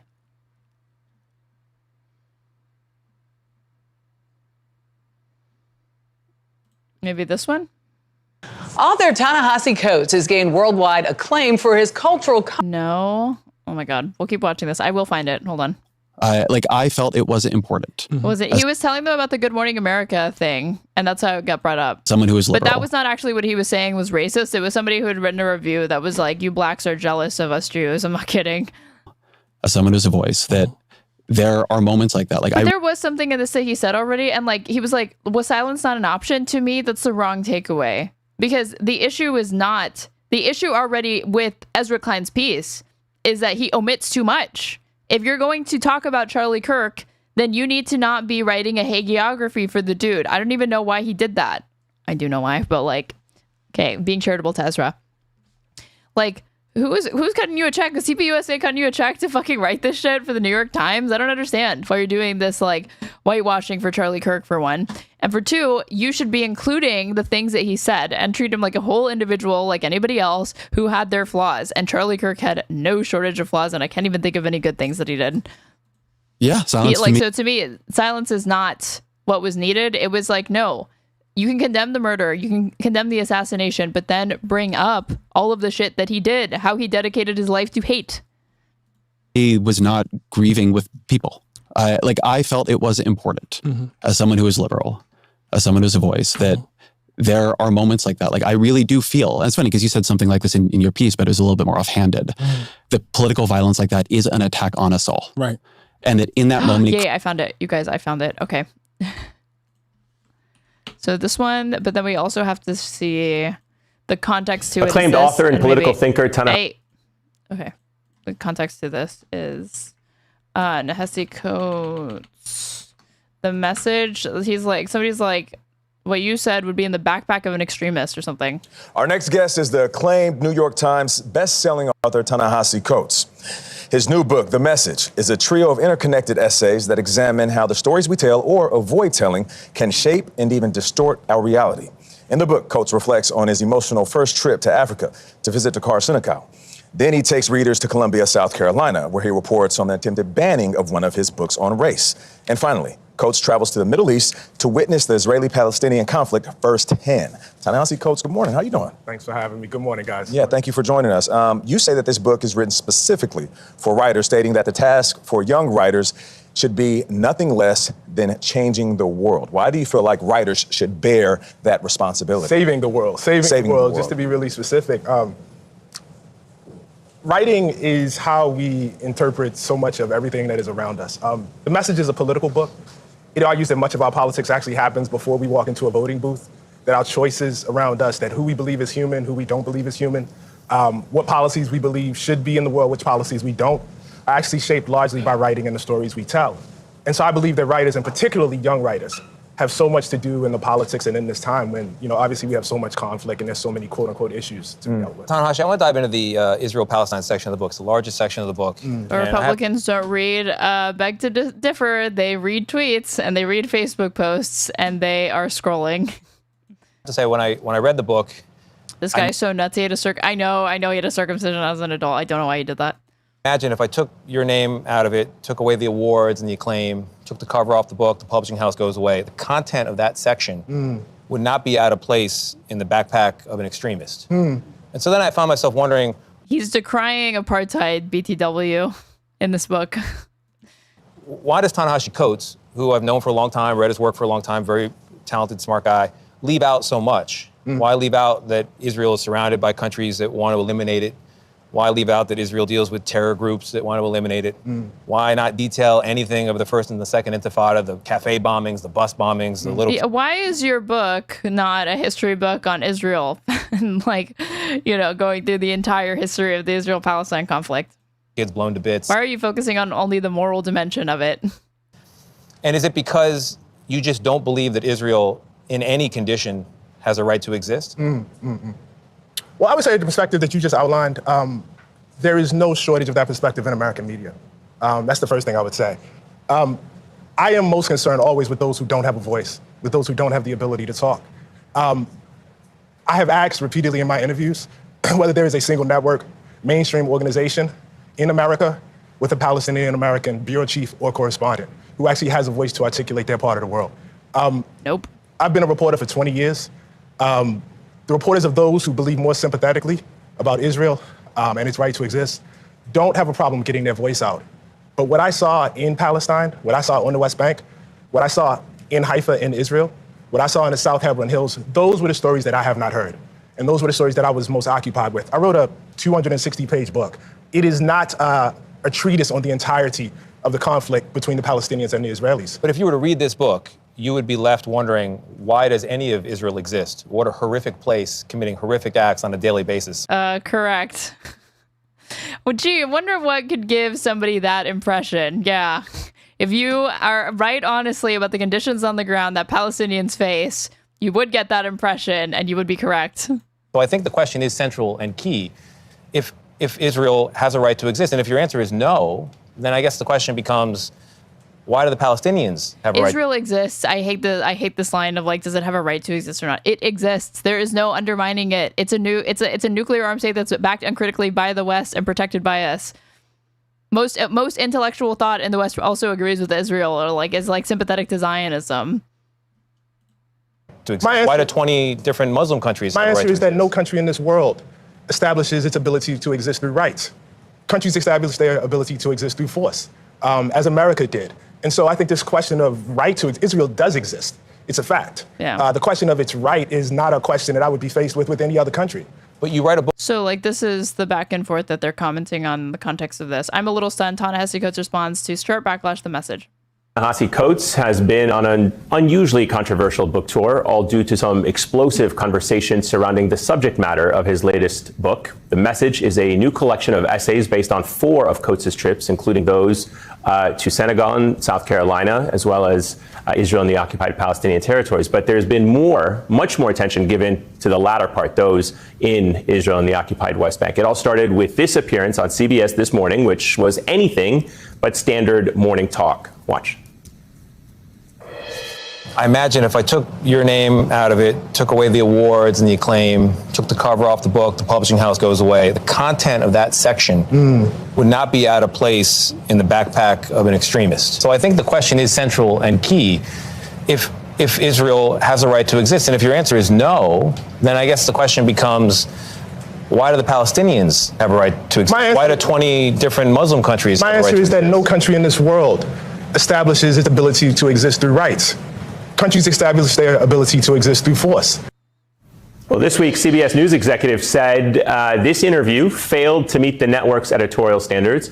But some journalists and media critics have actually come out in defense of it, calling the line of questioning just good journalism. Even book reviews have taken a sharp turn. And this is wild. Pakman magazine published a review with the incendiary title, Why Ta-Nehesi COATES Hates Israel. Helen Andrews writes in part, quote, "The problem with Israel is that it shames him. How can it be that the Jews carved their Israel out of the desert, and yet no place in Africa, least of all Liberia, remotely resembles Wakanda?" Andrews goes on to say Jewish people, quote, "overcame the hostility of the world to succeed where Garvey and co. failed. That, and not any resemblance to Jim Crow, is the reason COATES hates Israel so bitterly." With me now to discuss all of this and more is Ta-Nehesi COATES, author of The Message. So, wow, that was really racist. That was pretty racist. I wanted to start with that because I know that you are trying to. And it's so refreshing that he just comes right out and says it. It was that fucking Wakanda line. And like, you're jealous of like just this unnecessary pitting of demographics against demographics. It's very, very ugly. It's a lot of things, but first and foremost is fucking racist. And that made it into a mainstream publication in America. I know, and I know that you are not seeing the reviews. I know you're not. You told me that you were not going to see the reviews or read what's going on about this. But this one cut through for me, and I wanted to ask you about it because of the fact that in some ways it actually reinforces a lot of what you wrote in your book. Who wrote that? Who was it? Let's see. Helen Andrews for Compact Magazine or periodical. I know, and I know that you are not seeing the through for me, and I wanted to ask you about it because of the fact that in some ways it actually reinforces a lot of what you wrote in your book. But what is your reaction to that? I mean, she didn't read the book because the book is about, essentially it's a critique of nationalism at large. And it talks about Liberia, like weirdly enough. I mean, and that, that is what it is. I don't want to get into, police and people's reviews. The thing that catches me is the carved part, right? Because that's exactly what I was talking about. I mean, it is like people say, this is not colonialism while speaking colonial language. You know what I mean? Like this notion that you carved yourself out of the desert as though, once again, the natural world was somehow empty. There's no one there to say nothing about this idea of use of force. I mean, it is, I'm sorry, I'm a little stunned. So on that, wow, that was really racist. Like the mileage you can get out of that versus what he's like, why was silence not an option? The long-winded thing. I don't know. Creates for me, even if it's very temporary, that it's important in a moment like that to sort of, come together to try to see other people. I really want to highlight and make this the focus because it's racist, but it's also great and it's your POV. Is that what he tried to say? That was confused by the anchor. Oh shoot, I closed it already. But I think what he was saying is that I assume that the anchor has read the book and that they're obviously in agreement, not only that it's racist, but that it, like he's saying, it is a repudiation of those very systems. It's not indicative. It's not supposed to be indicative of envy or which is what her thesis is. He's just mad that we have Israel and Liberia doesn't look like Wakanda and black people fail, blah, blah, blah, blah, blah. That's he doesn't think that those are even productive or aspirational systems that human beings should seek to create. People in their grief to try to cool things down just a little bit. I guess, given everything you read that Charlie Kirk said, and we probably don't have very different views on the value of the things he said. Okay, well, if that's the case, why didn't you dedicate any space in that piece to articulating those differences of opinion and agreement? He just says oh, we didn't agree, but he just leaves it at that. Why do you think he was winning? I mean, that's not really hard for me to understand. I mean, if I could just back up for a second, I want to say two things. I published a book 10 years ago, Between the World and Me. And one of the constant reactions to that was that it was overly pessimistic about this country. It was overly pessimistic about the future. Why are you so dark, Ta-Nehesi? Why can't you give us any sense of hope? And the reason I would always say is because any sort of sober examination of the history of this country says that those of us who believe in equality, those of us who believe in respecting the humanity of our neighbors and of everyone, that we're up against some really, really powerful forces of history and powerful narratives. And the implication of that is, however good we felt in 2013, 14, 15, 2008, there will be backlash. People, those of us who were crying in 2008 watching Obama, give that speech, those of us who were so moved by watching him and Michelle and step outside the car and felt so much fear for him, and then when nothing happened, felt so great about that. Those of us who believed that seeing a black family in the White House mirroring what, some of us felt the best of us was the best that we had to offer, there are other people watching that too. You know what I mean? And I don't take any joy in saying this, but we sometimes soothe ourselves by pointing out that love, acceptance, warmth, that these are powerful forces. I believe they are. I also believe hate is a powerful force. I believe it's a powerful unifying I wonder how much of this is just in one ear, out the other for Ezra Klein. Force. And I think Charlie Kirk was a hate monger. I really need to say this over and over again. I have a politic that rejects violence, that rejects political violence. I take no joy in the killing of anyone, no matter what they said. But if you ask me what the truth of his life was, and the truth of his public life, I would have to tell you it's hate. I'd have to tell you it is the usage of hate and the harnessing of hate. And like, how can Ezra Klein, I mean, he's already said that they probably agree. So if he shares this assessment that Coates is making, that, yeah, Charlie Kirk's political project was that literally was just othering and trying to spread hate to anybody who is not a evangelical or Protestant Christian man, he didn't really have like room for you, or to the extent that he did, he wanted to use people as useful idiots for that political project. What's political ends? Then let me flip that question actually a bit. Why are we losing? We're losing because there are always moments when we lose. See, that feels very fatalistic to me. How is that fatalistic? That is just true. It doesn't feel fatalistic to me. It feels like the truth. I mean, and let me express what I mean. Okay, sorry, I did not I watched portions of this a couple of days ago, but I didn't just rewatch it or something like that. I'd say, I'm Ta-Nehesi Coates. I'm the writer. I feel like he wants to pull it off of the substance and the content of what he's written and turn it into democratic strategy and tactics or whatever. But that is just not where Ta-Nehesi's criticism was coming from. Individual, right? But I am part of something larger, and I've always felt myself as part of something larger.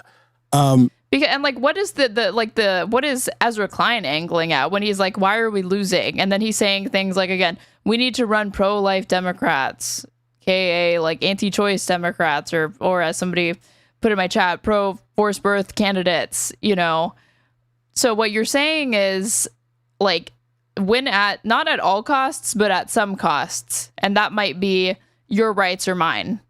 Not Ezra's, of course. But, it's better than a Republican. And again, there are tactical disagreements to be had. But some of these things, again, should not be even considered. And Ezra Klein is willing to draw red lines, obviously, in the sand. But, why is he so comfortable with foregoing some of the most vulnerable people in the coalition? I have a tradition. I have ancestry. I have heritage. What that means is that I do whatever I do within the time that I have in my life, whatever time I'm gifted with. And much of what I do is built on what other people did before then. And then after that, I leave the struggle where I leave it. And then hopefully it's in a better place. Oftentimes it's not. That's the history, in fact. And then my progeny pick it up and they keep it going. I am descended from people who in their lifetime fought with all their might for the destruction of chattel slavery in this country. And they never saw it. They never saw it. In my personal belief system, they died in, defeat, in darkness, And so I guess if truthfully describing who Kirk was and what he stood for makes Klein feel that he would therefore be justifying the man's murder, whose fault is that? I think that this is what you're seeing with this sort of response from the Ezra Klein's, the liberal intelligentsia. These sorts of sentiments were also expressed in the pages of The Atlantic. And I think liberals have internalized it in the same way that I said, I think that the right, they don't see Charlie Kirk as George Floyd, but this is sort of their George Floyd moment. This is the right's martyr, right? They see the criticism of his politics so close to his murder, which was brutal, right? As this liberal version of he was no angel. But the difference is that Charlie Kirk was not like George Floyd. Charlie Kirk was not was a MAGA propagandist. Charlie Kirk had funding from billionaires and millionaires. Charlie Kirk did the bidding of capitalists and was in cahoots with elites. George Floyd was an unarmed civilian. And to the extent that he was made a martyr, it was because he was the victim of unjustified police brutality in this country that's indicative of systemic issues that people face in America, particularly non-white people. So that's the difference there. And that's why it's not equivalent to say you're kind of doing this he was no angel shit by bringing up Charlie Kirk's beliefs when you've already made it abundantly clear that you do not support Charlie Kirk being killed, murdered, etc. And I don't think that undercuts that sentiment whatsoever. The privilege that I draw out of this, the honor that I draw out of this, is not that things will necessarily be better in my lifetime, but that I will make the contribution that I am supposed to make. The fact of the matter is, as horrifying as, that the killing of Charlie Kirk was, And as horrifying as the feeling is, this moment that we are in, you know, Like, an you era, would no sooner pen this, great freeze frame, you would no sooner pen this piece about, like, if David Duke had been killed in a similar manner, being like, David Duke did politics the right way. Even though David Duke, in a lot of, like, there are similarities to be drawn between Charlie Kirk and David Duke. David Duke saw that the way forward for white supremacy and the Klan in this country was not going to happen by going around and LARPing wearing robes, that they needed to ditch that shit, ditch all of the cringy regalia that people associated more and more with racialized terror, and they needed to get suits, and they needed to play by the civil, like, you know, they needed to engage in electoralism and meet people where they're at, win hearts and minds. You know, Duke thought they needed people like Charlie Kirk. Yeah, exactly. So, like, would Ezra Klein, if David Duke had been killed in this way, like, be penning David Duke's doing politics the right way? Because I really fail to see, like, what the difference is. Because if that's your only standard for what constitutes doing politics the right way, then David Duke more than fits the bill. But I don't think that he would. of political violence. And I don't want to sound flip here. Political violence is the norm for the Black experience in this country. It just is. I don't even mean like the Malcolm X, Martin Luther King variety of it, right? Which is the norm too. You would be hard pressed. Ezra was saying you run pro-life candidates to get power. He's not saying you cede ground. If you don't have power, you can't protect those rights. The thing is that how is that not internally contradictory, Aziva Real? I'm serious. When you say run pro-life candidates but don't cede ground, I mean, like, that is you ceding ground when you are willing to push forward or advance a candidate that has folded on an issue that is critical to the Democratic platform and to millions of women. To me, that is already a concession. The fact that you're willing to publicly align yourself with that position and not hold the line on reproductive rights, for one. For two, it also makes a critical error because you're presupposing that that's even an effective way to capture electoral power in this country. If it were, then it would be a different conversation. But I see no evidence that it is. I see that as one of the better issues that Democrats have that I don't think that they're using enough. And as sort of like a bully pulpit or bringing to the attention of voters to differentiate themselves from Republicans. Why are we trying to even, like, again, find common cause with Republicans? Republicans need to be opposed. Alternatives need to be provided. To have a conversation with a Black person in this country that is a descendant of slavery and not have them be able to reach maybe right here or to tell you themselves, look, my uncle, my grandfather, my great-grandfather, they lived in a small town in Mississippi, in Tennessee, in Alabama. They got into some sort of dispute with a white man, and either they were lynched or we had to run. Political violence runs through us. It is our heritage. Is that good? No. Do we valorize it? Absolutely not. Do we minimize it? Absolutely not. But a life free of it is not a thing that's really in reach in my time. Sometimes I think that having a historical scope that wide can make the present too deterministic.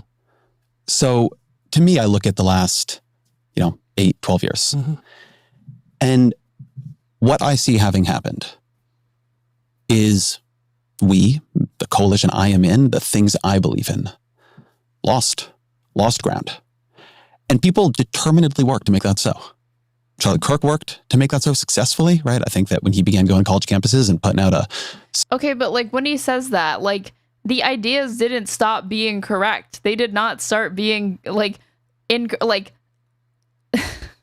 there was no more validity to MAGA's agenda, Project 2025, any of that shit, simply because they won. That's all that means. It's that they got more people to vote for them and they won the Electoral College and Democrats didn't. It's a strategic failure. It's not some ideological failure, for one. The other thing is that, what they really should be reevaluating is not what issues do we need to compromise on. It's how do we go about advocating for these issues so that we win. Sign at a table. What he was eventually going to build was not obvious, right? I think he worked. I think he was a successful political actor. And why is the discussion of compromise always with the right? There's never any talk of compromise with the left. And I think that from when in 2016, we lost to Donald Trump the first time, very narrowly, won the popular vote, right? The one difference being that David Duke doesn't reflect a significant portion of the electorate. Here, Ezra is concerned that a red line may be self-defeating if they're preventing us from winning certain seats, hence him asking, why did we lose? If it's a categorical rejection of David Duke, if a categorical rejection of David Duke also was stopping us from winning, he might have written the same thing about him too. That is disturbing. To be clear, I disagree with Ezra, but it's an understandable position. Not to me. Anybody who is on Charlie Kirk's side and like, or sees themselves in the company of Charlie Kirk, and like, I think that they're correct in that assessment, is my ideological enemy and somebody to be politically opposed and not somebody to be compromised with or, you know, try to, like, I'm not going to be able to reach a middle ground with somebody who has Charlie Kirk's politics, really. And Charlie Kirk doesn't feel that he has a middle ground to reach with me either. The feeling was mutual. These are, you know, it's a zero-sum game, and I want my politics to win out over his. And I think the way that you rally people to your side is by vehemently, loudly, and very, very clearly opposing that and making it abundantly clear this person is not somebody, like, this is somebody who I oppose, I disagree with, they are my enemy, and they are yours. I think it's weak to compromise with a lot of this, you know? Like, what is there to compromise with MAGA on? And then in 2020, we almost lost to him and began seeing we were losing a bunch of voters we thought we were fighting for, right? Losing more working class voters, losing non-white voters, right? Something was changing, but we won, so okay. Like, to the extent that I would ever collaborate with these people, it would be just that. It would be collaboration on a shared solution. It would only, like, if for whatever reason I like could co-sponsor a bill with David Duke or whatever, and we were both in support of like the Green New Deal, okay? That's working on like, or like, you know, a less inflammatory example is the fact that Thomas Massie is willing to work with Ro Khanna to get the Epstein files out. That neither of them are compromising in those instances. They have a shared goal and they're pursuing it, and that's actually productive, you know. But to the extent that like one or the other has to compromise, I don't see them doing that just for the sake of getting something done. And then in 2024, we really got our asses handed to us, and we let a much more dangerous form of politics. Wait, really quick, hold on. Changing, but we won, so okay. And then 2024, we really. Why is he saying this? Like, Biden did really well in 2020. Hold on. How many more votes did Joe Biden get than Donald Trump in 2020?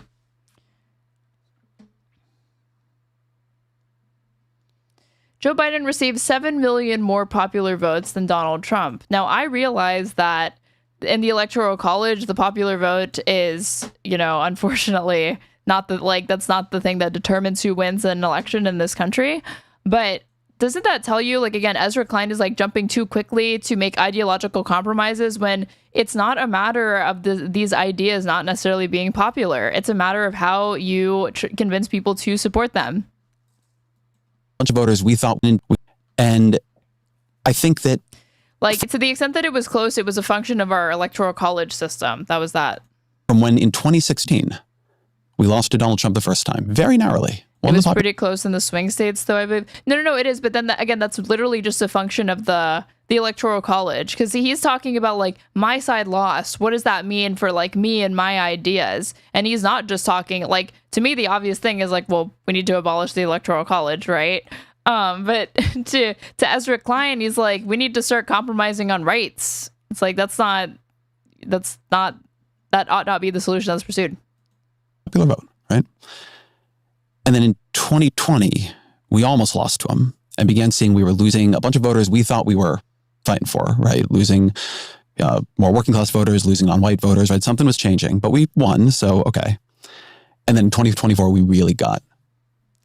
It is representative democracy. If a pro-life Democrat wins in a red district, he represents them. Has that happened? When was the last time that happened, for one? Does it mean reproductive rights are going away? Ziva Real in Twitch chat, I hate to break this to you. Reproductive rights in this country are mostly gone. They have been very, very thoroughly eroded in very, very significant ways. You have motherfuckers like RFK Jr., abortion pill.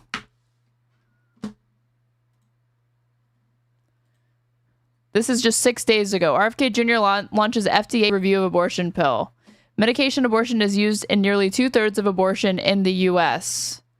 And I already talked about this on Twitter, that like when they come out and do the press conference saying abortion causes vaccines, that will be a new low. And I do expect that something like that is going to happen one of these days. Health and Human Services Secretary RFK Jr. told Republican states this week that the FDA would conduct a new review of abortion pills, a move that abortion rights advocates could lead to significant restrictions on the most common abortion method nationwide. Medication abortion is used in nearly 2/3 of abortions, according to the Guttmacher Institute, a research group focused on sexual and reproductive health. It's also the primary way that abortions continue in states where abortion is banned. So literally trying to chip in and erode one of the last ways that women still have access to reproductive rights, particularly in red states, largely because of telehealth appointments and shield laws, which allow some providers in other states to mail abortion pills to women in states with bans without fear of prosecution. Republicans and anti-abortion advocates have been pressing the Trump administration to change the FDA's rules around mifepristone, an oral drug typically used in combination with another drug, misoprostol, to induce an abortion or help manage an early miscarriage.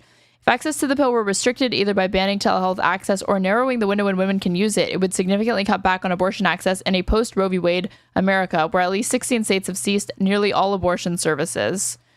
Kennedy and FDA Commissioner Marty McCary, in their letter to 22 Republican attorney generals who requested the FDA review the abortion pill safety, said the FDA would conduct, quote unquote, its own review of the evidence, including real world outcomes and evidence relating to the safety and efficacy of the drug, which is to say this is going to not be scientific inquiry whatsoever. This is effectively like a kangaroo court on the merits of an medication we know is safe.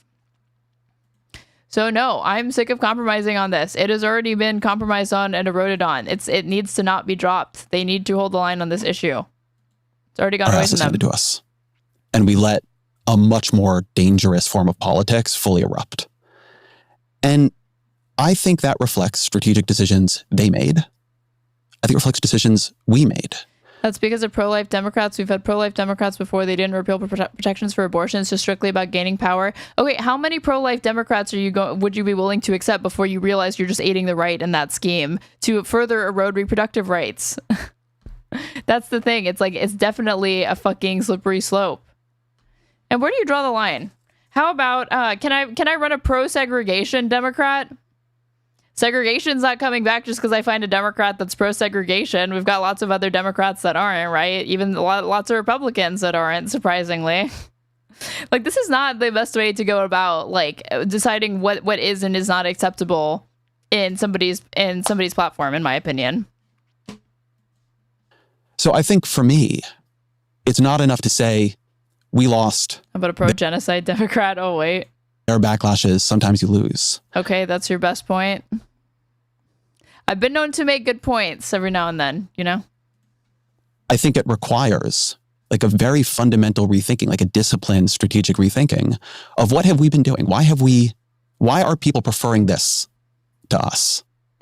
And I do think that is it opens up into something more, that I think that there is a practice of politics here, that in a narrow sense I was talking about Kirk, but in a broad sense. Yes, thank you, incoherent voter. If you don't care about abortion, pick the most important issue to you. Replace pro-life candidate with pro-Jim Crow or pro-theology, or an anti-vax Democrat.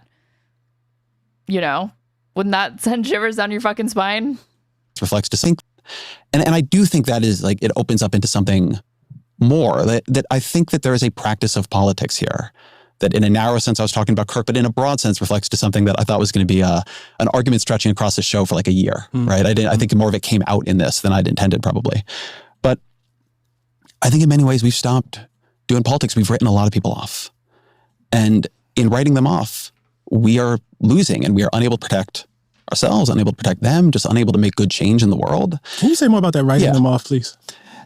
Yeah. Why don't we start it here if we want to talk about writing them off? I've been obsessing recently for a piece I've been writing about the Hillary Clinton deplorables comment, and I want to play it. You know, to just be grossly generalistic, you could put half of Trump supporters into what I call the basket of deplorables.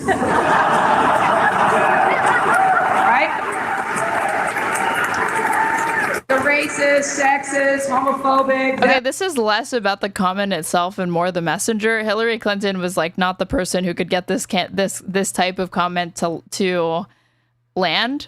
Although I think the sentiment would be welcomed now, obviously. I just think it was like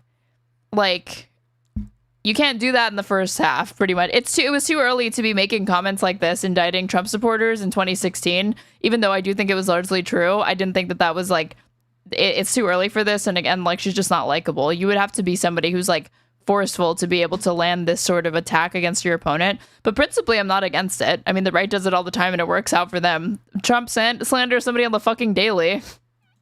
Xenophobic, Islamophobic. Republicans always throw a temper tantrum and corporate pundits would yeah, 100%, 100%. You name it. And unfortunately, there are people like that. And he has lifted them up. He has given voice to their websites that used to only have 11,000 people, now have 11 million. He tweets and retweets. They're offensive, hateful, mean-spirited rhetoric. Now, some of those folks, they are irredeemable, but thankfully like a lot of them were, or the hard truth is that they were willing to look the other way on this shit. This is somebody who made their start, like their like most notable foray into politics in the 21st century was Obama birtherism conspiracy, that President Obama was not actually an American. They are not. Is it really so insane to say that, like, yeah, there's a non-insignificant contingent of his voters that are agree with these sentiments or are okay with them? American. Like, the issue with Hillary Clinton, again, it's not what she's saying, it's who is saying it. Hillary Clinton was not a good candidate. What do you think when you hear that? She probably shouldn't have said it. Do you think it's true? I mean, it's probably not how I would say it. It's just too early to say it. You know, I mean, there are things that I would say. You know, and Clinton pushed the birtherism too in their primary. She like was making racialized comments, and she released a photo of him looking like a fucking Muslim or whatever. I probably would say what I said earlier, you know, in the interview about the force of, and I mean, as I've been saying this probably since as long as we've been talking. Yeah. You know, but I'm not. I just want to be clear about something. I shouldn't be running for president of the United States. You know what I mean? And my expectations for the rhetoric of writers, intellectuals, journalists, etc., is very, very different than what the expectation should be for people who you know, expect to hold office. Yeah, so I agree with, right? I think that there are different jobs in all this. But when I say we began writing people off, I think that's something that happened. And I think something I saw in this debate, but kind of like underneath it, was that the work of politics, of bridging over a lot of profound, fundamental, moral disagreements, I think became somewhat diminished. It began to seem like, in many cases, a betrayal to people. The tent shrunk. The people I feel more comfortable with wielding power shrunk. And I think what Clinton was saying there came from somewhere. It came from, you know, the sort of culture that had emerged. It got worse over time. And then I think it really contributed to us losing. And meanwhile, this is why when I say, like, in that initial piece, there was something that I respected in what Kirk was doing, like going in, Is he stupid? Has he not heard how Trump and Charlie Kirk spoke about Dems? Trump, yes. Charlie Kirk, no. I got the sense that he really did not know much about Charlie Kirk based on what he wrote. It's using them opportunistically. A lot of people throwing back at me that, oh, he wasn't debating to find truth. Of course he wasn't debating to find the truth. He was doing politics. He was trying to persuade people. And I've watched on our side, not opportunistic engagement, but a lot of, I would say, counterproductive disengagement. Would you like to see one of us put up a sign outside of, say, some white evangelical church in Alabama, debate me on abortion, and then use that content to say such and such smashes, you know what I mean, church parishioner here, such and... See, and this is where I'll disagree with Ta-Nehesi Coates, is because I don't have trepidations about this sort of shit, honestly. But, like, is it doing politics the right way? I wouldn't go so far as to say that, but I don't think it's the wrong way to do politics necessarily. Such owns church. I would like to see. Would you? Like I would like to see people on our side. Yeah, go to evangelical churches. Go to places that feel unfriendly. Have conversations. And look, I put things up on YouTube. They're fairly successful, not the best of the business, and I don't use, you know, capital letters destroys in them. I think you can do it more aligned to hopefully our value structure, our political approach, our political aesthetic, at least the one that I believe in. I shouldn't overuse the term our here. Yeah, exactly. Aesthetic. But we weren't doing that either. I don't know, we weren't. I know, for instance, I have.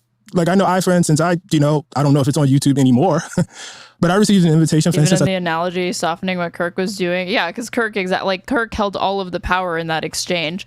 Kirk was not on even footing, and he didn't want to be. He was going to college students to debate kids with no media training that are still, like, in their formative years of their secondary education, but they're inexperienced, and he they also had final editorial control over what the final product of those debates looked like. And apparently he was, and I wouldn't be surprised, but like he would edit out moments where he did not look good in the exchanges that he was having with these students. But there's a reason why he relegated it. Like he did not really step in to debate people that could provide forceful opposition. There's a reason he's debating students and not professors. I think about when I went up to West Point and I had to go there and talk about Between the World and Me. I had to challenge them very, very directly about what it meant to have at that time Confederate memorials up there, and to, talk about, a Confederate, I can't remember, what the motto is exactly, but basically it's an argument against lying and what it meant, to have that there and have those grand historical lies. I mean, we had a really, really great interaction. I don't know that, I know everybody didn't agree with me. It would never occur to me, and I think it actually insults the dialogue to take that and say, Ta-Nehesi owns West Point cadets. Do you really not recognize the kind of culture I'm talking about here? Like, really? I'm sorry, say more. No, what do you mean? I think there really was a move towards the sort of approach Clinton is offering here. I think we began to pull back. I really do. That was the right move. She just wasn't the right messenger for that. Like, she's not that person to do that. Maybe it would help if you define the I will define the we, right? Because I actually think this conservative queen, Straighterade makes liberal crybaby, Pisco throw up, surrender hands. This is a very hard thing about talking about political parties because I'm a conservative and I'm just using the Charlie Kirk tactics. I was doing politics the right way. They're diffuse. Right. It's a lot of people doing a lot of things all at once. But I think of the huge backlash to Bernie Sanders for going on Joe Rogan's show because Rogan was transphobic, right? Such a big backlash that when I defended him, I became myself a Twitter trending topic. Right. To Elizabeth Warren for going on Bill Maher's show. That was so disingenuous, though. They were not actually mad about, oh, you can't go on Joe Rogan because he's transphobic. They were cynically invoking that because they didn't want Bernie Sanders and the toxic Bernie bros to capture the nomination. That's why. They were throwing shit at the walls to see what stuck. Islamophobic. But that was one attack in a long line of attacks that had been launched at Bernie's second campaign. Right. There were protests at Netflix when they brought on Dave Chappelle. Right. I think there was a politics of content. What? Why would you even put that on top? Like, why are we even including Dave Chappelle doing a special for Netflix in the same conversation as Bernie Sanders catching flack from other corporate Dems for getting an endorsement from Joe Rogan? What? Like, okay. Content moderation that took hold that was more about enforcing boundaries of what, were and were not ideas we should be engaged with than about engaging with them, again, even if opportunistically. And when I go back to something I was saying to you a minute ago, I am in a process right now of thinking we failed, right? We lost. The loss is having terrible consequences. What do we need to rethink? How do we become competitive again in places where we're not? And I think there is something in here. Do people feel like, even if they disagree with us on some things, that they have a place with us? And my experience going around the country, talking to people, I've been on a lot of, right of center podcasts lately, is that, rightly or wrongly, like what they took and something that really empowered Trump in the last election was a sense that they didn't. And like we were against them. And if so, they were going to be against us. And I think that's, in the end, doing politics badly. So I think two things. I think about how much you argued that like Biden shouldn't run again. What if he doesn't earlier? And that was a point that I wanted to bring up to Pisco when we were having that conversation. I wanted to point out that wouldn't the energy from the Mislead brothers, instead of covering and laundering like Joe Biden's, covering for Joe Biden's cognitive state, what if they had earlier into if I had a time machine, they should have, instead of putting work into like saying like, oh, Joe Biden's not that bad, especially compared to Trump, if just a year or two earlier, they had already been exerting that pressure alongside other people like Ezra Klein, and then there would have been a national conversation about Biden stepping aside. Instead, that conversation never happened because they are averse to criticizing Democrats, because they feel like any time that they spend criticizing Democrats is time taken away from criticizing Republicans, and that all of your time should be spent criticizing Republicans. But I really do think that and that can be, again, like, I'm not saying they it can be self-defeating or whatever to lean in too much to like internal self-critiques or whatever. But that would have been a valuable one. That would have been something that could have helped actually oppose Donald Trump. It's one of those like the best offense is a good defense type thing. And you have a Democrat who wins the presidency. Like the other big explainers. Yeah, they wound up being a wall that like helped insulate Biden. and C for it. You know what I mean? That don't feel so diffuse. You know, the other thing is, and I know you don't want to talk historically, but, you know, when you say fatalism, like I take that to mean that what's the point of fighting? But I think that misapprehends the philosophy here. It's not that you know what's going to happen. It's not that you know Donald Trump is going to, it's that you don't underestimate what you are up against. You know, it's actually kind of the opposite. I mean, man, you yourself wrote these articles about how high the level of racial resentment was. That this country, or some segment of it, was so, as the term was used at the time, racially resentful. I call it racist, but that it flooded down to Barack Obama's dog, Bo. Mm-hmm. Yeah. That's not a small amount of power. Like, that's not a small force. Like, that's a difference to be acknowledged and grappled with, not whitewashed and soothed and comforted and coddled. And so, you know, just really quickly getting back to Charlie Kirk, like, you can disagree on like the tactics and the way that you go about opposing those forces, but I think first and foremost, you have to be honest in identifying them and recognizing them as such. And I don't think that Ezra's politics really allow him to be completely honest at times and make these sorts of sober assessments that are necessary to defeat these forces. We'd watch those clips of him saying these evildoers things, man. And I would see how people would cheer and get charged by it. People get activated by hate. It's a very, very, very strong force. And so I don't think it requires you to feel that you will eventually lose. On the contrary, I think it requires you to feel that even if you do lose, you have this kind of steadfastness, you know what I mean, to keep going. In today's super competitive business. Fuck me.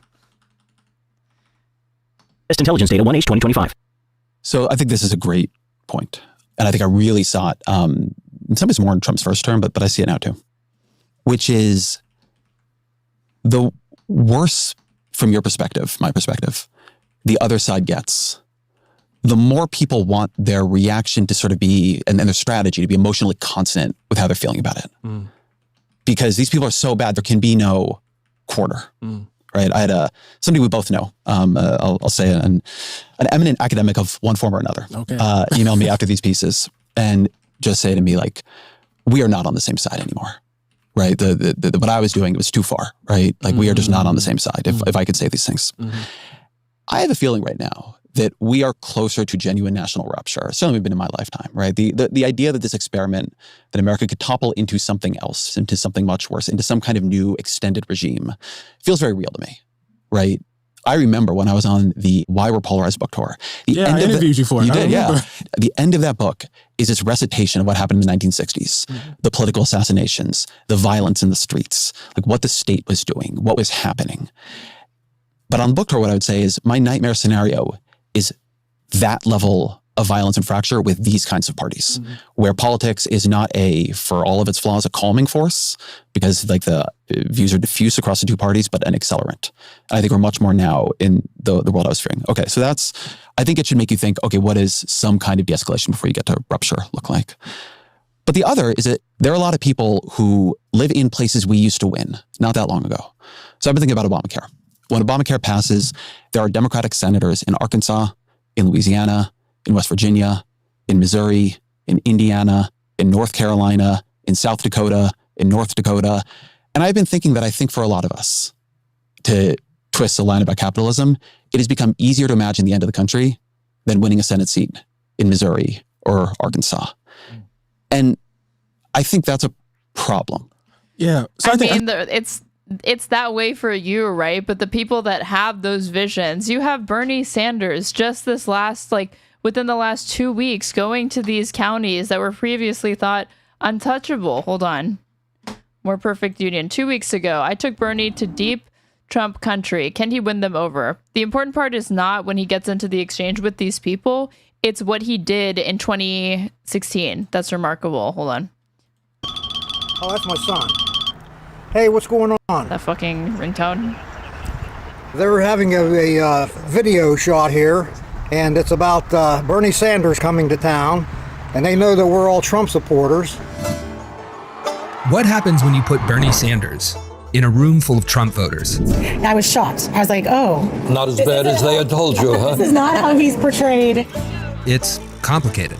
But then again, so is West Virginia. This is West Bygone, Virginia. A state that voted blue for almost 80 years straight until it flipped hard to become the second reddest state in the country. This is a state where Donald Trump got 70%. Really? It's easy to assume that West Virginia will be red forever, but I'm not so sure. I live here, and I talk to a lot of Trump voters about floods that leveled their homes, power bills that climb every year, and you'd be surprised how many of them sound like Bernie Sanders. The billionaires, they don't need a tax break. They're trying to give all the billionaires and rich people breaks. That's the opposite of what you should be doing. So when I heard that Bernie was rolling through, I wanted to know, can a Democratic socialist from Vermont, who's not even running for president, connect in the heart of Trump country? All right, where should I sit? I'm in the middle of here. And what would it mean for the rest of the country if he did? You started with Trump and then now your whole volunteer. A whole volunteer for Bernie Sanders. He's just ultra liberal. He's a socialist. I'm sorry to get everybody in trouble here. And me? I got to drive him around in my truck and find out. Senator, welcome back to West Virginia. I know it's not your first time here. No, it is not. Been here several times, and I must tell you, I love the state, actually. It's a beautiful state, and I very much enjoy the people, very down-to-earth, working-class people. You know, we campaigned here very vigorously. Yeah. In 2016. This is the critical point. Yes. And we had to take on Hillary Clinton and Joe Manchin and the whole Democratic Party establishment. Joe Manchin. We went to places where politicians don't usually go, including McDowell County, down in the southern part of the state. Bernie Sanders, who joins me now.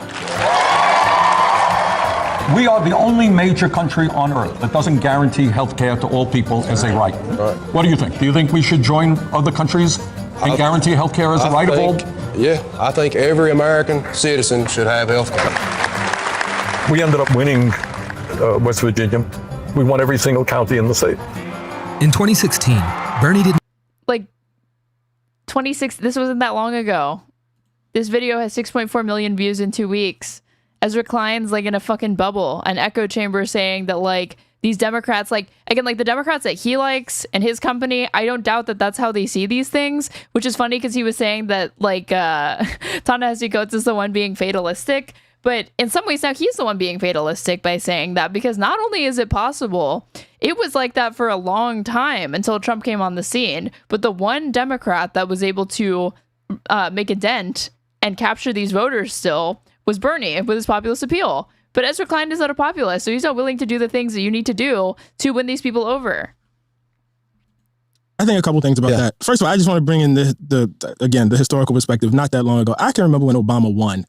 Everyone hates Manchin's preferable to compromise on some red line issues, have him over James Justice. He still voted with Biden most of the time, like 70 to 80% of the time. The thing that like was annoying is the fights that he would pick were critical ones, and they were major points of Biden's agenda and like what he had run on in 2019 and 2020 to even make it to the White House. So that's what was annoying. He's a Democrat and he's like holding up the president's agenda. The other thing that's annoying is that it's not just Joe Manchin. It's like he's being enabled by other Democrats that I didn't feel were exerting enough pressure. And I believe you would remember this too. And there were all of these pieces about the end of conservatism and the end of the Republican Party. You don't know how it's going to go. Nobody really, it doesn't mean you shouldn't think about how it's going to go. I'm not saying you shouldn't, but no one really. I had already retweeted this, Soger Boy. Hold on. There's a Rick and Morty quote I really like. It goes like this: why would a Pop-Tart want to live inside a toaster? Or should I try to do like his like cringy affected like iambic pentameter? There's a Rick and Morty quote I really like. And it goes like this: why would a Pop-Tart want to live inside a toaster? That would be like the scariest place for them to live. Because in the episode, they go to a neighborhood where everyone is a Pop-Tart and they live in toaster homes, toaster houses. Really, I mean, again, and in 2005, there were all these pieces about the end of the Democratic Party. It was. Right? Democrats had lost touch with the heartland. Yeah. Right? They were never going to get it back. That's right. And so I think it's always like important to keep that in the background. Look, I have, just in terms of bridging gaps and everything, I have a basic level of respect that I accord to everybody. You know what I mean? I want to say what I have to say. I don't want to shrink back from it. You know what I mean? But I do think on a basic level, there's a respect that has to be had for people that I disagree with, right? At the same time, I recognize that part of my audience, and I would say an important part of my audience, is people who have never enjoyed that respect. You know what I mean? People who, in fact, are subjects of the kind of hate that Charlie Kirk was harvesting. And I can't ever, A, contribute to making them feel like they've been abandoned. And B, I can't ever stand by and watch somebody do that. And in the name of unity or whatever, act like that's not happening, because there are real consequences. And so it's like, when I read his words towards trans people, Jesus. When I read, you know what I mean, the language towards Haitians specifically, which was very, very, Haitians will become your masters if you don't elect Trump. I mean, this is very, very familiar to me. You know, it's this idea of Haitians coming into the country or immigrants raping your daughters. I mean, this was really, really, really dark stuff. It's at the core of this country. And so... You guys, I just noticed, I have to interrupt. How did I not check this? I have completed Path to Partner, and I can apply to be a fucking Twitch partner, finally. I just need to do it. But I qualified 2 days ago, and I didn't notice. I'm a dumbass. But I'm so happy about that. Because the last thing that I needed was the 75 viewer average or whatever. So finally. I feel like for Haitian immigrants that are in, Ohio, who are living under the weight of this, for trans kids who, you know what I mean, are dealing with, being, I don't even want to use the term bullied, beaten up, attacked, threatened. You know what I mean? It's very, very important. Congrats, Queen. If you guys, it's going to be big, because I have been streaming at this time slot. It's 2 a.m, because this is when I committed to start streaming. And if I want to stream in the morning during the day more than I want to stream at 2 a.m. But I didn't want to restart. So if I started streaming in the morning, I was going to lose all the ground that I had with my viewership. But finally, I just need to apply to partner, and then I can stream when I want during the day. To me, given the post I have to say, I see you, but also this dude was wrong. And I'm all for unifying. I'm all for bridging gaps, but not at the expense of my neighbor's humanity. I just can't. I think the thing we go to there, right? Not at the expense of my neighbor's humanity. Okay, finally. I was like, is Ezra going to directly address that? Oh my goodness. Thank you so much, Chomsky's Brain, for subscribing Tier 1 for 6 months in advance. I really, really appreciate it. Because I've gotten a lot of that. And thank you guys for all the congratulations. I'm very, very excited, because I've only been streaming for like 4 or 5 months, something like that. Right. Like, how am I supposed to talk to these people? How am I supposed to deal with these people who are denying my humanity? I'm not against talking to them about it. I'll talk to you very clearly. Yeah, sure. I have no problem with that. I guess the place where I'm not even 100% sure if we disagree, if you just like sort of see your role differently, right? I think that in losing as badly as we have imperiled trans people terribly. Yes. Politics is for power. Joe Biden did that. Politics is for power. And so I think the way he repeats himself, like, Ta-Nehesi, you're getting in the way of Ezra clip farming. I think that the question I am just genuinely struggling with isn't how to have like a great kumbaya moment. But I think it is taking seriously that something we're doing is not working. I mean, I had Sarah McBride, who's the first trans member of Congress on the show. And, we were talking about every single survey you can offer on like trans rights has gone in the wrong direction the past couple of years, right? We've just begun to lose that argument terribly. And that has put people in real danger. So I take your point when you say, look, I want people to feel seen in my writing. And I want people to feel seen in my writing and my podcasting. But I think the place I'm trying to push towards is I think that there is a diminishment of the political coalition building that we now need to do, because we have come to the view that a pretty wide variety of people are in some ways kind of deplorables. I think it's weakened a bit in the last couple of years. I would never use that language. Jesus Christ. But like, that's not... Honestly, so cute. It's not crazy to say that they're fucking deplorables. That is correct. So we have to do, because we have come to the view that a pretty wide variety of people are in some ways kind of deplorables. I think it's weakened a bit in the last couple of years. I would never use that language. Jesus Christ. But like, that's not, so when you ask me about that Hillary Clinton, that's what, like, I would never say it like that. That's great. I think it's good that you wouldn't say it like that, but and I'm not saying... I don't even think that, by the way. Like, I don't even focus on people that, look, I am at war with certain ideologies and ideas. And Segway Films, thank you so much for the raid. Welcome, 6 viewers. We're going over Ta-Nehesi Coates and Ezra Klein, hashing it out.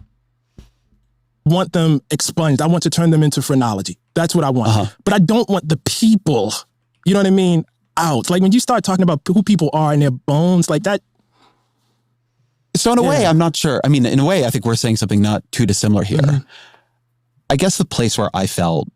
I think they are saying something dissimilar here. I feel like there are times where Ezra Klein is like not really processing what like is being said, and Ta-Nehesi Coates' face is like mine right now. I think that there is disagreement there. A lot of pushback, and maybe this was not your pushback, right? And like I don't think it's just an aesthetic difference. Was, you know, the first piece I can just sort of like, I accept that there's a disagreement on like what to do in the 24 hours after a death. Like you feel like we had to destroy the village to save it vibes. Like when after this was around like when like data was coming in about how many more like Hispanic and Latino communities had supported and like moved towards supporting Trump. And then you were seeing these memes about from like liberals, Democrats online. No, I don't have a citation for it. So you're taking my word for it. Joking about like deporting these people that had voted for Trump or like being stricter on immigration. And it was like, yeah, we have to deport all of these fucking Mexicans so this country doesn't descend into a far right shithole. Am I right? That was kind of like the vibe I was getting from some people that were flirting a little bit too heavily with the idea of like deporting these people because they were now politically inconvenient. I was whitewashing the guy, and I felt like I was sort of... Yeah, I know you do. I know you do. It's very upsetting. I know you do. The second piece I did... He like doesn't even care how like upsetting it is to him, but maybe he feels it doesn't really matter because they already agree, and he's like, I'm trying to reach new people. Which I meant on like what to do in the 24 hours after a death. Like you feel like I was whitewashing the guy, and I felt like I was sort of... Yeah, I know you do. I know you do. It's very upsetting. I know you do. The second piece I did, which I think you saw, was more about this question of what are we going to do living here in sort of two types of disagreement, right? One with a right that has, where Charlie Kirk has become sort of the center of it, right? He's not unusual for the MAGA coalition. He's a sort of uniting force within it and the kind of things he believed and the way he did his politics. And then two, what are we going to do? Like, how are we going to be here with people who are like halfway there, right? What does it mean to be in this political community together? What do you think about that question? About how to live together? Yeah. Well, first of all, I think it's a truth. You know what I mean? I think it's a, you know, like it's a foregone, like we are. I really believe that, you know? There's no real choice about this. You know, I'm not renouncing my American citizenship. They're not renouncing their American citizenship. So this then, you know, as far as I'm concerned, is a contest of ideas and narratives. Again, all I can go to is my role as a writer. And my role as a writer is to state things as clearly as I possibly can, to make them in such a way that they haunt, to state truths, and to reinforce probably the animating notion of my politics. And that is that all humanity is equal and is worthy of that, you know? And I actually think... God, Ta-Nehesi Coates just articulates such a better vision than Ezra Klein, and with so much more precision and clarity, because he's not just speaking in these vague kind of almost meaningless platitudes. I feel like you get Ezra, like from Ezra Klein, it is a lot of meandering. It is like saying a lot of words, but not saying much. But with Ta-Nehesi, I never feel that that's the case. And I feel like every single word and thought that he is expressing is very, very clear, very, very purposeful. And with Ezra Klein, sometimes I feel like he just talks to hear himself speak. I think all of the sort of political and policy positions Ezra knows that too and is secretly jealous, probably. But maybe his ego doesn't allow him to acknowledge that. That I probably find myself in sympathy with are attempting to affect that, you know, in the real world. And so, and again, I'm putting aside your piece, but I'm just you know, thinking about the moment we're in. When I hear or see people who are honored and commemorated in such a way so that they almost become a national religious figure, and then I see their content, and I see that their content is actively destructive to humanity, I have to draw a line there. Like, I think, like, for me, like... And Ezra's like, I disagree. The bigger question is, where are the lines? You know what I mean? And I think there's no problem with saying, listen, you can't hurl epithets at people. You're out if you do that. I'm sorry. Look, you want to have a debate about whether we should have affirmative action, you know, in colleges? I'm here for it. You want to have a what does it mean to be on the other side of the line?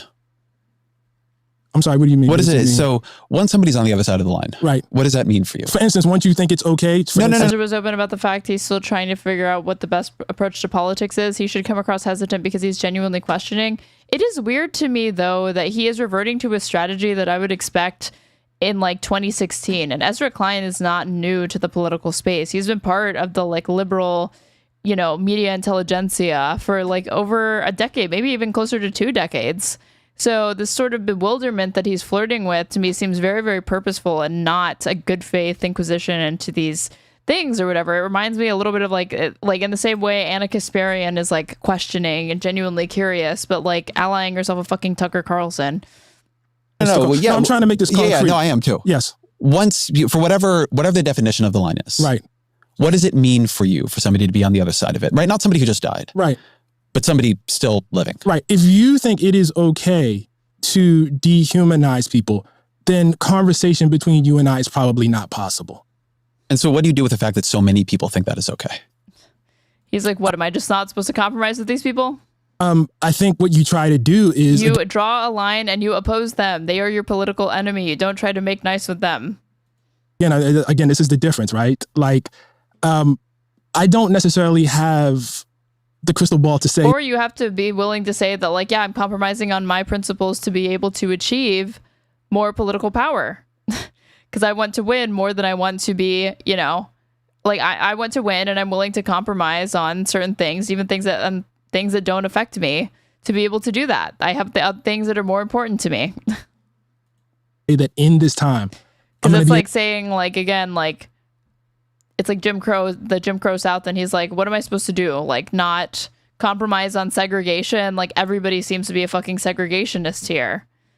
And it's like, I mean, do you want to win? Or like, if you want to just win at all costs, then honestly, why stop there with the compromises? If it's just about winning to you, then just join the winning team, and you can compromise on all the principles and have nothing and just have political power. If it is about maintaining some semblance of being principled and like holding the line on certain things, ask yourself why some things are up for debate and others aren't, you know? And is it really only coming down to political feasibility? And again, is it not fatalistic to see your ideas as like, no, I can't get that off the ground here?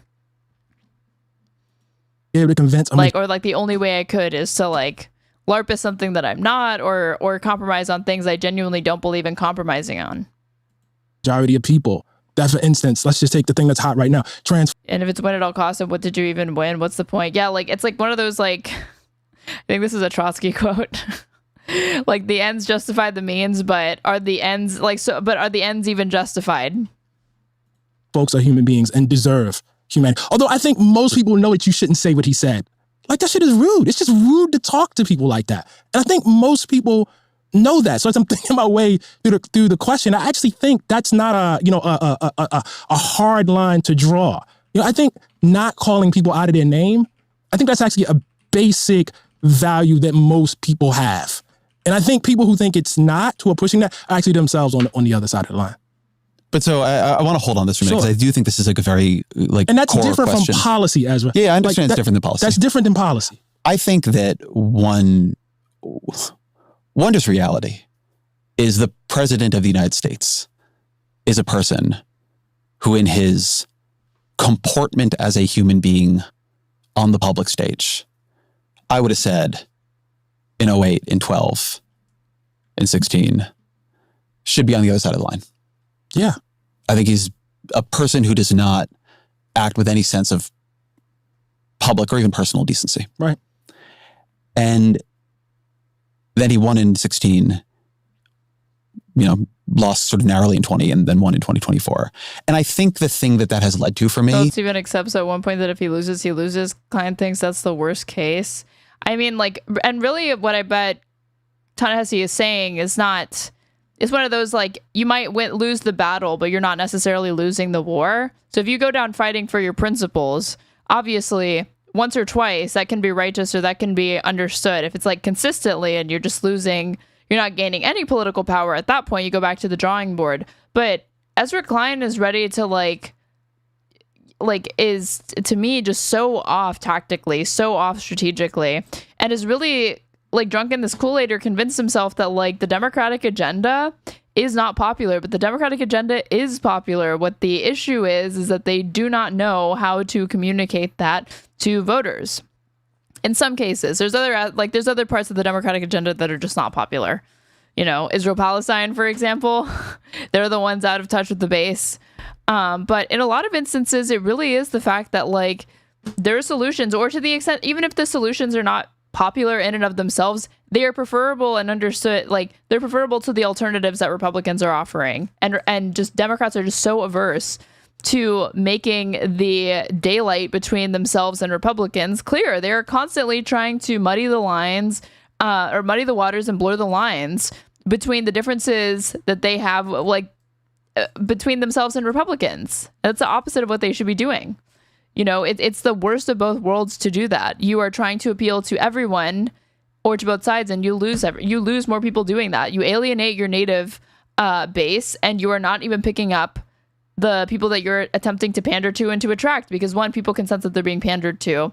Even, you know, voters that you probably have contempt for or find stupid, most people can tell when they're being spoken down to or talked down to, even if they're stupid. The other thing is that it just makes you look so disingenuous. Like you will hold any position, say anything to win. And Ezra Klein comes off as disingenuous in a lot of ways, because I think that he is demonstrating that he can't identify that as the Achilles heel of the Democratic strategy thus far. Like, what have they not? They have compromised on too much. And he's here saying they're not compromising on enough. Recognizing that I don't get to draw the line. Now, the other thing is that they're narrow casting to just like too few people. You need to reach back out to working class voters. You need to reach back out to people that don't have a college education. You need to reach out. You need to stop only targeting the suburbs. You need to find people. You need to pander to people, not pander, but reach out to voters whose median income is less than $100,000. And I don't have one in my own heart.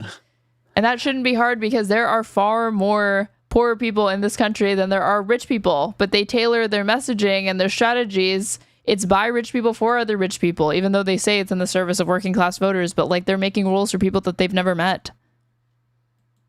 But I think that is the thing that I am struggling with, which or that is they've lost touch with. Not only is he clearly, for most people, or a lot of people, plurality of the voters in the last election, not somehow way over the line, but like, yeah, when Mamdani wins the primary, you fucking endorse him. I wonder what Ezra Klein has had to say about, like, Zohran. Has he said anything? Ooh, 2 months ago. Attention beats money. Mamdani, Trump, and the end of the old politics, the Ezra Klein show. Oh, I bet this will give me a headache.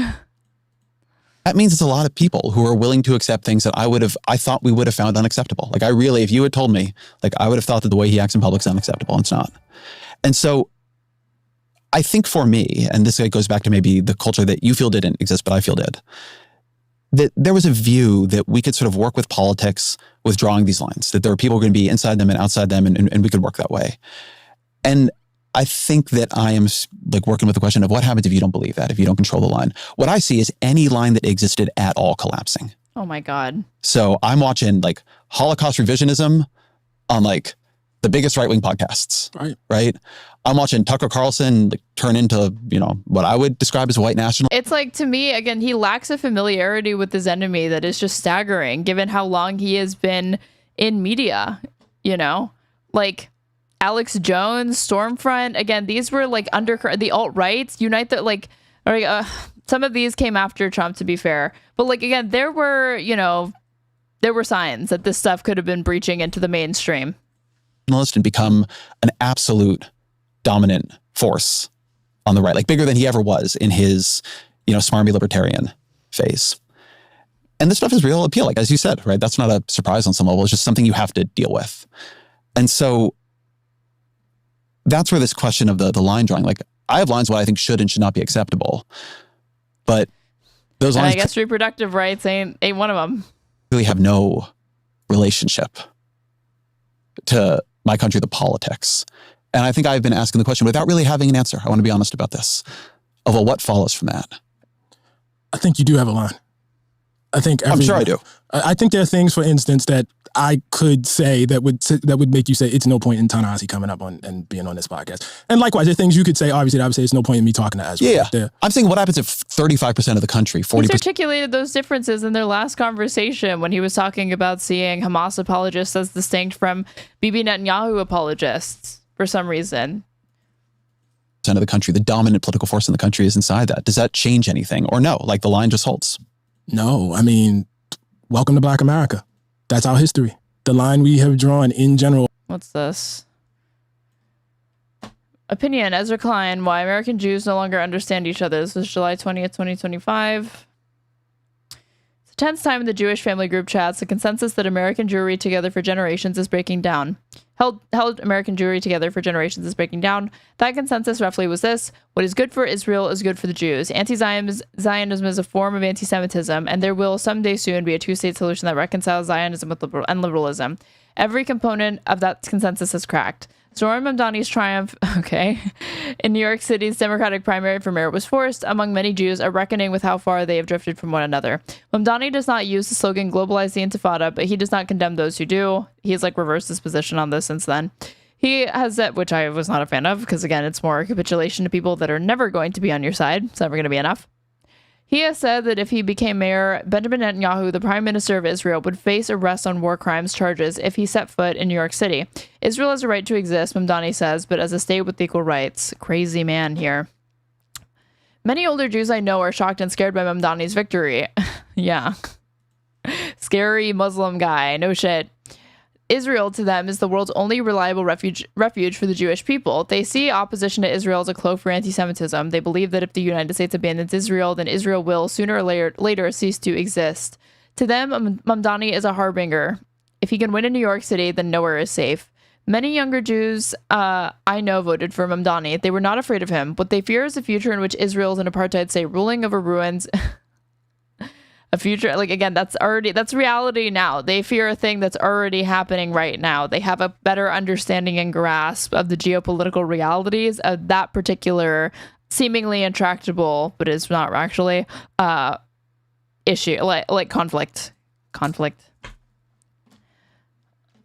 Ruling over ruins in Gaza and Bantustans in the West Bank. They fear what that means for anti-Jewish violence all over the world. They fear what that will do, what it has already done to the meaning of Jewishness. Their commitment to the basic ideals of liberalism is stronger than their commitment to what Israel has become.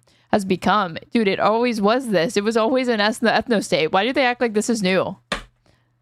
To call Mamdani an anti-Zionist is accurate, but the power of his position is that it is thoroughly, even banally, liberal. I'm not comfortable supporting any state that has a hierarchy of citizenship on the basis of religion or anything else, he said. There are ethno-nationalists who might object to that sentiment, but the flourishing of American Jews is built atop that foundation. It really points to what I think is the fundamental contradiction of American liberal Zionism. Daniel May, the publisher of Jewish Currents, a leftist journal of Jewish thought, told me, American Jews tend to think that our success in the U.S. is a product of the fact that the country does not define belonging according to ethnicity or religion. And Israel, of course, is based on the idea of a state representing a particular ethnic religious group. For Jews of the diaspora, a multi-ethnic democracy in which the rights and security of political minorities are protected is they were, but the nation-state law kind of ended that, right? It's the bedrock on which our safety is built. For Jews of Israel, a Jewish majority is the bedrock upon which their state is built. Only a state with at least 80% Jews is a viable and stable state, David Ben-Gurion said in 1947. So why, if you said this, then why are you saying Israel has become this other thing when you're acknowledging that from its inception and from the formation of Israel, it was always intended to be an ethno-supremacist project? For decades, the two-state solution was the construct that allowed these values to coexist. I mean, the two-state solution reifies these hierarchies or whatever, but I wouldn't say they're coexisting, but whatever.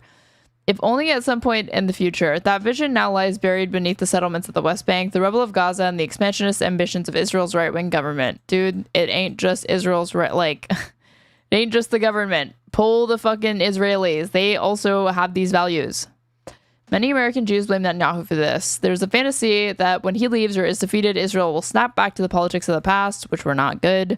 But Netanyahu survives because on this, as on much else, he represents the Israeli mainstream, which is true. Polls show that a majority of Israeli Jews are open to the expulsion of Palestinians and that only a shrinking minority are still willing to entertain a Palestinian state. No shit. That there is widespread anger at Bibi in Israel is true. That those angry at Bibi want his successor to seek a Palestinian state or even Palestinian rights is false. EC understands this. It's a place of so much pain for the Jewish people right now. Rachel Timiner, the senior rabbi at Brooklyn's congregation, Beth Olahim, told me, I think portions of the Jewish community are distraught over conditions in Gaza, which is definitely not strong enough condemnation, over the behavior of the government, are in pain over the pull of loyalty and family and humanitarian commitments. Another portion of the Jewish world feels that we here in America cannot know what it's like to live as Israelis, do their whole lives surrounded by people trying to kill them.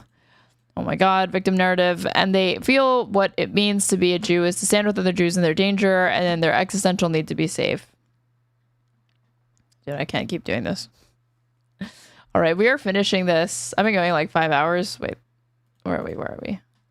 We will finish this tomorrow. You're watching on Twitch. Please go ahead and follow me if you aren't already. That we can know when to go live, which is Monday through Friday at varying times. If you're watching on YouTube, please subscribe to me. Please like the stream. It really helps. It pushes it out to other people.